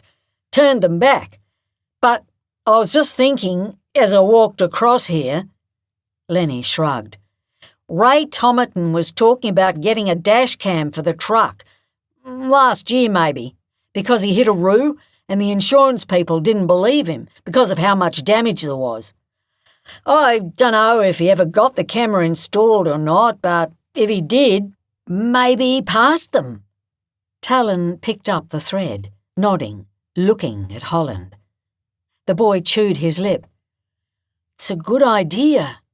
Well, that was all." Lenny lifted a hand in parting. "Don't go," Talon said. Edna saw Holland lick his teeth, his jaw muscles flexing. Lenny Greatman turned back, took a step towards the fence. We were just talking rifles." Talon smiled. He gestured to Edna, to Holland. "Everyone seems to have one out here. I'm dead jealous. Do you mind me asking what type you've got there?" Lenny Greatman lifted his gun, turned it in the moonlight. "This?" "Yeah." "Oh, it's just a Winchester. Nothing special." Lenny made a move to hand the rifle over, glanced at Edna. "Is the work experienced kid allowed to handle guns?" "Edna," Holland said, jerked his thumb stiffly towards the horizon. "I'm going to head out." "You stay right there, Gareth," Edna said. "I'm not done with you yet." The police commissioner twitched, the cords in his neck pulling tight against the skin for an instant, as Lenny Greatman handed the rifle between the wires of the fence, under the electric line and over the ordinary wires. Talon took the rifle with a smile, gave it a brief look over, and handed it to Edna. Edna slid the bolt action back, shunted it forward, locked it into place and raised it. Then she shot Gareth Holland in the kneecap. Chapter 39. They were descending. Harvey felt himself tugged gently to one side, closer into Claire's body as he lay with his arms around her. The truck stopped, and for the first time he heard the pealing of its reversal arm. They were jostled and disturbed into sitting, the two exhausted captives steadying themselves as the truck inched forward and then back, settling finally on an odd angle, the left-hand wheels higher than the right. Harvey lay back down again, ignoring the throbbing in his cracked ribs as the truck engine turned off. In the distance, the whoomp of helicopter blades. Harvey heard them rise, then fall away. The sound had brought him comfort once. It felt like a million years ago. He imagined himself in his bunk in Tarrant Cot, trying to catch a nap between watches. "Why haven't they found us yet?" Claire asked. "The choppers," she said. "The searchers. The desert must be flooded with them by now. They'd have started when they found my car burning, ramped it up when you robbed the bank in Cooper Creek, with the old man dead at the cattle farm, and now Wayne." "It's not as simple as that," Harvey said. "You're talking about an area that's tens of thousands of kilometres wide. From a chopper moving at search grid height, you can see about 200 k's all around at any time. That's a fraction of the total landmass. From ground level, you can see even less. It would have taken a few hours to get searches coordinated properly. They'd be in full swing now, yeah, but it's night, which about triples how hard it'll be to spot us." Claire was silent. Plus, they'll be searching all the wrong areas, Harvey said. When you went missing from your car, they'd have started looking in that area. But by then, you were long gone. Then, when I popped up in Cooper Creek, they'd have focused on that area. Same again. Harvey imagined himself walking across the desert between Durick and Tarancott. A speck in the vastness, far from where he was expected to be. He had to believe that Leasing's men had searched for him in the mountains around the ambush site, that there had been chopper flyovers, a couple of teams dropped to examine the site. That's what he'd been told. But in truth, Harvey wouldn't have blamed Leasing for thinking such an effort wasn't worth the risk. Lipton, Parker, Darrell and Tizzer had told command that there were no survivors of the massacre, and the foothills where the ambush had occurred were a rabbit warren of Taliban tunnels. And a search, however grand a gesture, wouldn't have helped Harvey anyway. The whole reason he'd gone out into the desert was because it was an insane move. A suicide mission. Both the Taliban and Australian forces would have expected him to hunker down in a cave somewhere. It was the only reason he'd made it home, because they had no idea where to look for him.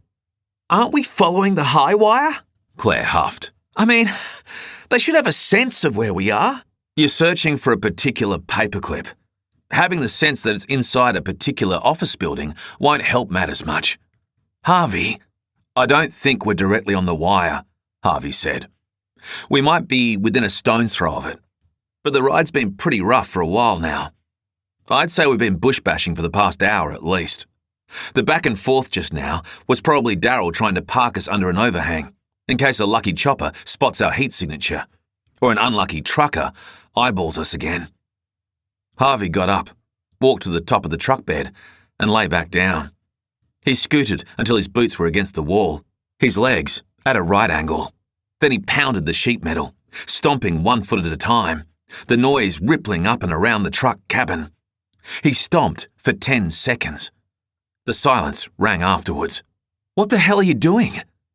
Darrell will be in the cabin trying to sleep, Harvey said. The effort of stomping had exhausted him. His stomach ached with hunger. Fuck him. Claire scooted across the truck floor until she was beside Harvey. She gripped his forearm to position herself. Harvey felt the stickiness of Wayne the trucker's blood on her fingers as it met the hair on his arm. Hair that was itchy and matted with Nathan Tizzer's blood. The two captives lay and stomped on the sheet metal together. Harvey wondered what they looked like. Two filthy, reeking, blood-smeared people pounding on a truck wall in the dark.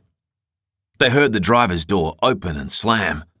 Darrell's flat palm on the side of the truck, rippling the metal as he bashed it. What the hell do you want? Coffee! Harvey yelled back. White, no sugar. I want a shot of scotch in mine, Claire yelled from beside him. Harvey smiled in the dark. It felt like lifting a bathtub full of bricks. Darrell got back into the truck, slammed the door. They began to pound. Chapter 40. Holy shit! Talon said. Edna started the engine in Gareth Holland's Mercedes. The vehicle lit up, purred pleasantly to life. Talon gripped the handle of the door, turned to watch the farm fence line disappear as they peeled away from the place 100 metres from where they'd left a stunned Lenny Greatman and a screaming Gareth Holland. Talon had one hand over his mouth, muffling the words. Holy shit! Holy shit! Holy shit! I know. Edna reached over and patted the boy's knee. It's okay. We're fine. We made it out. Fine! We're not fine. You just shot a guy! Talon's eyes were huge in the glow of the console. Oh my God, you just blew his knee away. Oh, I saw bone. Calm down. Oh, I saw bone. I saw bone. I saw bone. He'll be fine. They can work wonders with knees. You're up and walking the day after surgery. You shot him. Oh, I also stole his car. They'll be after us now, the police. Maybe, Edna said. But it was worth it. Holy shit! Look, they won't come for us right away, Edna said, because there'll be journos in the mix by now. If they haven't arrived already, they'll be on the road or arriving at Durham. The first thing they'll be doing is hooking into the communication system on site, hitting the radio and the phones. If Zhang puts it out on the radio now that one of her cops has just shot another of her cops, everybody will hear it. She won't do that. Why not? Because she'll want to know what happened. If the story needs finessing, it's the police way. Contain and neutralise. They pulled onto the sandy road leading away from the Greatman farm. She won't let you just get away, though. No, we'll have to be careful, Edna said, because the message will be out there on the down low, passed by word of mouth only, that they want me, that I'm to be held in place if I'm encountered, with command alerted immediately to my location. You're never gonna, recover from this, Talon said. They can't let you be a cop again after something like that, right? You can't shoot a police commissioner. I've heard of people coming back from worse, Edna snorted, flicking the high beams on. No way. Here's what's going to happen, Edna said. Lenny Greatman is going to run down the hill and tell the crime scene teams what I did. Gareth Holland is going to be hauled off for medical treatment. He'll have to go into surgery. In the course of that surgery, it's going to be revealed that he has a second untreated gunshot wound that's at least a day old. Talon sat thinking. His clothes will also be confiscated before he goes onto the table, Edna said, including his shoes. And because he's just been involved in a serious crime, those clothes will be bagged and tagged as evidence. Really? Hell yeah, Edna said. What I just did was grievous bodily harm at least. Maybe attempted murder if you get the right prosecutor. There are arteries and stuff in your legs. Talon nodded. Zhang and her people, if they're worth their salt, will be starting to get curious by then, Edna said. They'll take a look at Holland's shoes and how those shoes compare to the print at Stevie's crime scene. They'll be interested in that rifle too, and whether it matches the calibre of weapon used to kill Stevie. I would be surprised if someone wasn't sent to the Holland residence to see what can be found there. Signs of a struggle preceding Claire's disappearance, for example. They drove on. Edna's words seemed thin in the never-ending darkness. It'll all come out in the wash when they realise what Holland's done.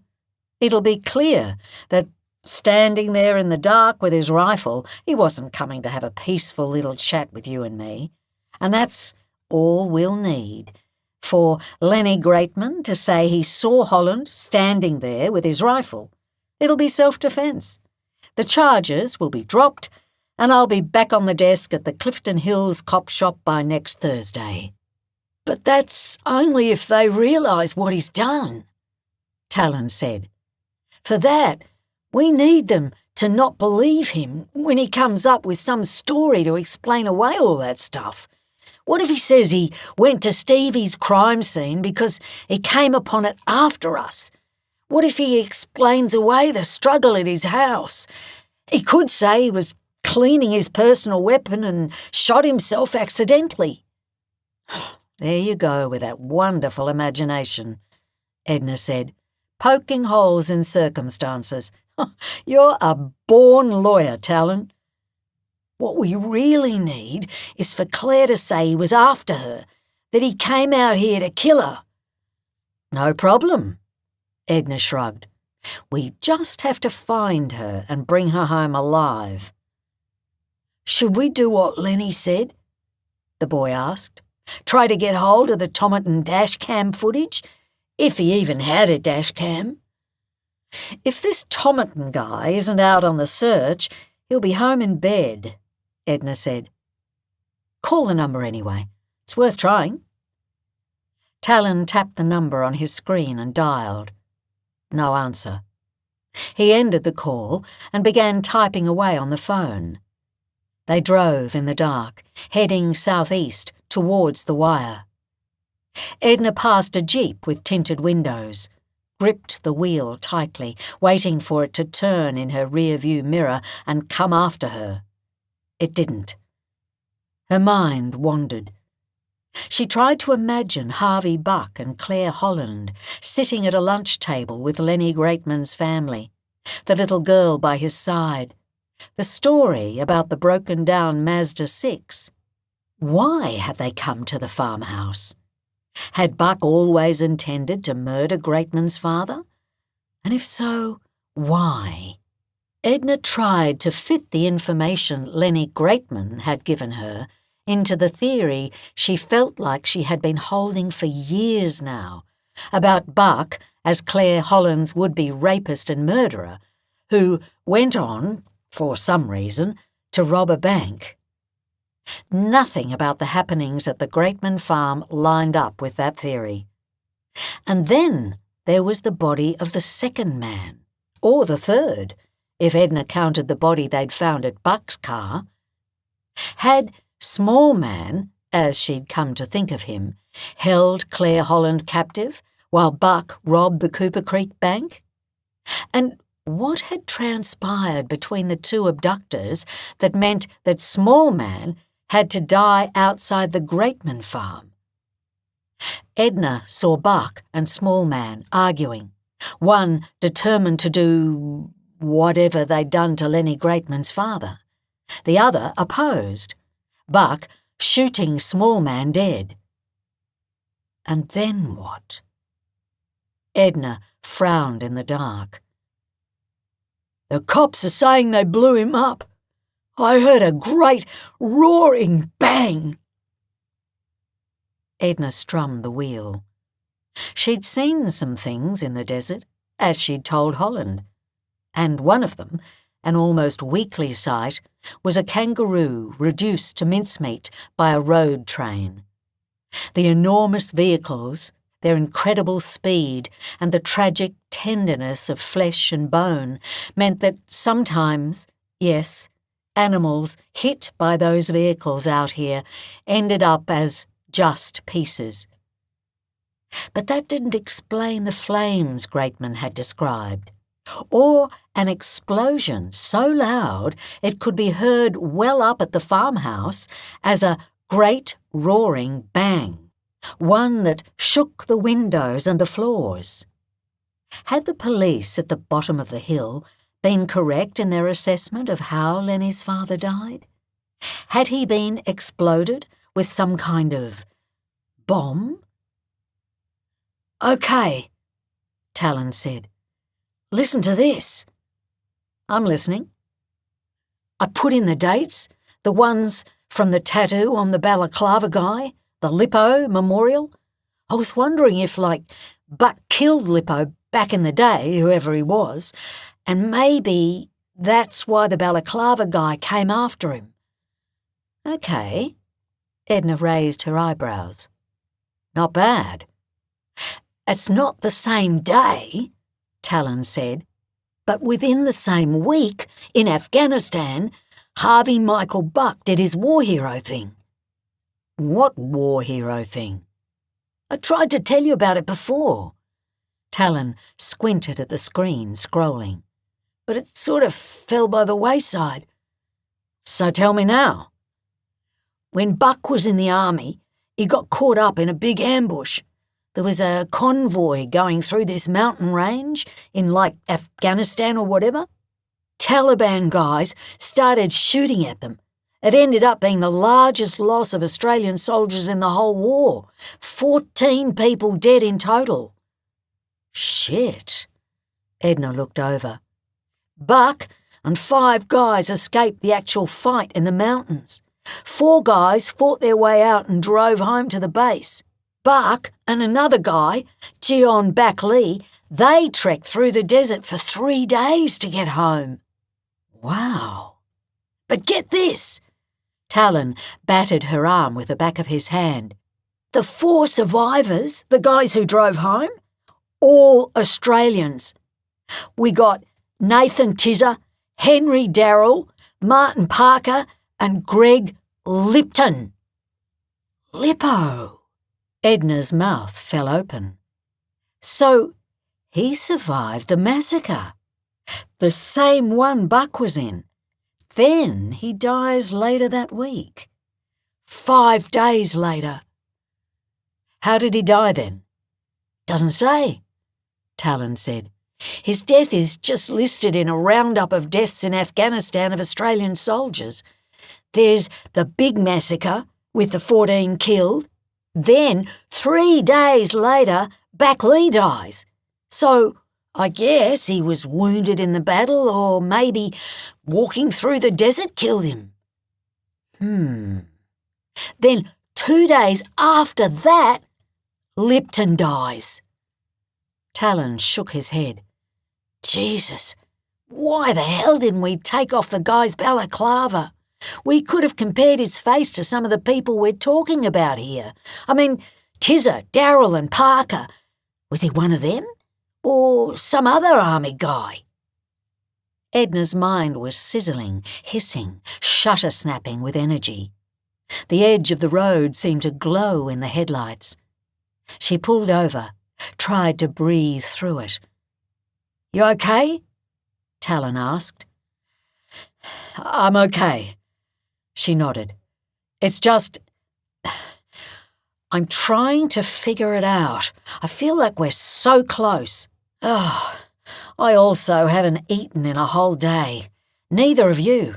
Did you even notice? I had other things on my mind. Talon flicked the overhead light on, opened the glove box, rummaged about. Seemed to find nothing. Edna sat thinking as the boy fished around the car. It's all army-related, Edna said. Shayna, Buck's girlfriend or whatever. In Sydney, she was army. We've got to assume this guy with the Lippo tattoo was army. A guy doesn't get a memorial tattoo for another guy unless they're brothers or lovers or best fucking friends. Everything about that scene is screaming military to me now. The road spikes, the 2 shots. That was a serious ambush we were looking at back there. We thought it was an ambush of Buck by someone he didn't know, but maybe he did know him. Maybe they were in Afghanistan together. Whoever the guy in the balaclava was, he was the link between Buck and Lippo. Talon drew a crackling packet out of a compartment in the centre console between himself and Edna. Almonds, he sighed. Ugh.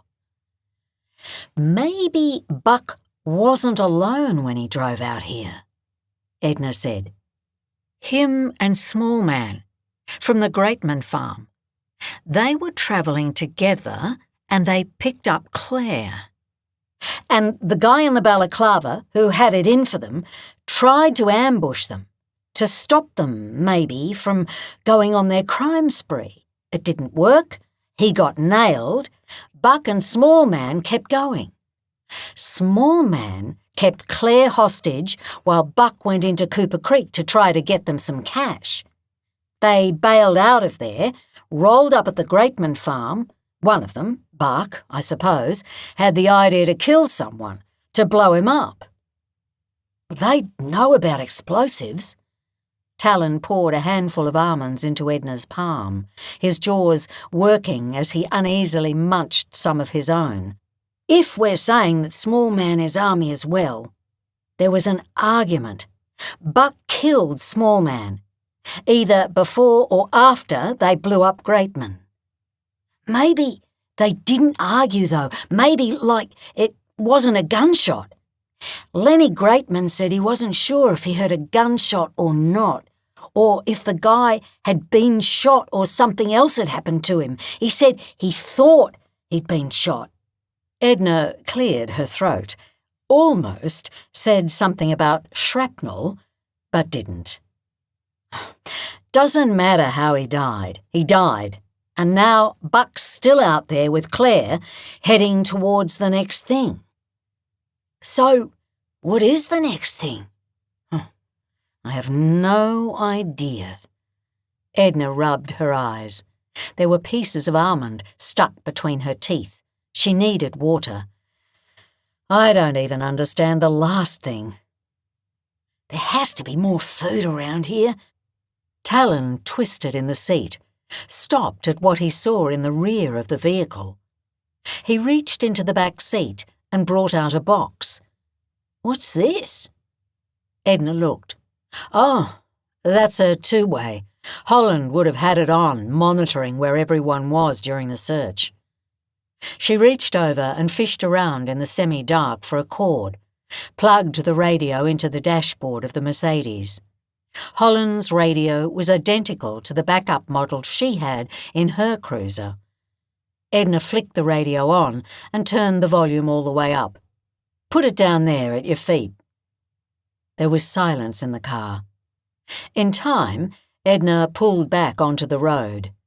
They rumbled in darkness, each waiting for the inevitable blip of the radio. In time, a crackle of static came. But after 10 minutes, no voices had come through. Now there's probably an official search channel, and they might have changed it when I shot Holland, Edna said. They probably know I have his car, probably know he had a radio. They'll be wanting to keep me in the dark. Reach down, would you, and look for the dial on the front of the unit?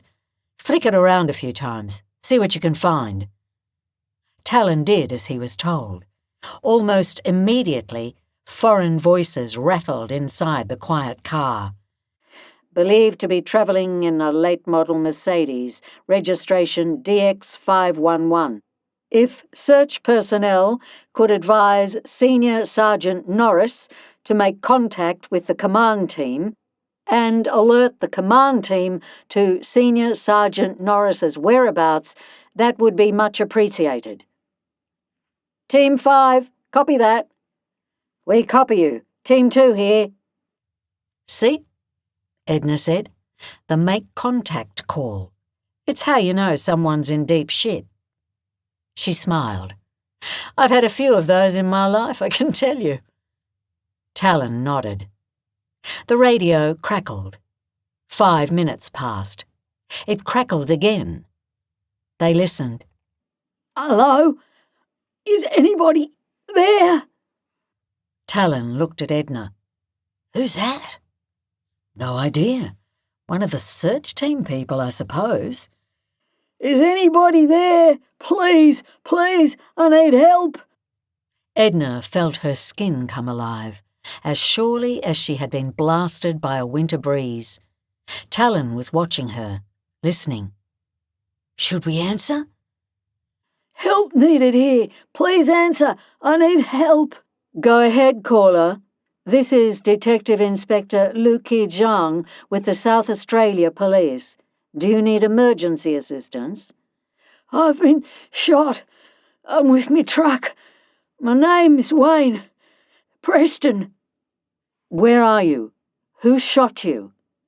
I'm out in the sticks. Where? Give us your exact location.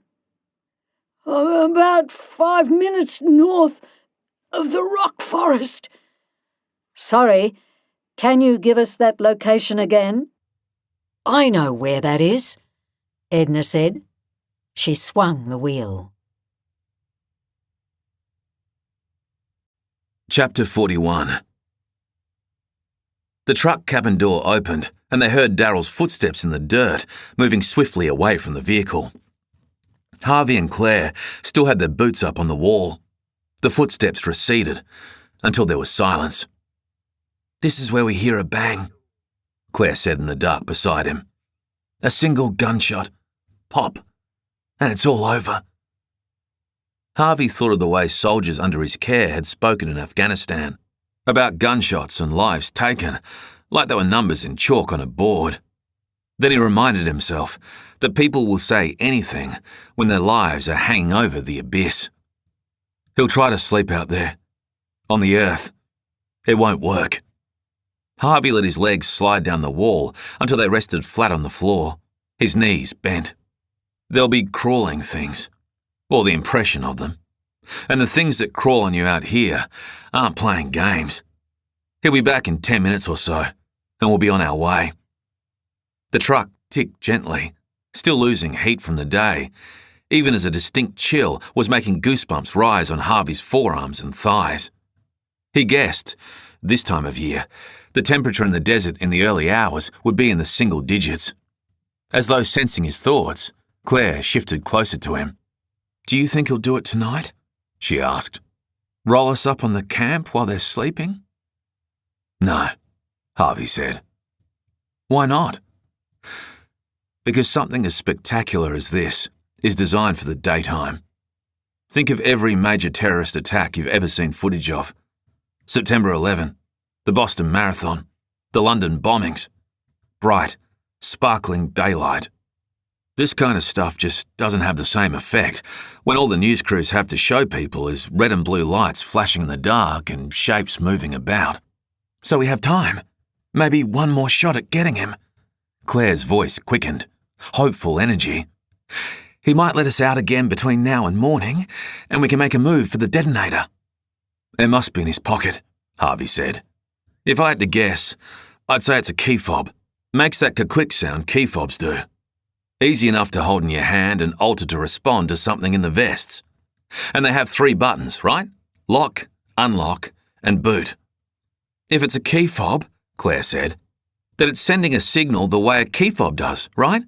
Like a little radio wave that the car picks up." "Mm-hmm. So, maybe they were lying when they said they can get us from anywhere. The key fob for your car, it has to be pretty close by for it to work." "We can't be sure," Harvey said. "Just because the trigger is housed in a key fob doesn't mean it's operating through those little radio waves. It could be that Tiz had taken apart 2 basic mobile phones, cut them down to their bare parts. In the key fob, he has the dial function fitted, with just 1 number programmed in.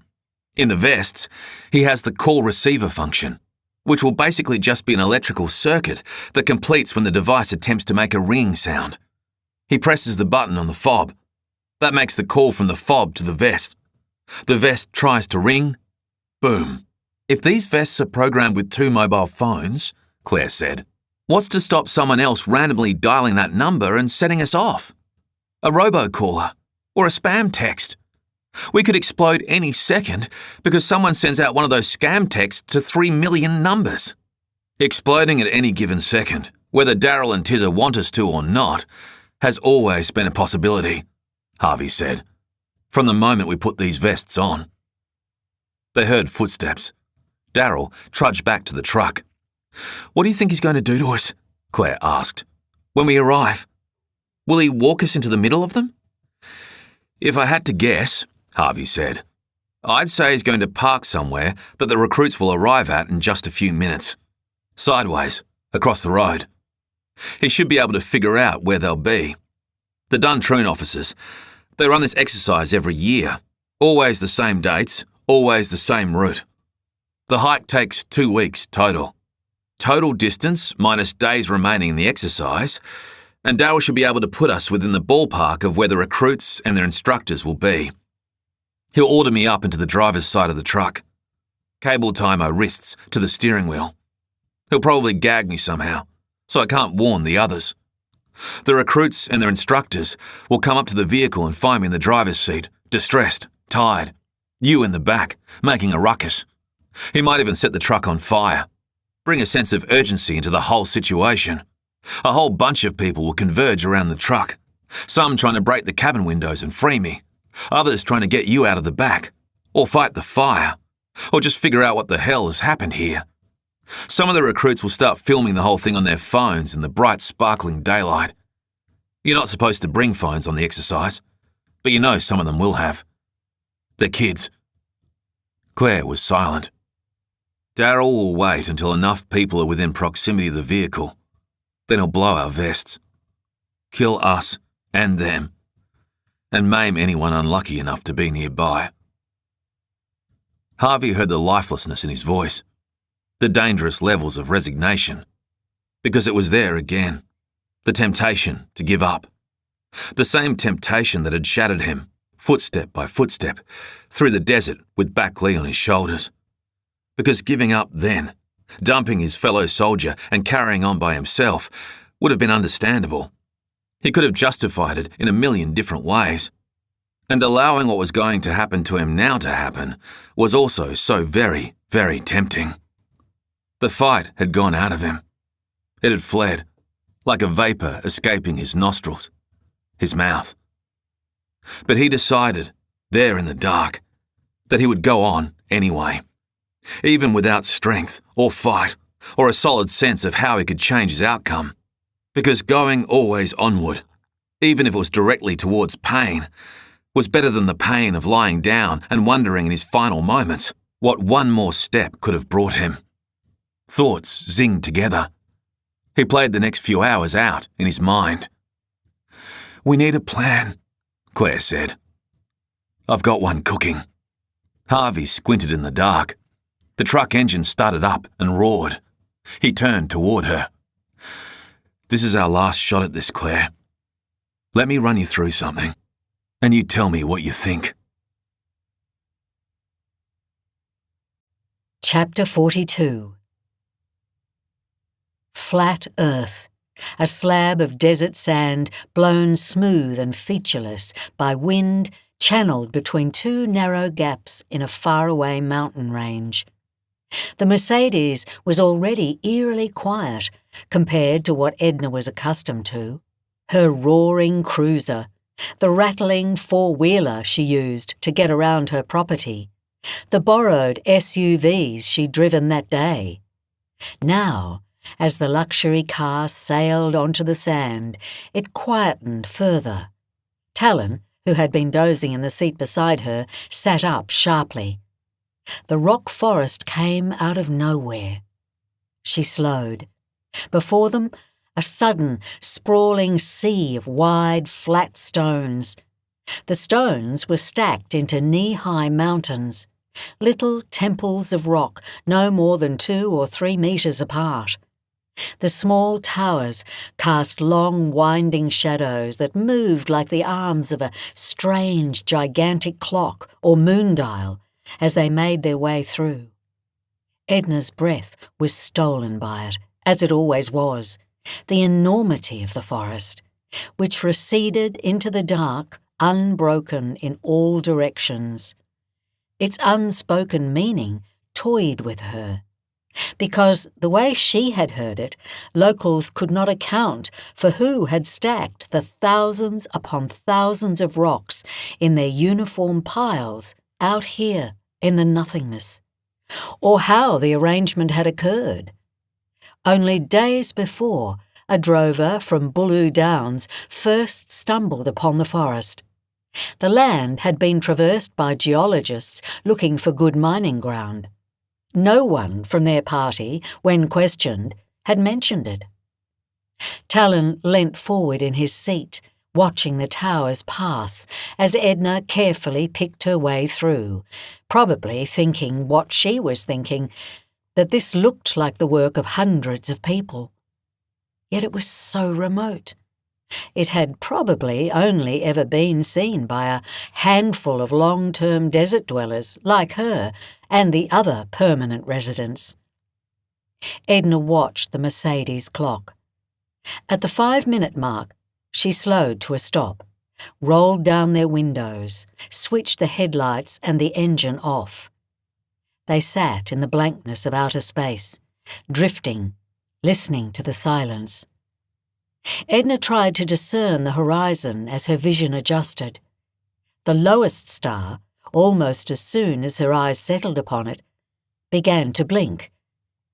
"There!" Talon pointed, seeing the blinking almost at the same time she did. Edna started the engine up. She hit the accelerator hard.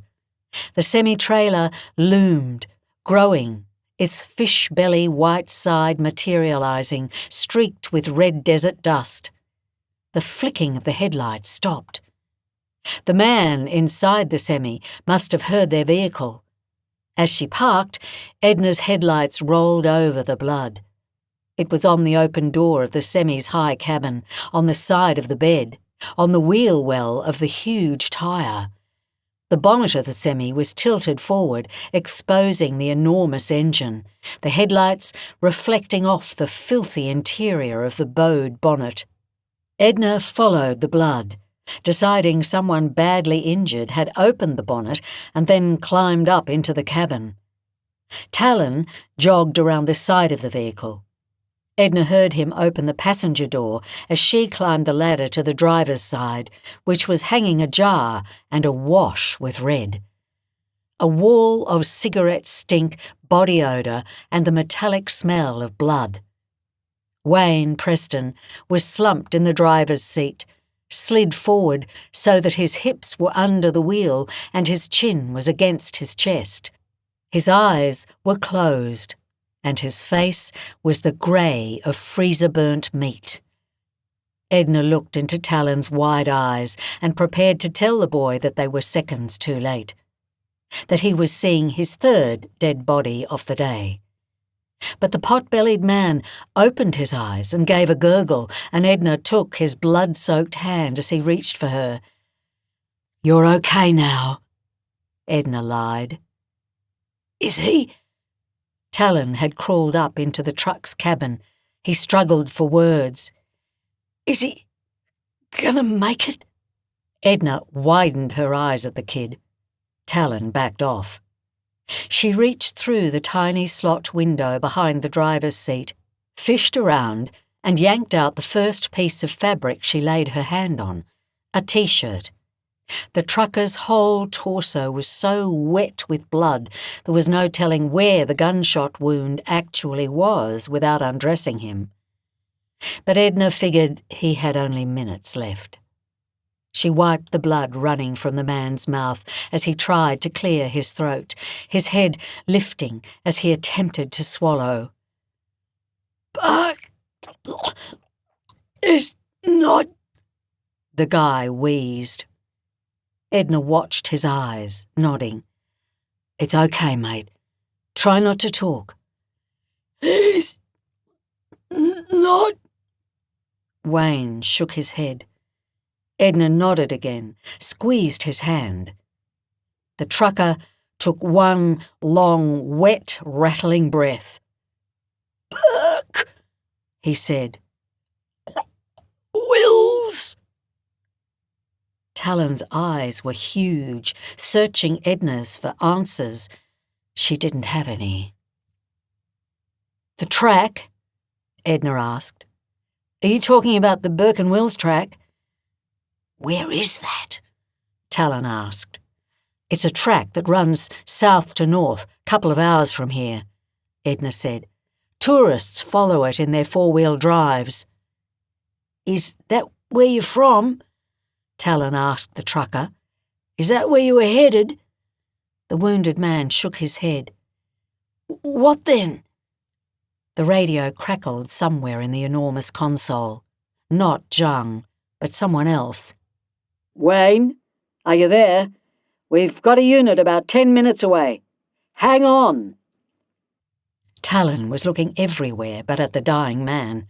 At the horizon, at the ceiling, at the semi's cabin, lit in the pale green glow of the dashboard. There was a stuffed toy crocodile affixed to the headrest of the passenger seat. Stickers, postcards, paperwork, and spent cigarettes littered the dash. The partition between the front seats and the sleeping area was stuck with hundreds of items: sun-coiled, handwritten lists, photocopied maps, menus from takeaway places as far away as Darwin. Edna followed the boy's eyes as she realised they were locked on a battered piece of paper in the upper right-hand corner of the cabin. A list printed in big Comic Sans font. Official Aussie Trucker CB codes. Code 4.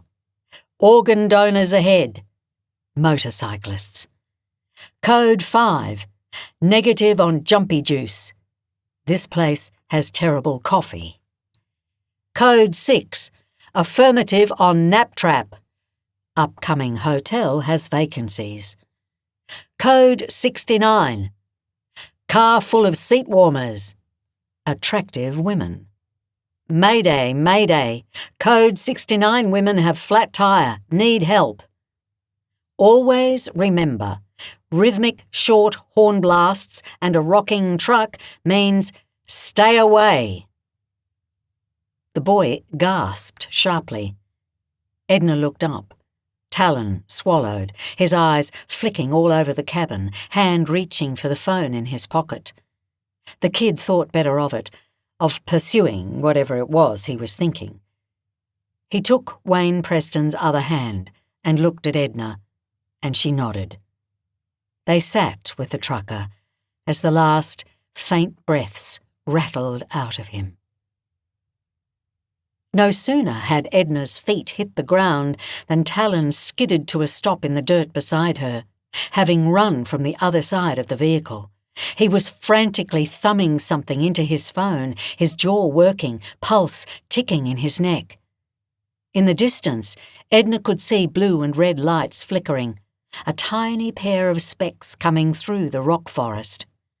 Talon pocketed the phone and seized Edna by the arms, and she yowled in shock and pain. "Holy shit, Ed! I was right!" "Jesus!" Edna snapped. "What about?" "SOS!" the boys said. When she didn't respond fast enough, he shook her, almost lifted her off her feet.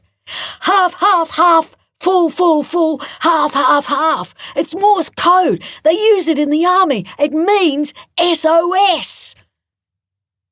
Edna stood there, watching the kid's eyes, knowing that the seconds were ticking by between then and when she would need to leave. Because she would be arrested when the approaching unit arrived. She knew that much. But something was happening, and the enormous reversal of thinking was rooting her on the spot, even after the kid let her go.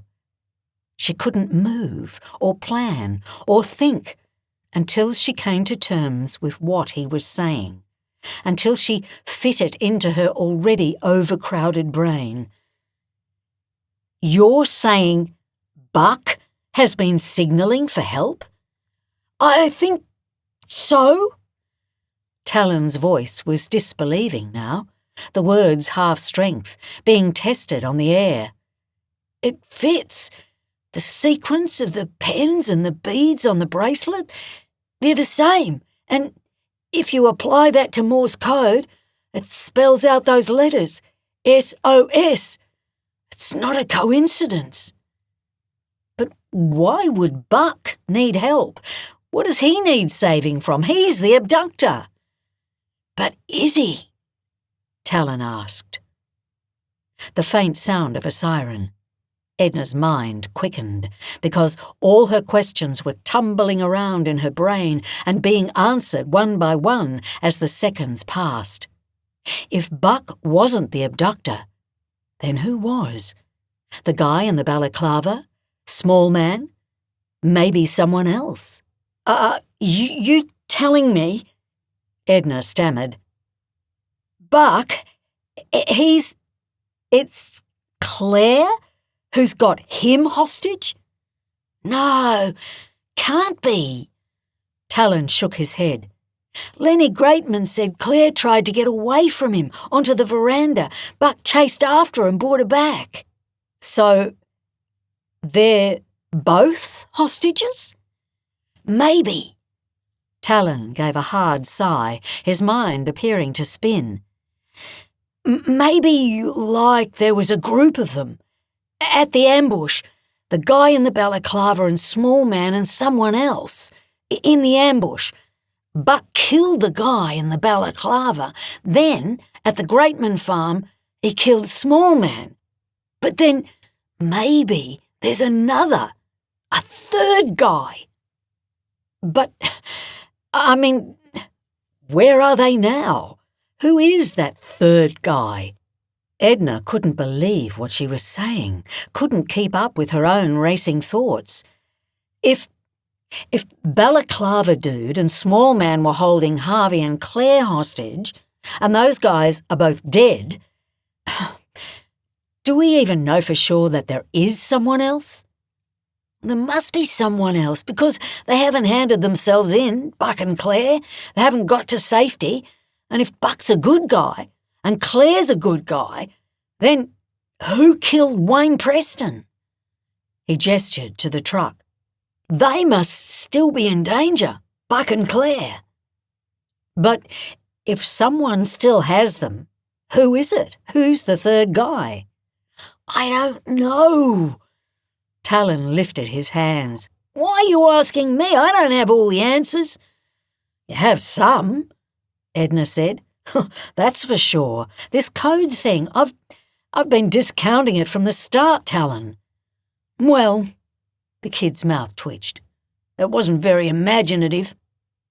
If we can figure out who the third guy is, maybe we can figure out where they're going. But we don't even know who the first two were. Edna rubbed her temples. Oh, how the hell are we gonna dash cam? Talon shook a finger at her, looked up at the truck. We didn't go after Tomerton's dash cam because we didn't know if it even existed and it was too late in the day. But maybe... Go! Edna pushed him towards the semi. The boys scrambled up the ladder. Edna's boot crunched on something in the dirt, made metal grind on metal. She reached down, picked up a chain with two thin steel objects attached to it, a circle and a hexagon. Dog tags. Before she could really examine them, the boy dropped back down beside her, his eyes on the approaching cruiser. But I guess we should leave this for them, Talon said, holding up a small grey camera with a suction cup. He glanced at the approaching police cruiser. It's evidence. No, we'll examine it ourselves, Edna said. On the road. Whatever we learn, we'll call and tell them. Get in the car. But we don't have a chance in hell of them believing us, Talon. About Buck, about the Morse code, about the third guy, Edna said. The best we can do is keep pushing on as our own team trying to solve this. Explaining ourselves is only going to slow us down. We'll share any insight we have. Of course we will. But we can't stop in our tracks or they'll stick us in a holding cell somewhere and that'll be the end of us. She pushed the kid along. Go! They climbed into the Mercedes. Edna started it up and hit the accelerator, kicking up a cloud of dust as she turned into the empty desert. Talon hung on, looking strangely distant, even as they raced away from the danger of arrest, leaving their fifth or sixth crime scene of the day. Edna couldn't be sure.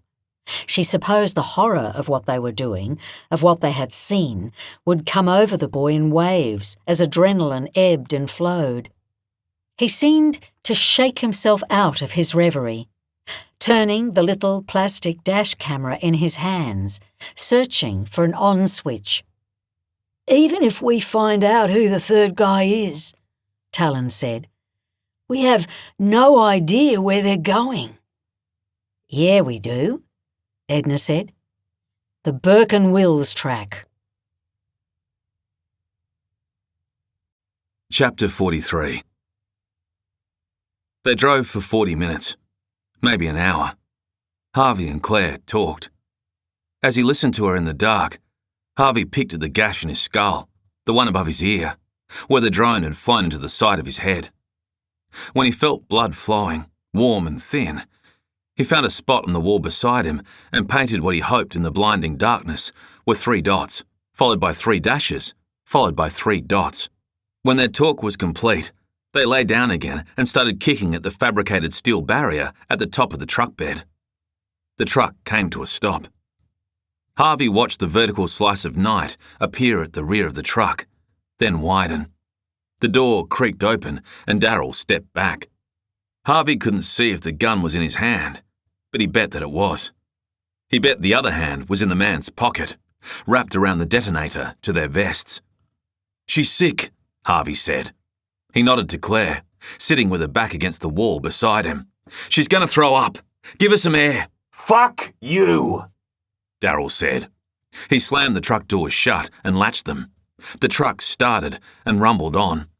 After half an hour or so, they lay down and started kicking again.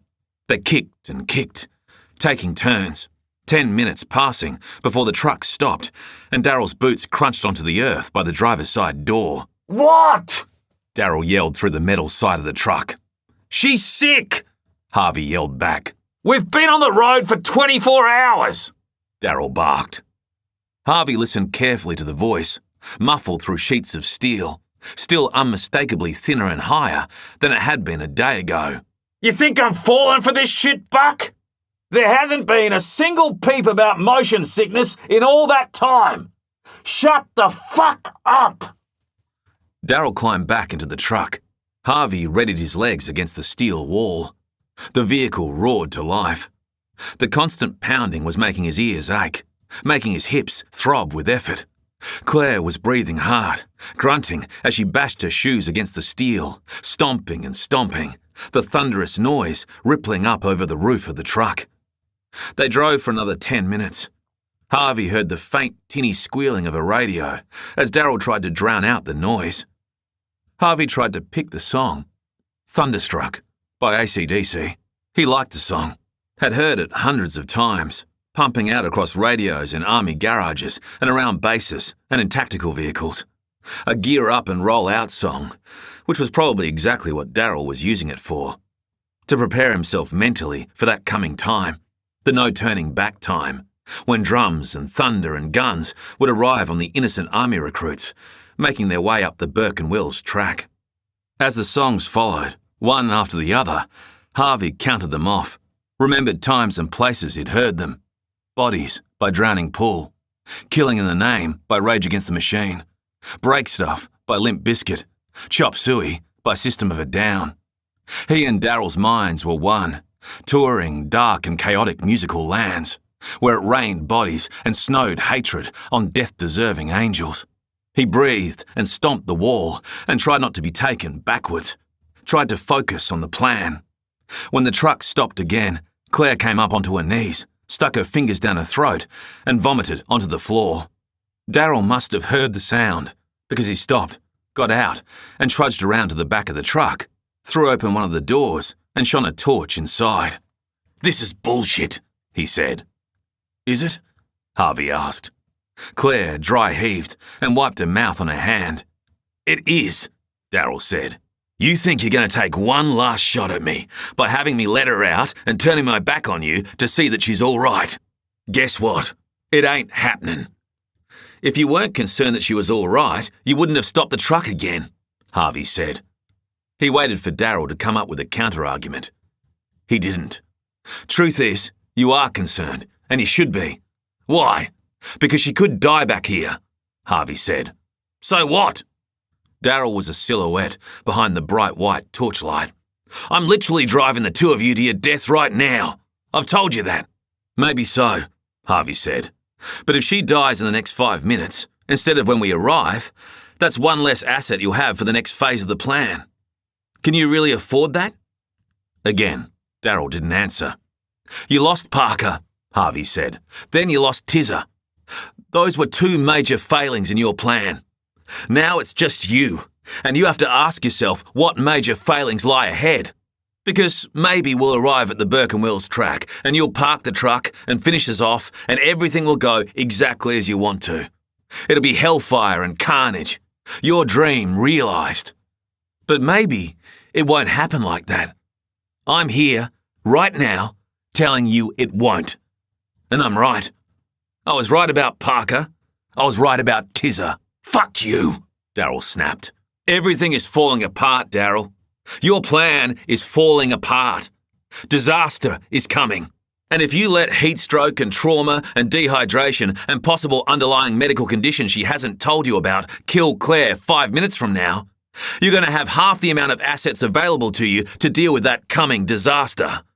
She doesn't have any underlying medical conditions, Darryl scoffed. Do you know that for sure? Harvey asked. I just need some air, Claire begged, and some water, please. If you don't trust him, just don't let him out of the truck. It's that simple. She vomited again. Harvey watched Daryl, who was barely a solid shape behind the torchlight. Silence fanned out across the truck. Daryl slammed the doors, shunted the levers closed. Harvey held his breath. Counted the seconds. Harvey didn't believe in mind meld or telepathy or any of that woo-woo stuff, though he'd had reason to in the past. He'd seen whole groups of men, moulded together by time, stress and circumstance, make the same decision at the same time. Soldiers finishing each other's sentences, anticipating each other's moves, sensing each other's emotions or desires when there was no outward indication of what lay inside each mind. He guessed there were rational explanations for it all. Pheromones, or micro-gestures, or animal instinct or whatever. But as he and Claire sat in the darkness, and the smell of her stomach acid burnt in his nostrils, Harvey tried to connect to Daryl's mind. Tried to take him back to the wretched, sobbing, miserable creature he had been in the containers. The one who hated himself for not protecting his daughter. Harvey knew Daryl had already resigned himself to the decision to kill Claire. But not letting her out of the truck for a breath of fresh air when she was tired and sick and traumatized was an unnecessary cruelty. A cruelty that was below him, who he was as a man. He closed his eyes and silently willed Daryl to think of it as such. The sound of the boots, the driver's side door opening and closing again after a few seconds. The boots again. The levers. The truck doors opened. Daryl pointed his gun at Claire. "You," he said. "Only you." Claire scooted on her butt down the length of the truck bed, avoiding the patch of vomit. She was shivering visibly as she reached the edge. Harvey squinted into the light of Daryl's torch and saw what he hoped to see. One hand clutching the torch and a dark object balled in the last two fingers of his hand, almost certainly the vest's detonator. The gun, clutched in Daryl's other hand, now pointed at Harvey. Daryl was trying to do the work of at least two men as he kept the light on Claire and the gun on Harvey. He looked jittery, exhausted, on edge. Harvey shifted forward on his butt, just a metre, moving swiftly and silently when Daryl's head was turned. Claire slid down from the edge of the truck bed and hit the gravel. Daryl pointed to something on the dirt, too far out into the dark for Harvey to see. "There," Daryl said. "Pick it up. Drink it." "I just need a second," Claire said. She pressed the back of her hand to her mouth, leaning hard against the edge of the truck bed. She wobbled, gagged again. I think I'm going to be sick again." "So drink the fucking water," Daryl snapped. "That's what it's for." Harvey shifted forward another metre. "You keep hurling your guts up without taking in more fluids and you'll..." Daryl started. But his words trailed off as Claire took a step towards the water bottle, faltered, and collapsed into a heap. Daryl stared at her dark shape on the ground for a good 2.5 seconds. Harvey counted them as he shifted forward. Then the older soldier flicked the aim of both his torch and gun back at Harvey. "Don't fucking move, Buck!" "I'm not moving. You've shifted forward. Shift back. Now. All the way back." Harvey didn't move. "Is she unconscious?" he asked. "She's fine." "Looks like she's fainted," Harvey said, trying to keep the predatory iciness out of his voice. He shifted up onto the balls of his feet, still low, in a squat. "Should have stopped an hour ago and got her that water." "She's faking it," Daryl said. He swept the aim of the gun and the torch back to Claire, then to Harvey, an almost 180-degree arc he was desperately trying to cover. "I know what this is, okay? I know what this is. This is a play. It's not gonna work. Get the fuck up, bitch!" Claire didn't move. Daryl stepped towards her, shoved her shoulder with his foot, made her whole body rock limply against the earth. Harvey took those precious microseconds while his focus was on her body to rise and take a step forward, bringing him within reach of the edge of the truck bed. "I said get back!" Daryl shifted the gun back to Harvey. "I'm not making a play." Harvey put his hands out. "I'm concerned for my friend. Is she breathing? Who gives a fuck if she's breathing? Daryl snapped. Get back in the truck. We're leaving her here. You don't want to do that, Harvey said. Don't tell me what I should and shouldn't do. Why not? Harvey took another step forward, right to the edge of the truck bed. You clearly need help. Everything's falling apart, Daryl. No, it isn't. You've got two options, Harvey said. Get her back in the truck or get her vest off. Daryl stood panting, his face twisted as he tried to think. Because if you leave her here with her vest on, Harvey said, guaranteed she'll be found. And they'll know your plan then, Daryl. They'll know I must have a vest on too. All it'll take is a phone call or one of those police alert text messages saying, do not approach, may be carrying explosives. You don't want that, do you? Because your whole plan is to activate my vest while I'm surrounded by innocent people. Harvey crouched, then sat on the edge of the truck. He slid down, stood on the earth. He knew what was coming. Tried not to think about it, because he was already in so much pain, and the thought of volunteering himself for more seemed ludicrous. He tried to sidestep Daryl, to back him up against where Claire lay. But Daryl twisted out of his attempted corral, stepped back, and kept his arm centered on Harvey. Pick her up and put her in the truck, Daryl commanded. No, Harvey said. Do it now. No. I'll blow your fucking vest, Harvey Buck. I swear to God, Daryl roared. Pick her up and put her in the truck. You're not going to blow my vest this close to the end. Harvey took a step towards Daryl, causing him to take a step back. Not when you're so close to realising your dream. You don't have any leverage here, Daryl. You're backed into a corner. Oh, I am? Daryl asked. He smiled suddenly. A hard, icy smile. Then he pointed the gun at Harvey and pulled the trigger. Chapter 44. Pull over, Talon said. Edna slowed, stopped under a gum tree. This one actually had leaves. They were heading out of the miserable, desolate sand and scrub that constituted the Crown lands, where unfortunate cows that wandered from their herds further south found only baking rocks and certain death. In the distance, she could see the shape of what could only be a copse of trees, a lonely island in the nothingness. More would come. They were heading southeast towards the tiny town of Thargomindah, the land getting better as they went. Only the dying whispers of a half-conscious trucker to drive them onward. Edna felt weighed down by hopelessness. Thought about Burke and Wills and their horrific, doomed-from-the-start mission out here to find a sea that didn't exist. The silent minutes, while Talon tried to figure out how to work the dash cam, left her time to pick holes in his whole theory about the codes Buck had apparently left for them. Could they really rest such a heavy working theory about Buck's innocence and the presence of a third man on a handful of beads tied to a child and some pens placed on a counter? Her head swam. Talon shoved the camera in her face, and she found herself blinded in the dark by its hard white light. "Check it out," the boy said. Nothingness. A blank, pale grey slab of earth, dusted with rocks. Edna could discern the smooth, curved nose of the semi-trailer's bonnet just edging into the bottom of the screen. The camera must have been positioned to record what lay immediately in front of the vehicle, up to about 100 metres. Designed to capture rear-enders, she guessed, or accidents with pedestrians or wildlife. A man came into the frame, tall, muscular, shaven-headed, white.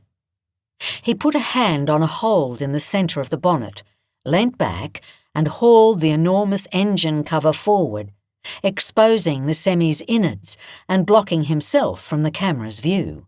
Edna watched as the man popped back into view, obviously standing on a foothold in the semi's side, fishing around in the engine block. "He disconnects the battery, I reckon," Talon said, stopping the video and skipping backwards. He paused the feed on the man's face as he gripped the bonnet. "He spends a few seconds in there, then he shuts the bonnet and disappears for a while. Next thing we see is Wayne Preston maybe an hour later. He's injured badly, trying to open the bonnet and undo whatever the guy did. It takes him a while." Talon rubbed his eyes. "It was hard to watch, to be honest." "Is this the third guy, then?" Edna leant in to look at the man who was not Wayne on the screen. "Must be." "So, who is he?" Edna said. "Did you check him against those guys who survived the massacre?" Talon nodded. "Lippo and the others?" He turned his phone towards Edna, showed her a picture of the same man in full colour. It was an old picture. He was younger, fuller-faced, scowling with a rifle leaning against his shoulder. "Henry Darrell," Edna read. A sparkle of energy hit her. She slapped her forehead, fished around in her pocket. "Jesus! In all the chaos, I forgot all about this. I picked this up at Wayne's truck. We were in a hurry. I just stuffed it in my pocket." She held out her hand, showing Talon the dog tags. The boy reached up and turned on the overhead light. Squinting and examining the words printed there in the unflattering gloom, with exhaustion hanging heavy on him, Talon looked 10 years older. Still young, but further along his journey into becoming whatever it was that he would be. Edna felt a pang of mixed, hurtful emotions. Pride, regret. Talon tapped at his phone, showed her another picture. A narrow, weasel-faced man standing in a group, his oversized helmet clamped to his head like a mushroom. "Small man," Edna said. "Nathan Tizzer. The guy in the balaclava must have been this one, Parker." "Okay. So, we know who they are," Edna said. "Now we have to figure out what they're doing." "Yeah," Talon nodded. "What's their problem with Buck? I mean, what happened? Was it something during the ambush? Did Buck set the whole thing up? Did he try to feed them to the Taliban?" "Oh, whatever their reasons for taking Buck hostage," Edna said, "our focus needs to be on their plan. What does the Burke and Wills track mean to these guys? Why were they taking Buck there?" They pulled back onto the road. Edna dialed Zhang, then found herself wincing as the line connected. "Tell me this is you calling to negotiate a surrender," Zhang said. "You make it sound like I'm the one out there robbing banks and blowing people up." "You're sure blowing up something. Your career is basically vaporized right now, Norris. You grievously wounded the Commissioner of the Northern Territory Police. I was provoked. That's not what the witness says. It'll be what the evidence says. I'm being told by officers at Wayne Preston semi-trailer that you just left an active crime scene. Again." "Not only that," Edna said, "but I've taken evidence with me. Again." "You what?" "Listen." Edna gripped the wheel, steeled herself. "My capacity to act in this case has been jeopardized from the start.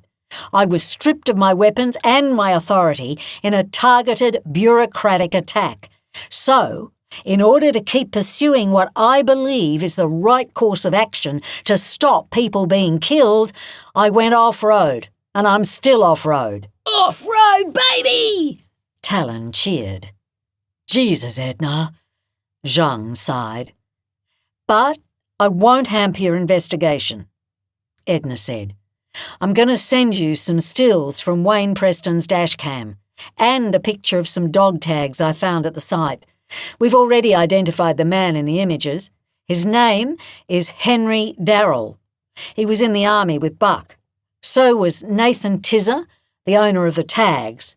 And we believe that the man at the crime scene at Buck's car was Martin Parker. Our investigation has also led us to believe that Claire Holland and Harvey Buck have both been held captive by this crew. Zhang was silent. Edna explained their theory, the distress messages left by Buck at the bank in Cooper Creek and the Greatman farm. She told Zhang about Wayne Preston's final words, his mention of the Burke and Wills track. There was only silence on the line. "Are you still there?" Edna asked. "I'm here," Zhang said. "I'm just... Honestly, I'm lost for words, Edna. Cop to cop, I get it. I've been emailed about you by your old chief back in Adelaide. I know what happened to you, and I think something like that would fuck anybody up. But that doesn't mean you get to ride around with a teenage sidekick shooting people and jeopardizing evidence and cooking up weird theories about hidden symbols and codes." Edna laughed. An angry noise. "Cop to cop," she told Zhang. "Your law enforcement instincts should tell you to hedge your bets here. Because as crazy as this sounds, there's always the possibility that I'm right. So if you're good at your job, Zhang, you'll bag Commissioner Holland's shoes when he gets dragged into hospital. You'll look at his rifle to see if it was recently fired and if the ballistics match Sergeant Stevenson's crime scene. You'll have officers search his house for signs of a struggle with his wife, and you'll go into his online accounts looking for the purchase of a tracking device. A good cop always hedges their bets." "Aha," Zhang sighed. "I've got a shoot-to-kill order out on Buck, Edna, and an arrest-on-site order on you. Please don't make things difficult when you're apprehended." Edna hung up. Talon was watching her from the dark of the passenger seat. "We're on our own?" he asked. "Always were." Edna straightened in her seat. "The track. Let's talk about the Burke and Wills track. There are towns along it, but they're tiny. Thargomindah, for example. There's a pub and a medical centre. OK, so the population is only like 300 people. But those properties are spread out. We don't want to be looking for Buck and Claire and Darrell over that great an area when we can narrow them down to a single destination." Talon struggled, his brow low. "Maybe there's a specific person they're going to meet up with. Another army guy. Someone else from the massacre, or are there any events there, like, what's the date? Could there be more people in the town than there usually is? There's a race every year, and a music festival, and neither of them are now. So what else happens there? Well, people trade cattle and drink beer and sweat into their Levi's." Edna rubbed her aching eyes. "We need to find the connection between Buck and Darrell and the track. I'll do a deep dive on Darrell." Talon tapped at his phone. "Maybe he has a property there, or a business." The car rumbled through the desert. "Jesus, these army people, they hate the internet. It doesn't even have a LinkedIn." "Is there anything army-related that connects to the Burke and Wills track?" Edna squinted at the horizon. Ahead, a red dot blinked, tracking the horizon. A helicopter or drone? She couldn't tell. "What about army bases nearby, or the Birdsville airport? Does it house army choppers or anything? I'm going to put in Australian Army and Burke and Wills track into a search, Talon said. There was silence. Edna thought about turning on the radio, cluing back into the search efforts. She wondered if it would keep her awake. Hang on, Talon said. I think I've got something. Chapter 45. Harvey took the shot exactly where he expected to. From the front of the thigh, slightly to the right of the bone, maybe 10 centimetres above the knee. It was the smartest place for Darryl to shoot him. A gunshot to the leg, in the thick, large quadricep muscles and away from the arteries, wasn't going to cause Harvey to bleed out or go into catatonic shock or anything that would impede Darryl's next movements. But it was going to stun and incapacitate him, and that's exactly what happened. What Harvey hadn't expected was the pain. He'd heard what getting shot was like from guys who had taken bullets in the army. The blinding thump into his flesh that took his leg right out from underneath him, caused him to spin and flop to the ground. The shuddering wave of energy that rippled throughout his entire frame as the bullet hit, his whole body like a gong, ripples echoing out from the impact point. Then came the swelling, searing pain that crept up from the wound into his very throat, shutting it off, stifling his ability to scream. He was not prepared for that, because those guys in the army hadn't been expecting the bullets that had marked them, and they'd been on the run, full of fight or flight chemical goodness, half numb to what had happened by the need to survive. They'd talked tough about getting shot, but this wasn't fun. Not fun at all. Harvey curled up and gripped his leg and ground his teeth until Darryl came over the top of him and wrenched his arm behind his back. Harvey howled in protest to cover the sound of Claire getting up, lifting the rock he'd told her to try to spot as she got out of the truck in the dark. He told her to try to collapse by a rock that was big, but not too big, something she could heft with one hand, but would get the job done in one strike. Rockmelon-sized, they'd agreed. Their hopes had been heavy, full of dread. Because for all his luck, Harvey knew they could have stopped on bare sand. Now Harvey turned his head, spotted Darryl's gun hand lying by his shoulder, steadying the man as he ground a knee into Harvey's spine. When he heard the inevitable thump of the rock into the back of Darryl's skull, Harvey reached up, grabbed the gun, twisted it out of Darryl's loosening grip as the older man slumped on top of him. Harvey rolled out from under Darryl, flipped him over, pressed the gun to his temple. Darryl was still awake. The heavy-lidded, grey eyes slid towards Harvey, trying to register what had happened, sliding away to try to focus on Claire, kneeling there with a bloodied lump of sandstone in her hand.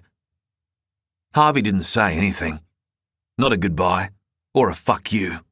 He just pressed the gun against Darryl's temple as hard as he could, sandwiching his skull between the pistol and the unforgiving desert plain, and he pulled the trigger. He put him down like an animal, because that's what Henry Darryl deserved. Harvey and Claire knelt there together then, wind whistling by them, dragging with it the urgency and terror of the past few moments, the fear that had left them both sweating and gasping and huffing now, struggling for calm. The pain in Harvey's leg, as it lay stretched before him, had subsided to a dreadful ache, the kind that threatened to erupt and take him if he dared move a single inch. But moving was necessary, for both of them. Claire dropped the rock she just helped murder a man with, and raked her fingers up into her hair, and bent her head, and made a despairing sound. Harvey shifted over to her, breathing through the lightning in his leg, gripped her wrist, and squeezed it. It was all he could manage. Some neglected corner of his mind was telling him he should be feeling relief. But none had come. The first light was touching the horizon, bathing everything in a thin blue glow. Harvey shifted over again and reached into Darryl's pocket, ignored the feel of his still warm body, and fished out an object. It was a pair of black plastic car key fobs, connected by a single key ring. Each fob had 3 buttons on it. The former unlock, lock, and unlock boot functions. The fobs were exactly as Harvey had expected them to be. From the top of the key to the bottom, the 3 vertical buttons housed small dome-shaped pieces of plastic glued in place. Harvey supposed the little dome-shaped bumps provided a kind of braille for Daryl, so that he could keep the fob in his pocket out of Harvey and Claire's view, but still feel which stage of the detonation process he was about to initiate. The top button, with 1 dome, Harvey supposed was stage 1, the light. The second, stage 2, the alarm. Harvey looked at the former unlock boot button, which housed 3 small domes in a row. The third stage. Kaboom. He ran a finger lightly over the bumps, feeling a chill creep into his stomach as he noted one key fob's shape was decidedly different to the others. One was from a Toyota, the other from a Hyundai. He reached into Daryl's other pocket, looking for a phone or another key fob, the fob belonging to the vest that had killed the old man, Warren Greatman. He found nothing. Harvey realised Claire was watching over his shoulder as he examined the fobs again. He handed them to her when she put out her hand. "My God," Claire whispered. "I can't believe I'm holding them." Harvey dragged himself to his feet, pushing off his good knee, chewing his bottom lip as the pain pulsed through him again. "We're nearly there," he said, "but we're not there yet. We need to get to the front of the truck, see if we can find Daryl's phone. You're going to tell the cops the situation, that I'm not a threat to you, that we need explosive specialists to deactivate our vests. Hopefully, they'll believe you. About me, I mean. Hopefully, they won't just shoot me on sight as soon as they arrive." Harvey limped to the back of the truck, leant against the bed, tried to put his full weight on his wounded leg. The pain whumped into him. Bad, but not as bad as getting up from the ground. Progress. "Which one of these fobs is my vest and which one is yours, do you think?" Claire asked. She was standing now, holding the connected fobs in one hand. "Am I the Toyota or are you the Toyota?" "No idea," Harvey said. He had limped a little into the landscape, discerned the edge of an embankment in the near distance. They were parked beside a wide, bare slab of earth, flattened by the passage of vehicles. Was this the Burke and Wills track? He couldn't remember what it looked like. He had a flash of trudging on muddy sand, recruits ahead of him and behind, grey skies, instructors shouting at them. Then the vision was gone. The aftershock of being shot was shuddering through him, turning his thoughts to fragments. "It doesn't matter, does it?" Claire didn't answer. Harvey looked back. She kept her eyes on him as she bent slowly and retrieved the gun from where Harvey had set it, beside Daryl's limp dead hand. She rose slowly to her feet, and Harvey turned to her, the pain in his leg forgotten as he recognised the guilt flickering in her eyes. "Claire? Listen," she said. He took an agonising step forward. Claire took 2 large ones back. "Listen to me, Harvey. Just listen for a second. Okay? Claire." Harvey eased the word out, heard it tremble on the wind. "What are you doing? You said it yourself." Claire adjusted her grip on the gun, nervously, shakily, dangerously. "We're nearly there, but we're not there yet. I'm sorry, Harvey, but I need some leverage too." "What are you talking about?" "When we make that call, telling them where we are," Claire said, it could be that the first person to arrive on the scene here is Gareth, okay? Because he'll be out there. I know he will. He'll be searching for me and wanting to end this cleanly. And I know he'll have his ear to the ground with all the cops and the rescuers wanting to know where I am. Harvey, he's going to kill me, okay? He's going to kill me before I can tell them that he's been trying to kill me all this time. He'll cook up any story he has to in order to explain what happened. He'll say, you came at him and he fired and he accidentally got me. Claire, and you'll be dead, Harvey. He'll kill you too, Claire. Harvey took another step forward. Claire took 3 backwards. Don't do this. I'm scared, Harvey. I'm scared of this man. You don't know him. It's going to take more than a gun to get away from him, okay? I tried that. I have that proven already. I want to make sure I'm safe and away before... Claire! Harvey's voice was heavy with fury. Put the gun down. Put the key fobs down. There are other options here. I just need to hold on to these until... Put them down, Harvey roared. His whole body was shaking.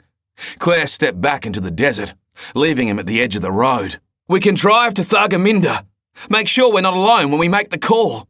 If there are other people around, it won't matter what Gareth says. There will be witnesses. Or we can explain over the phone that we won't reveal our location until we can guarantee... There's no time, Harvey. Please!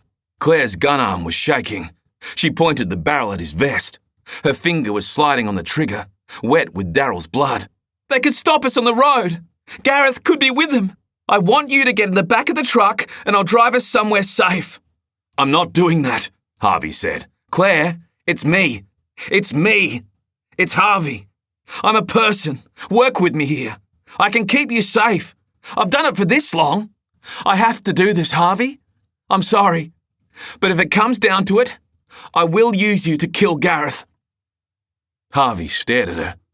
I want him dead, Claire said. And this is my chance. Are you saying you're trying to get away from him, or that you're trying to kill him, Claire?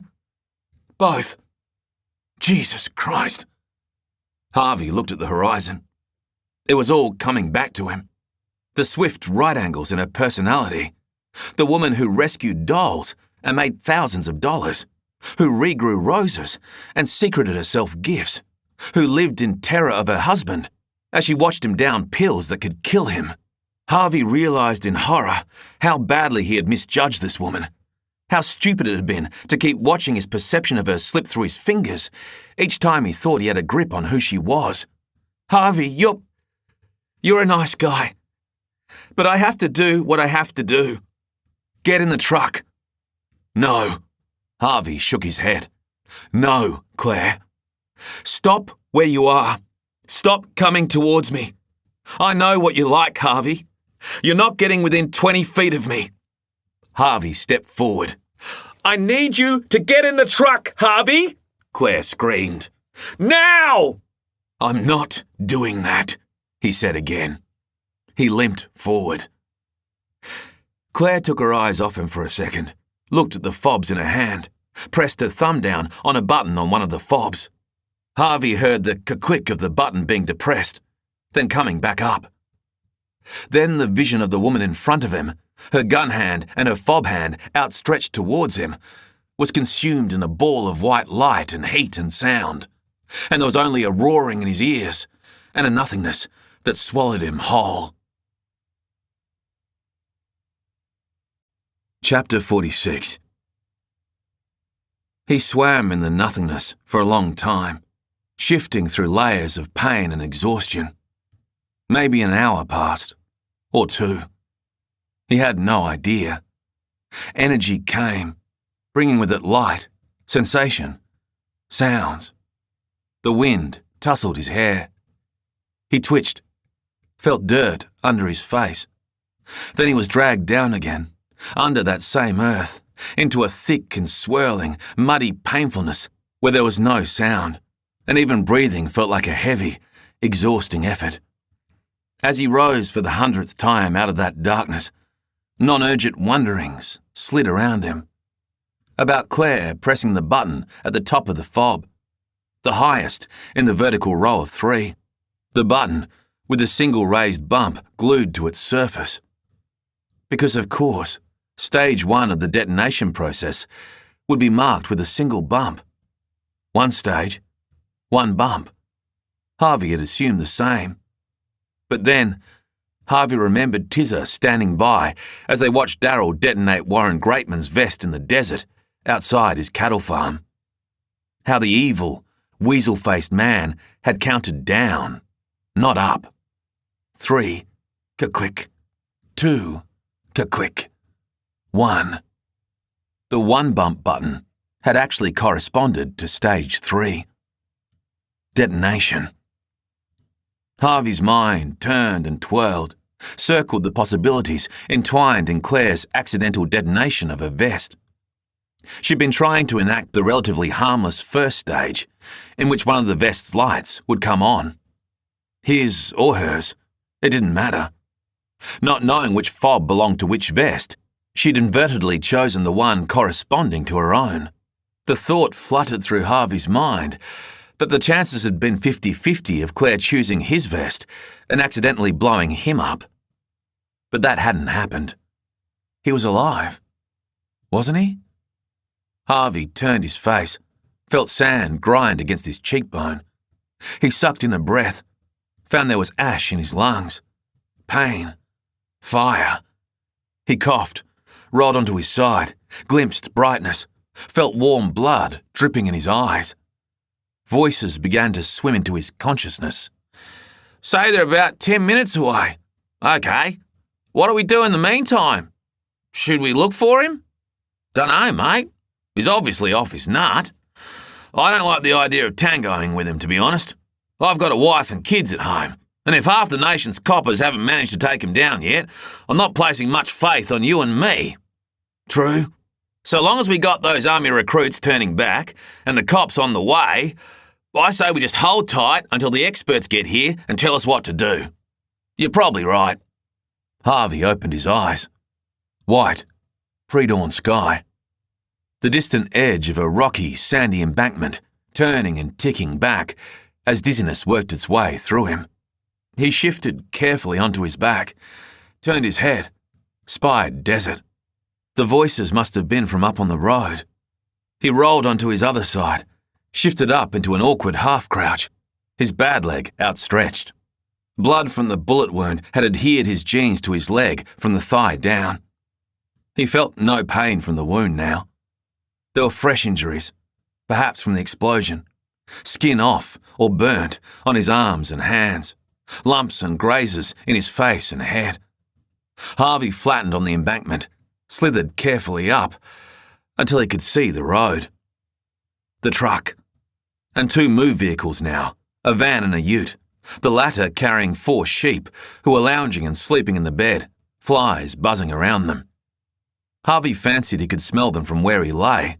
They were so close. The men who were talking were standing at the van's bonnet, looking down at an object on the road, each holding a rifle by the stock. He followed their gaze to Claire's shoe, which lay between them on its side. Harvey realised with a quiet horror that the shoe was full. He looked across the road, beyond the wheels of the van. He could just make the shape of Daryl's body lying in a heap beyond the truck. He did a quick calculation, realised he must have been blown clear across the road by the impact of the explosion from Claire's vest. "You ever seen anything like this before, mate?" one farmer asked the other. "Oh, God. I actually have." "You have?" "Yeah. I used to be an arborist." "A what?" "Tree lopper." "Right. Saw a guy get pulled into a chipper once." "Geez." "Yeah." Harvey slid back from the embankment, began crawling, with his teeth clamped against the pain, away from the men, along the length of the rocky dip from the road. His burnt hands picked up dirt and grit, and blood ran from his chin down his throat and into the vest. He pressed on for what felt like an eternity, the voices of the men fading. Then he pushed himself up, and in a low crouch, made his way towards a small hill, listening all the time for gunshots or the voices of the men behind him shouting. None came. When he got to the hill, he stopped for a rest, counting out 20 full, slow breaths before he went on. Chapter 47. A chopper roared overhead. Edna and Talon leant forward together to watch it pass, so close Edna felt the beating of its blades in her chest.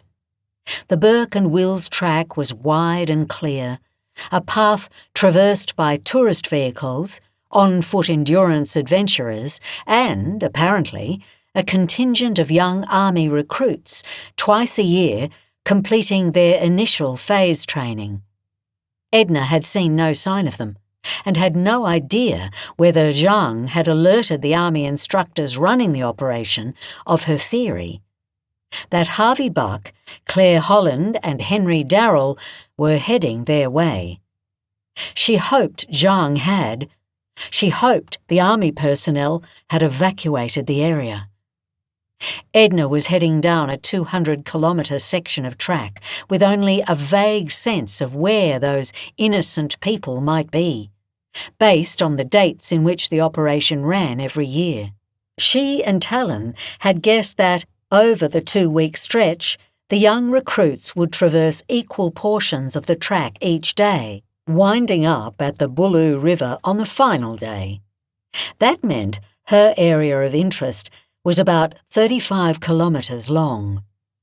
Talon sat rigid in his seat beside her, watching as a mob of kangaroos left the path ahead, heading for their morning feeding grounds.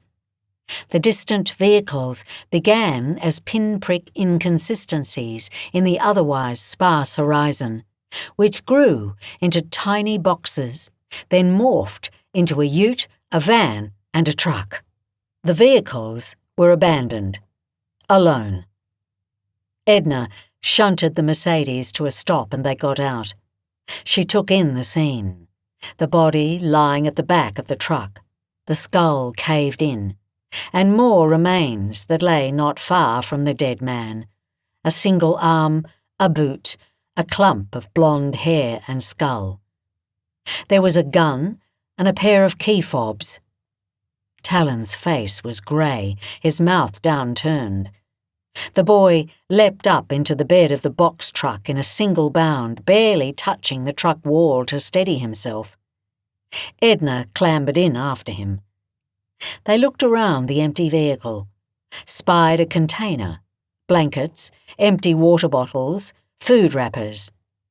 Someone had been housed here. The place reeked of body odour and vomit. Talon pointed to the markings in blood on the wall. 3 dots, 3 dashes, 3 dots. So, where are they? Edna said. She was suddenly breathless, her temples pulsing. Is the dead guy Buck or Darrell? Buzzcut. It's got to be Darrell. So where's Buck? And who owns those cars? Edna went to the edge of the truck bed and hopped down. She saw blood on the road, followed the smear to an embankment where there was more, a red-brown pool drying in the soil. Come on! She beckoned the boy. Chapter 48. Harvey stopped. There was a helicopter working its way along the distant Burke and Wills track, and its steady thumping rhythm had masked the footfall of the men behind him. Now, as it receded, he heard the unmistakable crunch of dry, thin bracken. The country they were in was littered with struggling gums. Harvey turned slowly, heaving his bad leg with him, and saw the 2 farmers, frozen, and watching him from some 20 metres away. All right, mate, the first said. He was a short, portly guy, wearing a green checkered flannel.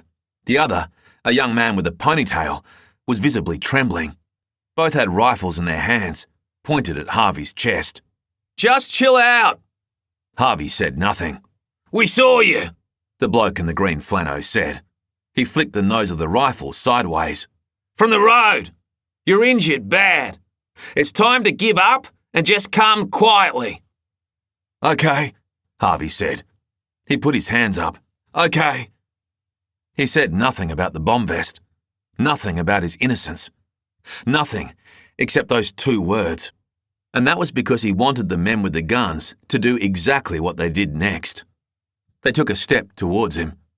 Harvey went down carefully on his good knee.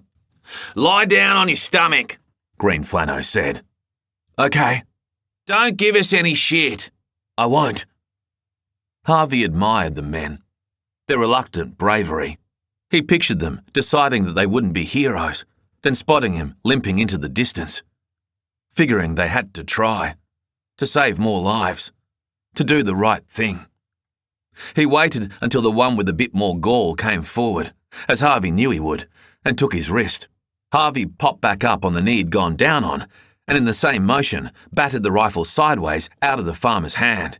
He gripped the barrel, yanked hard, and palmed the guy hard in the collarbone, a blow that would knock the breath out of him and would numb the arm that held the gun. The rifle came out of the guy's grip, and Harvey spun it clockwise in his hands and pointed it right back at the sun-browned face of the shell-shocked farmer. The move took less than a second. Harvey cocked the slide bolt and saw, out of the corner of his eye, the younger farmer with the ponytail give a full-bodied jolt at the sound. "Drop it," Harvey said. He didn't look at the kid, but he clocked the boy placing the rifle carefully on the ground, out of the corner of his eye. Harvey backed the older farmer up a couple of steps, shifted sideways, reached down and took the second rifle by the stock. "Lie down on your stomach, interlock your fingers behind your head, and count to 100, Harvey said. "Both of you."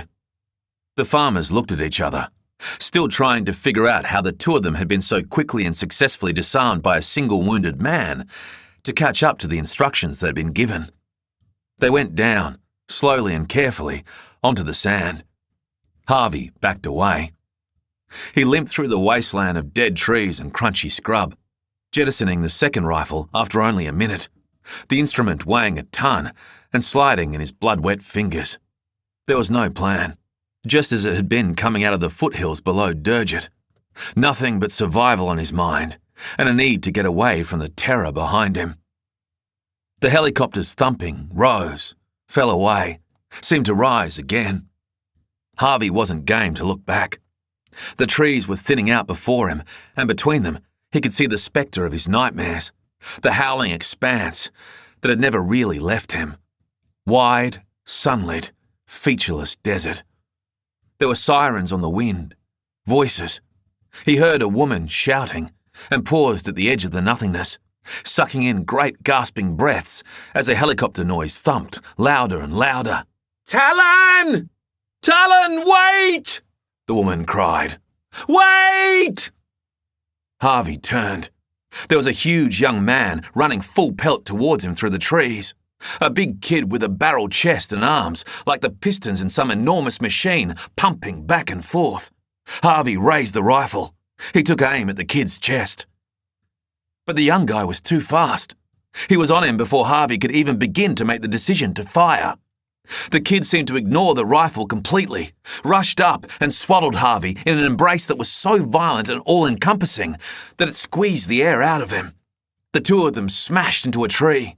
Harvey was pinned there, the kid hugging him, the rifle flung from his fingers as a helicopter that had been pursuing them swung to a stop just beyond the reach of the dead trees, and the shooter riding in the open cabin window looked down at Harvey with a machine gun raised and ready to fire. Through the wind, over the big kid's shoulder, Harvey saw a small woman in a tan police uniform. No hat, punky, short-cut silver hair. She was waving madly at the chopper, the sniper seated within it. "Don't shoot! Don't shoot! Don't shoot!" Harvey held on to the huge, panting youth who had him and felt weak in the knees.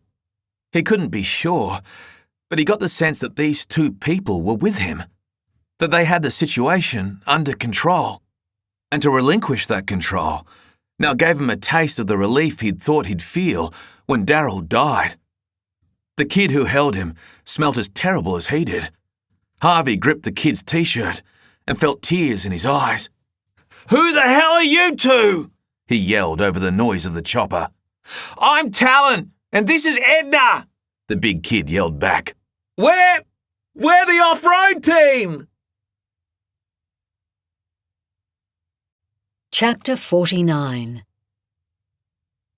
The remote-controlled monster truck turned in a tight circle, shunted to a stop, kicking up red dirt before it buzzed and spun its tyres. It was being driven by an adult, someone from the Adelaide team. The officers were clustered around a police cruiser that marked the middle of the roadside gathering.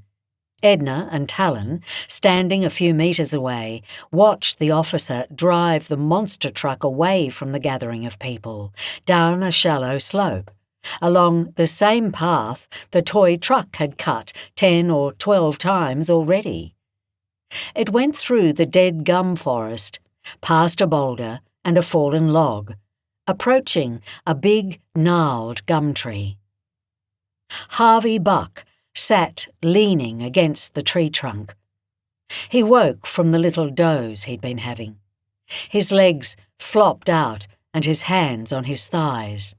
Edna, Talon, and 100 or so other people watched as Buck unhooked the little bundle that had been haphazardly sticky-taped to the top of the remote-controlled truck.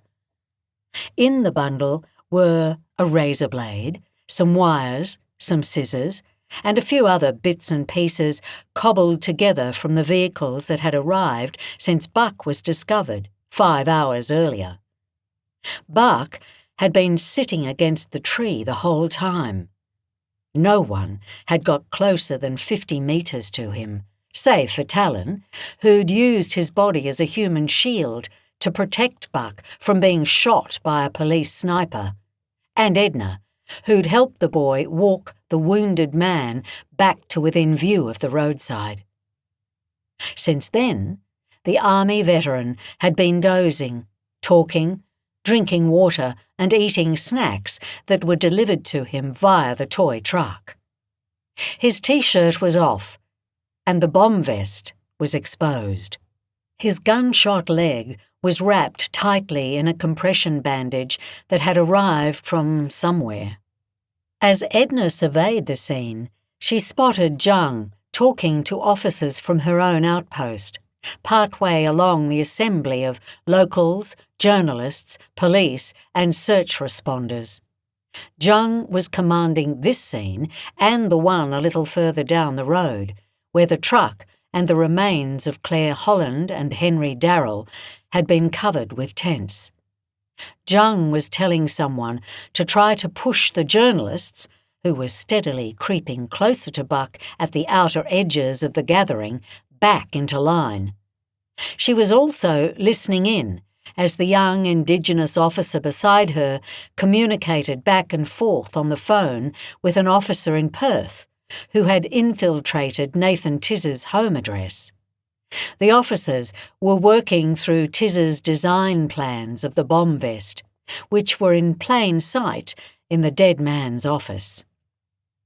Listening in, nearby but not too close, Edna felt at once part of the effort to save Buck, and completely detached from it. Now and then she caught an icy glare from Jung, or a sneer from one of Jung's subordinates. A slight sense of smugness fluttered about Edna, because she knew, with so many journalists on scene, that she wouldn't be arrested. But pain was on the horizon. Inquiries, interrogations, miles and miles of reports, and hours of meetings. She told herself not to let the dread take her away from this moment. There were more pressing matters at hand. She ignored the looks from where she sat, perched on the bonnet of someone's little grey Subaru. Talon stood beside her, leaning against the vehicle. "Mr. Buck," Jung said through a megaphone, "we think we're ready to make some moves on this thing." In the distance, Buck raised a thumb. "Just to be clear," Jung drew a deep breath.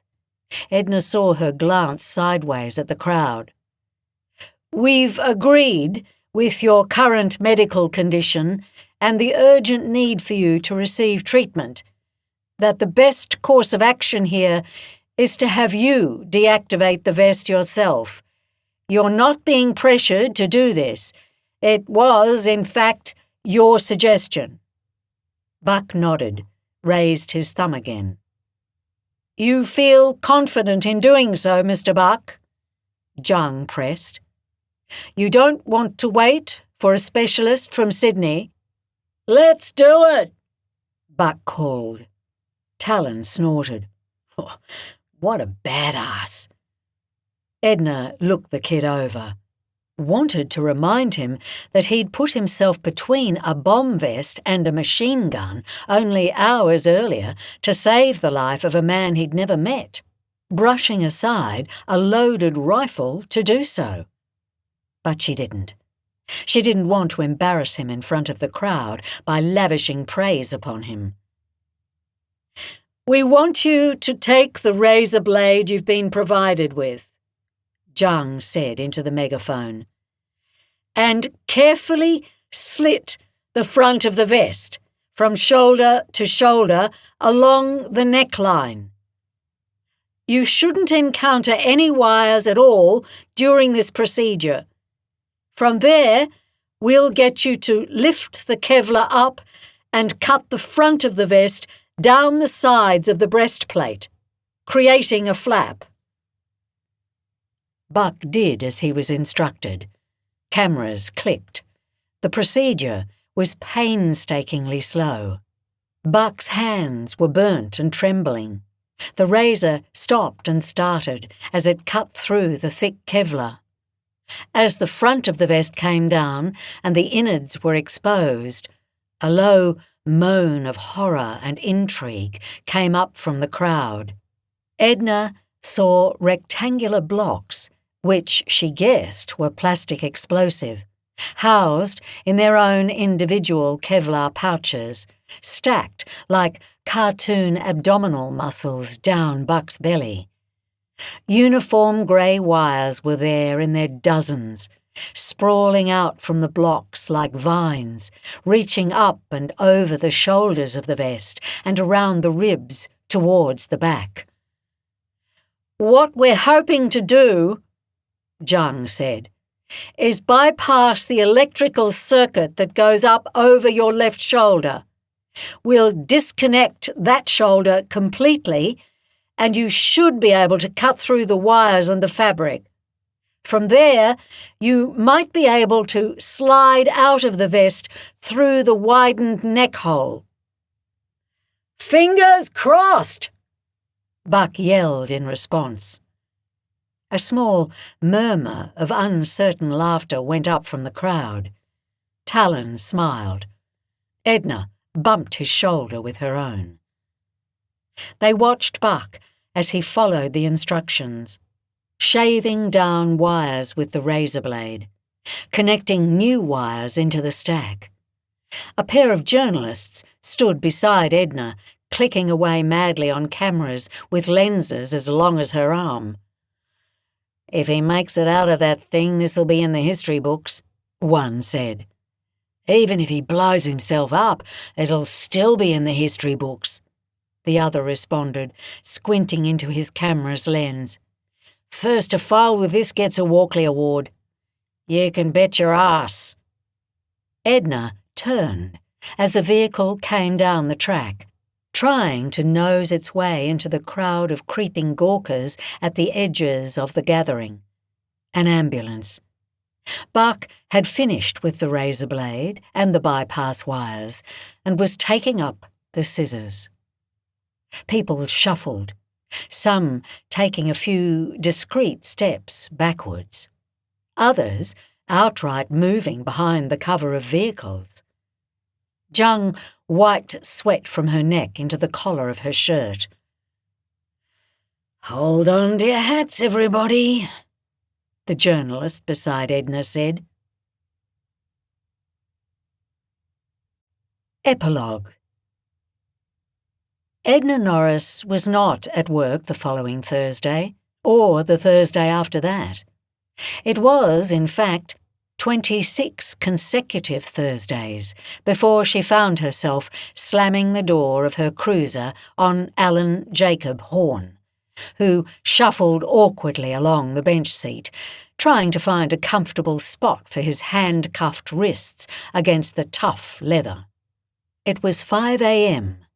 because Edna had been waiting 3 weeks for the approval to effect the man's arrest, checking her email every morning as she woke for the green light. She'd raced straight to the address. It was with a quiet sense of glee that she now went around the cruiser and opened her own door, sliding into the driver's seat with a self-satisfied sigh. Horn didn't miss the sound's intention. He was glaring at her in the rear-view mirror, eyes cold and bleak, like the day outside. She started the engine and drove. The endless expanse of red earth welcomed her, drawing her into its arms. And when Horn refused her polite attempts at conversation, she was happy enough to drive silently. It was going to be a quiet day. She'd formally question Horn on the charges of using a carrier service to solicit a minor, using a carrier service to send sexually explicit images to a minor, using a carrier service to receive sexually explicit images of a minor, and incorrectly stowing a loaded weapon in a residential property. When Horn was locked up and fed, she would return to his property alone and effect the search warrant she had obtained for his home computer and phone. Edna imagined that after the whole thing with Harvey Michael Buck, Horn had lapsed into a false sense of security about getting arrested. As she drove, she envisioned what he might have seen of her life in the media over the previous 6 months. The journos had taken a while to catch up to every detail of the extraordinary cross-country hostage crisis and killing spree in the desert, but they were quick to cover her involvement and the consequences. She had been immediately stood down from her position as lead police officer in Clifton Hills Station and surrounds, and replaced with 2 officers from Adelaide. While, on the face of it, Edna refused any and all requests for interviews about what had happened, details of her actions somehow surfaced regardless. It was reported that she had, in the company of a volunteer member of the public, taken the extraordinary measure of grievously wounding the Commissioner of the Northern Territory Police in order to intercept him on what had later been discovered to be a hell-bent mission to kill his wife and to ultimately escape justice from murdering Officer Rebecca Stevenson from Cooper Creek. It was also reported that despite concerted efforts to inform police of the catastrophic predicament of one Harvey Michael Buck, Edna and her volunteer member of the public had run into the line of fire and gravely endangered themselves to save Buck's life. It was reported that, after several inquiries, 6 months unpaid leave, and a significant reduction in rank, Officer Edna Norris was re-employed as the duty officer at Clifton Hills Police Station.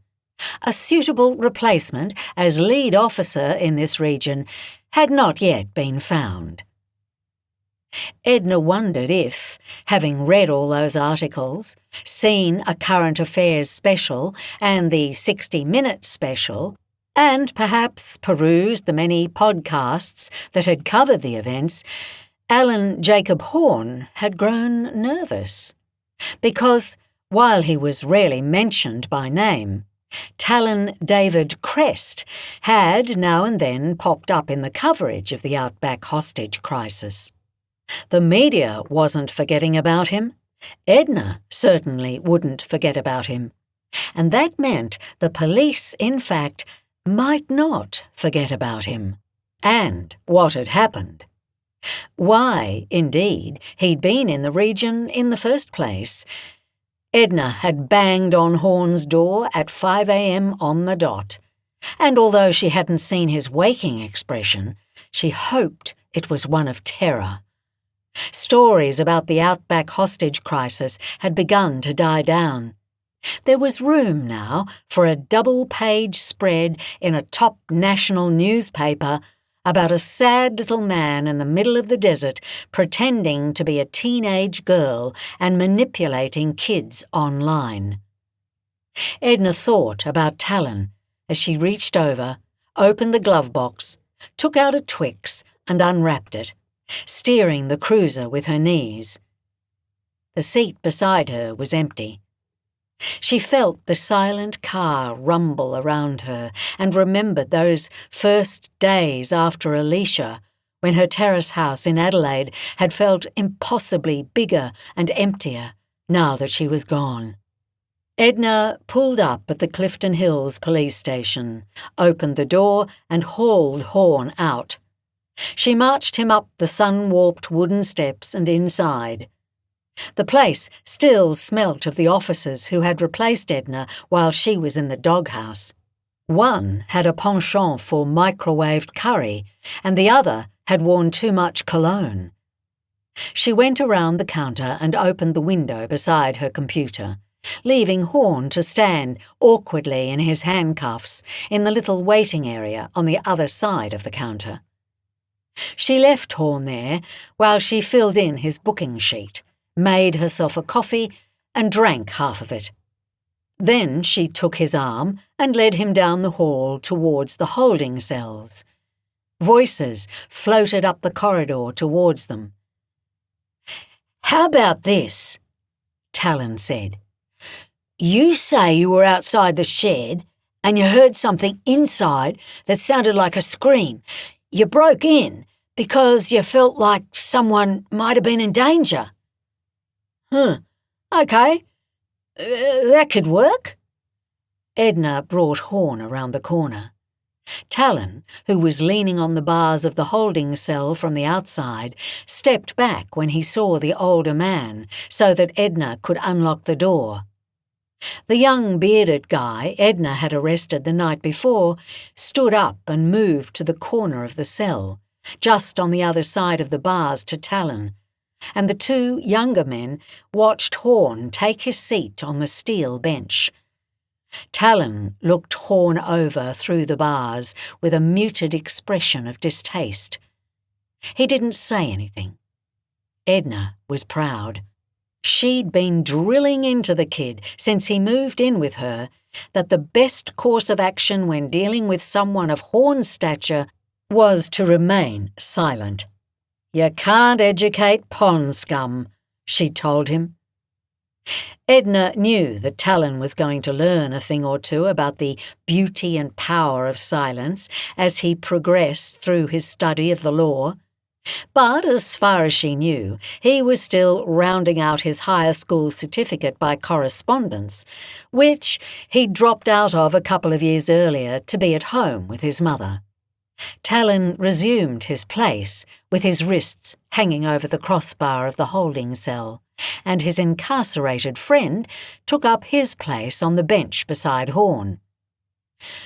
"I'm pretty sure you'd be clear on the break and enter charge if you said you were gaining forcible entry to the premises under the belief someone was in peril," Talon said.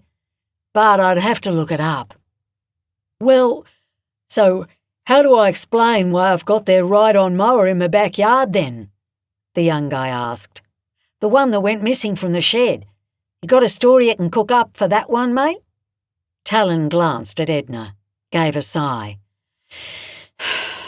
"We need to get creative here," he said, and stroked his starter moustache. "Give me a minute." "Nah, I'm fucked, mate," the man said. "It was theft, plain as day."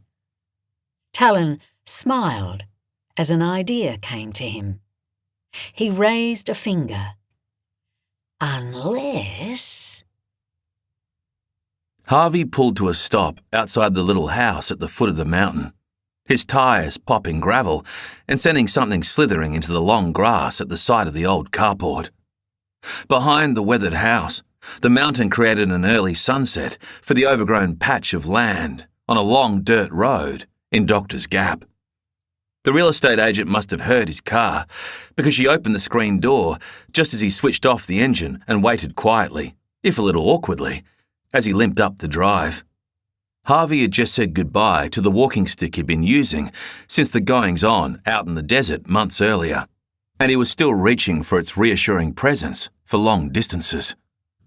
The agent, Fiona, took his arm as he made the top step. She was like that, a warm and touchy person, with big eyes. Country real estate agent, he supposed, far from the inner city sharks with their cockroach cruncher shoes and immaculate fade haircuts. "Look at you," Fiona beamed. "You made it." She took him on a tour of the house, but he didn't see anything he didn't expect to see. A deceased estate. The elderly former occupant's furniture had left telltale marks in the carpet and on the walls. Harvey could see the ghostly outline of an old dresser with a mirror in the musty bedroom, the phantom of a picture on the living room wall. There was still ash in the potbelly stove, and the floors creaked loudly in every room. He smiled and nodded along as Fiona talked about the property's potential, the sunrise over the trees, the local legends of wombats as big as German shepherds. Harvey saw there was a sprawling back deck looking up at the mountain and a dog door installed in the laundry. That was really all he cared about. He knew installing a dog door in solid oak was a pain in the arse. "Do you think I should be cheeky and shoot you over the contract this afternoon?" Fiona nudged him with her elbow. "You could take a squiz over the weekend and we could have this all wrapped up by mid-next week." "Sure," he said, and shook her hand. He saw happiness sparkling in her eyes, wondered if she could see its embers glowing cautiously in his. "I'll call you Monday." Harvey started the car and pulled onto the dirt road, going the opposite direction to the real estate agent. Before he could go far, his phone dinged. He stopped and reached for it on the passenger seat. It was another notification from Sydney Dogs and Cats Home. "We have someone we'd like you to meet." Harvey felt curiosity prickling in his chest. He started driving again, the lush forest hugging the road tightly on either side of him, receding to blackness mere metres beyond the first row of trees. He decided he would get dinner at the local pub, look at the notification about the rescue dog, wait for the inevitable email from Fiona. She'd send it as soon as she got home. Country real estate agents. You didn't have to chase them. The night grew, and he flicked on his headlights. Ahead of him, around a corner, they picked up the reflective metal of a number plate, and he slowed, seeing the shape of a car between the ghost gums. Harvey gripped the wheel, pressed on, and arrived at the scene quickly. A convertible with the bonnet up, a man and a woman standing, staring at the engine bay. As Harvey approached, the guy stepped out, a hopeful hand raised. Harvey stomped on the accelerator, drove around the scene, and continued on. A minute or two down the road, he stopped and let his hands flop down from the steering wheel into his lap. He glanced at the secret holster in the door by his knee, the one that held the gun. Then he looked up at the rearview mirror, the dirt road leading back to the stranded couple, the thick, inky blue darkness of approaching night. He had two choices: drive on or turn back. He sat there, weighing things, his dust cloud making swirling patterns in the beams of his headlights. Harvey let out a sigh. Acknowledgements. When I first met Lee Child, I was a baby writer in New York, attending my first big American literary festival.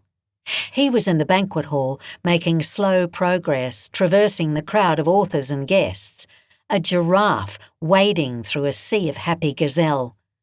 I steeled myself, approached him, and told him how much I loved him and his work. He thanked me and posed for a selfie, and I darted away, exhilarated. I was so exhilarated, in fact, that I blurted out to a man who was standing at the side of the room, "I just went up and talked to Lee Child." He snorted in response. "What, Lee? You don't know Lee? He's here every year. Hey, Lee!" he called. To my mortification, Lee looked over. The man made a gesture with two fingers at his mouth, like he was puffing on a cigarette, and cocked his head towards the doors. Lee nodded enthusiastically. "We're just about to go out for a cigarette. You want to come? Do you smoke?" the guy asked. I reminded myself to breathe. "Of course I do," I lied. Long story short, I ended up on the smoker's balcony with Lee Child and a host of other hugely powerful authors frantically scrabbling to keep up with the conversation and doing my best to pretend I was smoking the cigarette I'd bummed off someone. Our friendship grew from there. He has been extremely kind, generous, and supportive of me throughout my career, asking for nothing in return. And I have heard that he is that way with many people. Like his globally beloved Jack Reacher, Lee seems to be someone who will lend a hand to anyone, no matter how powerless they are or how hopeless their case. Highwire is a bit of an Australian-flavoured love letter to Lee and Reacher. As is the case in Lee's novels, here the lone male hero, so cherished in Western storytelling, is surrounded by women who are equally brave and fierce. Thank you, Lee, for being so cool. I hope you love the book. I couldn't do what I do without having learned the craft from the very best at the University of the Sunshine Coast, the University of Queensland, and the University of Notre Dame, Sydney. Claire Zizza was there for me when I needed a friendly ear for this novel, and she also, inadvertently, lent me a character name. So, thank you, Claire, and sorry about the spoilers. And your fate. Lauren Gadsden helps me with my medical details and for this book. Matt Schroeder of the Royal Australian Navy helped me with a search and rescue query. I'm represented in Australia by the glamorous Gabby Nair and in the US by the incomparable Steve Fisher and the majestic Lisa Gallagher. My books get into the hands of you, the readers, through the tireless efforts of Beverly Cousins, Holly Toohey, Jessica Malpass, Catherine Knight, Rod Morrison, Veronica Eze, Linda Quinton, Kristen Sevick, Robert Allen, Thomas Warch, and a host of other publishing professionals. And, as always, emotional, logistical, domestic, culinary, and caffeinated support services during the writing of this novel were provided to me by my darling husband, Tim. My endlessly clever daughter, Violet, was head of department on humour, kisses, snuggles, afternoon naps, procrastination, girls' club, idea generation, artistic development, and cola-flavoured lollipop procurement. My dog, Noggy, barked a lot to keep away the imaginary murderers who must be constantly besieging the house. So that was something. And now, an extract from Devil's Kitchen by Candice Fox. Andy. We know you're a cop, Matt said. Andrea had been waiting for those words, all the way out to the forest, as they pulled off the highway and onto the thin dirt road. The unsteady headlights between Matt's and Engo's shoulders cast the trees in a strangely festive gold. The killing fields. In a way, Andy had been waiting for the words a lot longer than that. Every morning and every night for almost 3 months, the potential of them clinging to the lining of her stomach like an acid. We know. Now she was kneeling on the bare boards of a rundown portable building in the woods, the sound of boats on the Hudson nearby competing with the moan of skin-peeling wind. The corrugated iron roof rattled above all their heads. The property, a massive abandoned slab of woods that probably belonged to some absent billionaire who had ideas of building a house here once, was dead silent beyond the little shack. Andy knew she was in a black spot on the river's otherwise glittering edges, so close to safety, yet so far away. Ben was breathing hard beside Andy, sweating into his firefighting bunker uniform. The reflective yellow stripes on his arms were trying to suck up any and all available light. there wasn't much. Matt, Ango, and Jake were faceless silhouettes crowding her and Ben in. Strange what a person will long for at the end. A sliver of light. To breathe the sour air unfettered as Ben did. They'd taped her mouth. Matt put his gun to Ben's forehead, nudged it so hard that his head snapped back. You brought a fucking cop into the crew? She's not a cop. I swear to God, man. I raised you, Matt growled. I found you in a hole and I dug you out, and this is how you want to play me? Matt, listen to me. Benji. Ango stepped forward, put his 3-fingered hand on Ben's shoulder. We know, okay? It's over. You got a choice now, brother. You admit what you've done, and maybe we can talk about what happens next. She's not a cop. I'm not a fucking cop, Andy growled through the tape, because it's what she would say. Andrea Andy Neerland, her mask. She wouldn't go down quiet. She would fight to the end. Ango came over to her and tried to start in with the same faux pleasantries and soothings and bargains.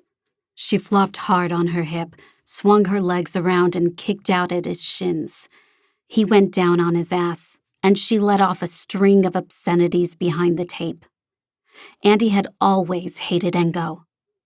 Andy the mask. And the real her, too. Jake got between them. Little Jakey, who had until now been hovering in the corner of the dilapidated portable and gnawing on the end of an unlit cigarette, muttering worrisome nothings to himself. Get her back on her knees! Jake approached and helped her up. His hand was clammy on her neck. Don't fucking touch me.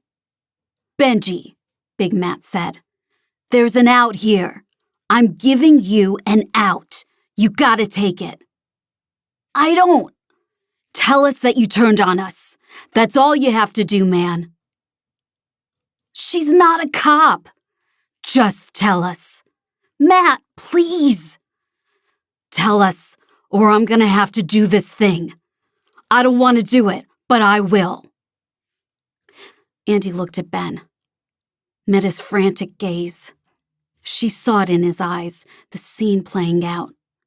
Andy taking the bullet in the brain. Her body ragdolling on the floor. Ben next. All the vigor going out of him, as if his plug had been yanked from the socket. Matt, Ango, and Jake strapping firefighting helmets onto their dead bodies and lighting the place up around them. Driving back to the station car, parked at Peanut Leap. They'd make the anonymous call to 911.